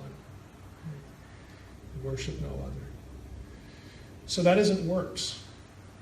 Okay, now we have the whole law system. So if we can say that salvation is by faith consistently across both testaments, then do we really want to say that Jews couldn't figure that out? Okay, because if they did figure it out, then the question becomes, what was Paul shooting at then about the works of the law? And why does Paul have a high view of the law in Romans 7? Remember Romans 7? Paul struggling, with sin. And he says, I delight in the law of God after the inward man. But his struggle was with the flesh. Who shall deliver me from the body of this death? So Paul had a high view of the law. What it really comes down to is Paul had a high view of the law, but he had a higher view of Jesus. Okay, you can go do the law all you want. The law is a good thing. You're not going to go wrong if you obey God. But if you do that and Jesus is absent from your belief system, from your faith, it's not going to avail you anything. That's really what Paul's targeting. It's not go live like you want. Who gives a rip about the law? I hate the law. Paul never says that. And there were Jews, again, in this one text in particular, testify to the fact that, they had a high view of the law, but that wasn't to dismiss the idea of there are things we need to believe to be in a right relationship with the God of Israel. So this one's gotten a lot of attention. John the Baptist is often in fringe literature. Whenever you hear me refer to fringe literature, you can fill in internet. Okay. Lots of talk on the internet about how John the Baptist was a member of the Essene community where they found the Dead Sea Scrolls. Okay. There's no scroll that says that. There are misalignments. There are things that really get in the way. It'd be nice because it would give you a chronological link, but that isn't the case. But what you do have in certain scrolls is you do have shared property among the community there where the Dead Sea Scrolls were found. The Essenes is the dominant view for who these people were. It's not the only view, but the dominant one. And they were believers who had all things in common, or they shared common property, so that sounds a little bit like the book of Acts. They had a communal meal with bread and wine. They talked about the Messiah a lot. They talked about the end of the world a lot. And these things have certifiable links into the New Testament. And that might sound to our ear like, ooh, that's spooky. maybe like there's some relationship here. But what you really need to be, how you really need to process it is all of these things that you associate with the New Testament have deep Old Testament roots. And it's very normal for Jews living in the intertestamental period to be thinking about their Old Testament, thinking about the kingdom of God, thinking about the Messiah, thinking about right versus wrong, thinking about how is all this going to end, when are we going to get rid of the Romans, when's the kingdom coming back. All of these things, if you're a Jew, you're thinking about them. You're writing about them, you're saying things about them, and there's going to be overlap with the New Testament because guess what? All those guys were Jews too. I mean, they were. That's who the apostles were. So you'll read whole books, and there are movies, on YouTube, and again, lots of stuff on the internet about, well, this is really where Christianity comes from. This wacky group out in the desert. The Essenes and the Dead Sea Scrolls and all this sort of stuff. And you'll hear people talk about, well, this is why there was such a conspiracy to keep the scrolls hidden for decades. Scholars, squirreling them away in their offices and refusing to publish them and blah, blah, blah, blah, blah. Just whole grand conspiracy theories erected over this. If you're interested in the Dead Sea Scrolls, James Vander Kim has a really nice book. It's an introduction to the Dead Sea Scrolls Today. And he has a whole chapter on why the conspiracy theory is stupid. Okay, it's not the title of the chapter, but that's what the chapter is about. And he does something very simple. He runs down the list of publication dates. The scrolls began to be published in the 50s. It's less than a decade after they were discovered. And they have been published and were published in succeeding years, every year hence. It just takes a long time when you discover, like in Cave 4, 100,000 fragments of a scroll buried under a foot of bat dung, okay? That just takes a while to get all that stuff out, clean it up, and then you have a 100,000 piece puzzle piece with no cover lid to cheat off of. Okay, that's what you're dealing with. So yeah, it's going to take a while. And even today, they have, for that cave, a lot of it is still unassembled because who knows? We don't really know how. I mean, people are still trying to literally. I mean, I know a guy at Northwestern. This is his thing, the Dead Sea Scrolls scholar. And in his house, he's got one of these things with the light, like on the table, this box that has the light, through. And he'll sit there with facsimiles of scrolls, just moving them around the table.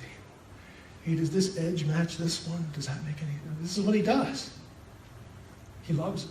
I'm glad somebody loves that because I would just kind of lose my mind doing that. But this is what he does, and he's not the only one.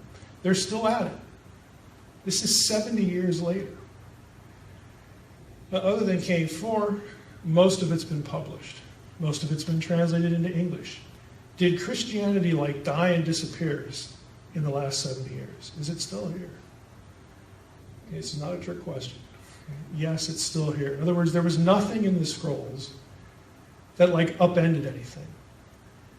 So the conspiracy theorists are really looking kind of dumb. It's all out there. You can just go read it. Okay, I used to assign it for class. Okay, I didn't lose anybody in the classes I taught. Again, it's a lot of brouhaha over nothing. Now this is a big deal. The next two things here. Time check. What time is it? If we fly through. 20. What? 20? Okay. Now this one, there's two things here that are related. The James ossuary and the what's called by some the Jesus tomb. The technical term is Talpiot B. Ossuary, of course, bone box. This is a very famous one. This is probably the most famous bone box in the world, even more than Caiaphas, because on this one there's an inscription. You can barely see it here. It's a pretty neat hand. Down here is a transcription of it. This is James, the brother of Joseph. James, the brother of Joseph, the brother of Yeshua, Jesus. So you have James and Jesus mentioned in the same inscription. And we know from the New Testament that one of Jesus' brothers was Yaakov in Hebrew, or James in Greek, and of course English. So this ossuary has, when it was discovered, was a really big deal because this would be like the bone box of one of the Lord's brothers. And it actually has Yeshua on the inscription as well. This was part of a collection by this guy. This is Oded Golan. And if you subscribe to Biblical Archaeology Review, you probably never want to hear this guy's name again, because like every issue for the last 10 years has been dominated by this story. Look at the dates. December 2004, the Israeli Justice Ministry charged Golan and 3 other Israelis, one of whom was a pretty famous epigrapher, and 1 Palestinian with running a forgery ring that had been operating for 20 years. And among the objects that the Israeli Antiquities Authorities identified as a forgery, ivory pomegranate is mentioned. I actually had to study this in graduate school. I mean, if that's a forgery, somebody did a really good job. But this box was named in the indictment. There were lots of people who thought that this was a forgery. And Golan denied the charges, but since some of this other stuff came out as, that was faked, when they arrested Golan, this became part of the equation, this box. Now, 2007, it's 3 years later, so it took 3 years to get him into the court. The defense, catch this, the defense produced photographs taken in Golan's home that were dated to 1976. Now, that was important because one of the photographs shows the ossuary on the shelf in his house, and you can see the whole inscription on it. So the photographs, again, come from the 70s, which meant this cannot be a recent forgery in the last 20 years. So Golan wound up being acquitted. 2 paleographers believe that the inscription is authentic.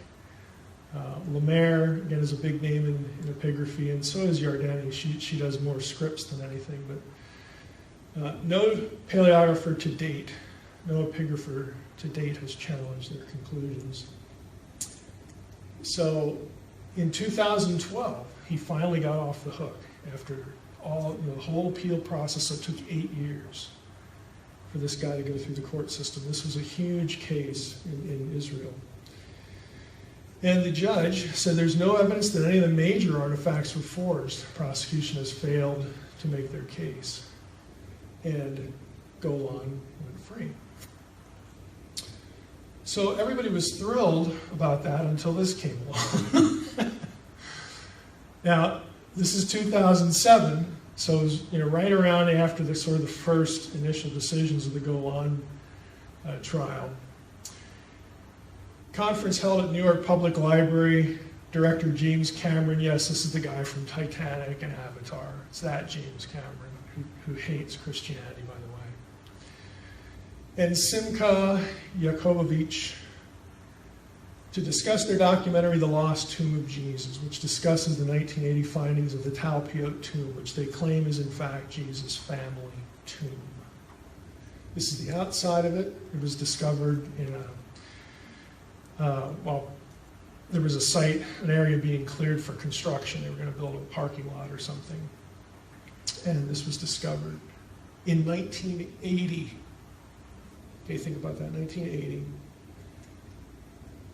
This is the inside. You go inside, there's these little niches. The little squares here are bone boxes. In the original excavation, okay, there are more bone boxes mentioned in the 1980 find. They just resealed it. They didn't do anything with it. But there were more bone boxes than there were when news of the James ossuary became big because of the Golan trial. There was one missing. So there were originally 10, but when they went to check the shelves during the trial, there was one missing. And so there are people like Jacobovich and Cameron that say the missing ossuary is the James ossuary. That's number 10. And if it's number 10, and it's just been ruled authentic, then that's a feather in our cap. And why do they want the feather in their cap? Well, because in this particular tomb, there were bone boxes for Mary. Let's see if I can get the list right here. Mary, Matthew, but he wasn't a blood relative. A second Mary, Jesus,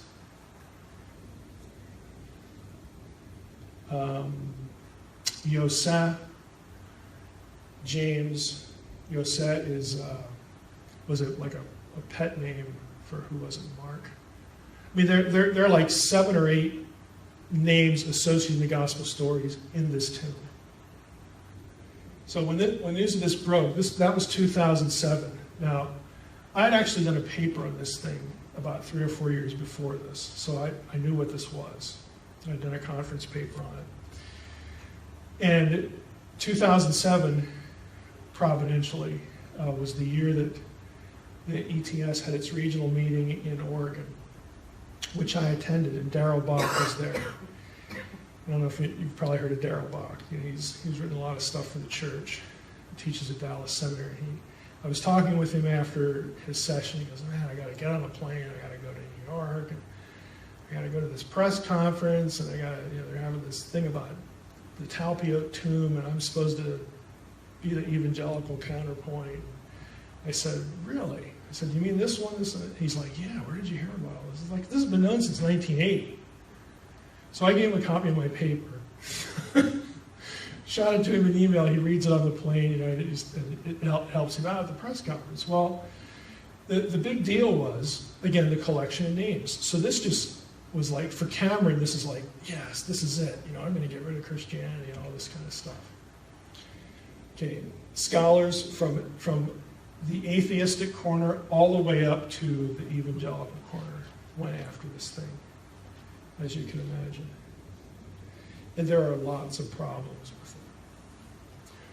The names in the tomb and the names in the Gospels are among the most common in the first century. There are, it's been a while since I looked at this, 3, maybe 4, at least 3, maybe 4 ossuaries with the name Jesus on it. And there's at least one more, Jesus, son of Joseph. There are 2 of those. So, unless you got multiple burials and crucifixions and resurrections, it ain't, you got a problem there. So you've got a problem with the names, and there's all sorts of other intrigue about it. And if you want to read the, again, I would recommend reading this paper. Okay, I gave Michelle a copy of my paper because it has images in it. There are some serious problems with the names. And let me just give you an illustration. Okay, all the names are there, but there are no what are called patronyms. What's a patronym, you ask? That tells you how you're related. So, Jesus and Mary, for instance, Cameron wants to say, listen, Mary Magdalene, they were married, the Gnostic Gospels say they were married, the Da Vinci Code, and Dan Brown. Look, Jesus, and they even did, there were bone fragments in that one, so they did DNA analysis. Yeah, they're not from the same family, they're different people, and they could have been husband and wife. Yeah, they could have been like aunt and uncle. They could have been like, on both 2 sides of the family.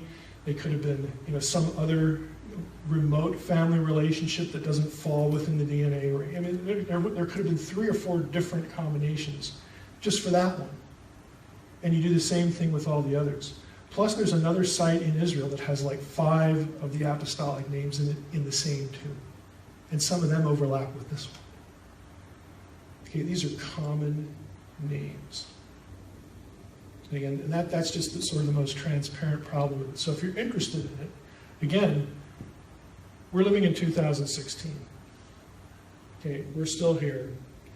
Princeton did a whole write-up on this issue. Overwhelmingly, the papers in this volume are skeptical, again, pointing out things that are they just don't work. To me, it doesn't pass the logic test to begin with. Let's say that none of the other problems exist. See this picture back here? Okay, this would have been on the street. And Cameron says this was a sign because this is a Gnostic symbol. This is a sign of the tomb of Jesus. So in other words, all of the Jews in the 1st century and the 2nd century, and all the Romans who walked by and saw this. Okay, nobody shut down the apostles. Nobody produced any amount of writing that said, these people are nuts because we can go visit the guy's tomb. Nobody does that? Really?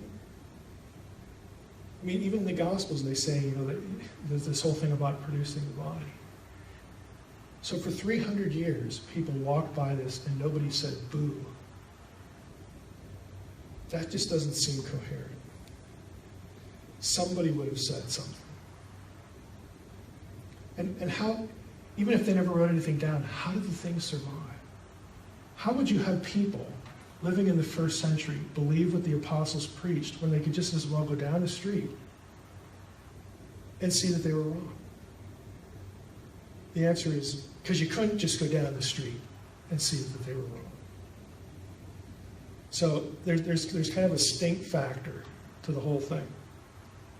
But it was news, back in 2007. It doesn't get trucked out too much now because it got a lot of attention and it got a lot of heavy debunking. If you're into math, you would want to read these if you're a math guy or an engineer. This is a friend of mine, Randy Ingermanson. He was the first person I called after Darrell Bach told me they were going to have a conference on this, because Randy is a computational physicist and he does computational statistics. Okay, Randy published several papers about doing a statistical analysis on the names of the tomb.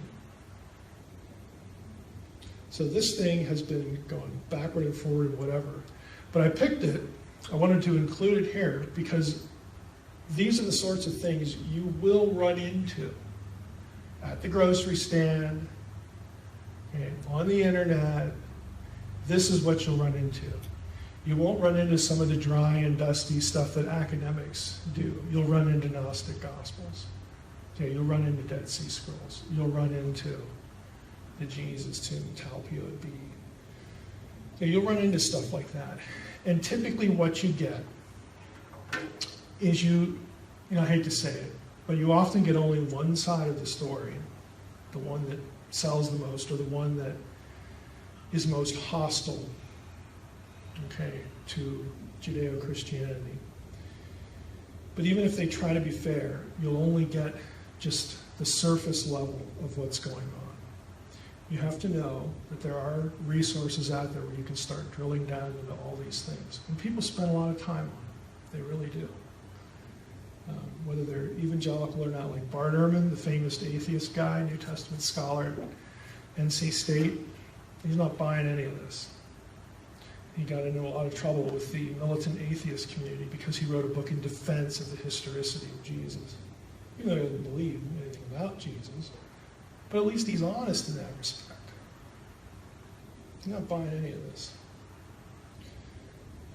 So be thankful for people like Bart Ehrman, even if they just make you grind your teeth, most of the day. You still have them. They're still out there, and they're still doing good work. Questions?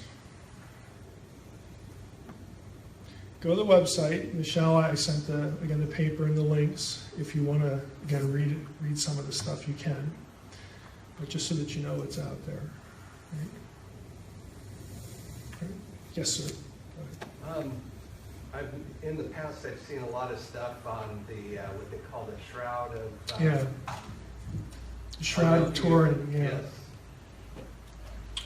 What's the background story? It's still... I'm trying to remember what decade it was. I think it was the 70s. Seems too old. It's been carbon dated. And the carbon dating of the shroud unanimously points to the Middle Ages. Now, prior to the carbon dating, there were some things about the shroud that led people to think that they had a first century object. Namely, there were pollen, what's the right word? I'm not a science guy. Is it molecules or something like that? There were pollen fragments on the shroud that could be dated by botanists and paleobotanists. And they're there, so, some people would say, well, that proves the cloth existed, maybe not the image. Maybe, again, we had a case where we take an old object and we put an image on it. Now, I've seen 2 or 3 science shows of how, using medieval tools, medieval artists, certain techniques, I have seen people reproduce images on shrouds, and it's doable. And that doesn't mean that this was that, but it just means that it's doable. So I tend to think that this will not get an adequate resolution until they carbon date it again, because the charge was, and there's some legitimacy to this, because where they cut the fragment, they cut it from the outside of the shroud, which, you're not going to say, hand me the scissors so I can go right in the middle of it, and just bugger the whole thing up. But they cut from a portion that arguably probably was touched a lot. And so the issue of contamination was very quickly thrown into the mix, because if you touch an object, you can leave, residue, at the chemical level, and it could throw off a date. So that's what shroud believers are arguing about the C14 test. And I think the only way it's going to get resolved is to redo the test, redo it from a portion that you're not going to have a lot of handling. But even with that, there's a problem, because if you know anything about the shroud, the lines on either side of the image and all the kind of black marks on it, it went through a fire. Well, that can leave a residue too. So the question is there any part of the shroud that is like pristine? The answer is probably not. So even if they did it again, if you get medieval second time around, people are going to argue the same thing. So is there really a way to establish this? Now, there's no procedurally, the Gospels don't give us a whole lot. It does give us the thing about the head wrapping, which was separate from the clothing. So the question, like biblically speaking, you could say, well, how in the world could you get a facial impression if the head was also wrapped in a separate cloth? And the answer is, nobody really knows. But again, the argument goes, well, before you put that on, maybe they covered it, who knows? Nobody really knows, what precisely was done with the body and what was used and all that kind of stuff in terms of, was this shroud actually used? Did they actually do this kind of thing? Some people will come up with evidence that suggests it, others will come up with stuff that suggests they didn't. Seeing paintings from the Middle Ages where they're draping a body from the cross and the shroud aren't helpful because they're medieval. They're not photographs. They're artistic conceptions of how the artist imagined the body would be handled. The shroud itself, historically, references to a cloth object that was associated with the burial of Egypt. It goes back to Edessa, which is about the 4th century. Is that this? I don't know. There are people who build a case that that's this, but you still have 200 or 300 years that you don't have. I kind of think it's a dead end.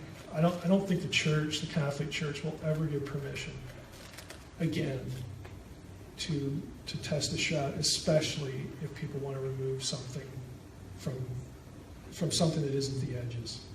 They allowed it the first time, so there's precedent for that, but I don't know what they'd have to gain.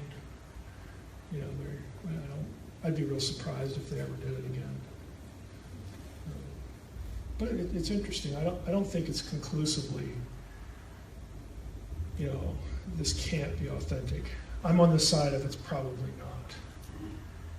But I don't know that I could say that this is just definitely, there's like a no way here. It doesn't look good. But I don't really care because I don't invest any theological content into the shroud. Some people do, but I don't. Anybody else?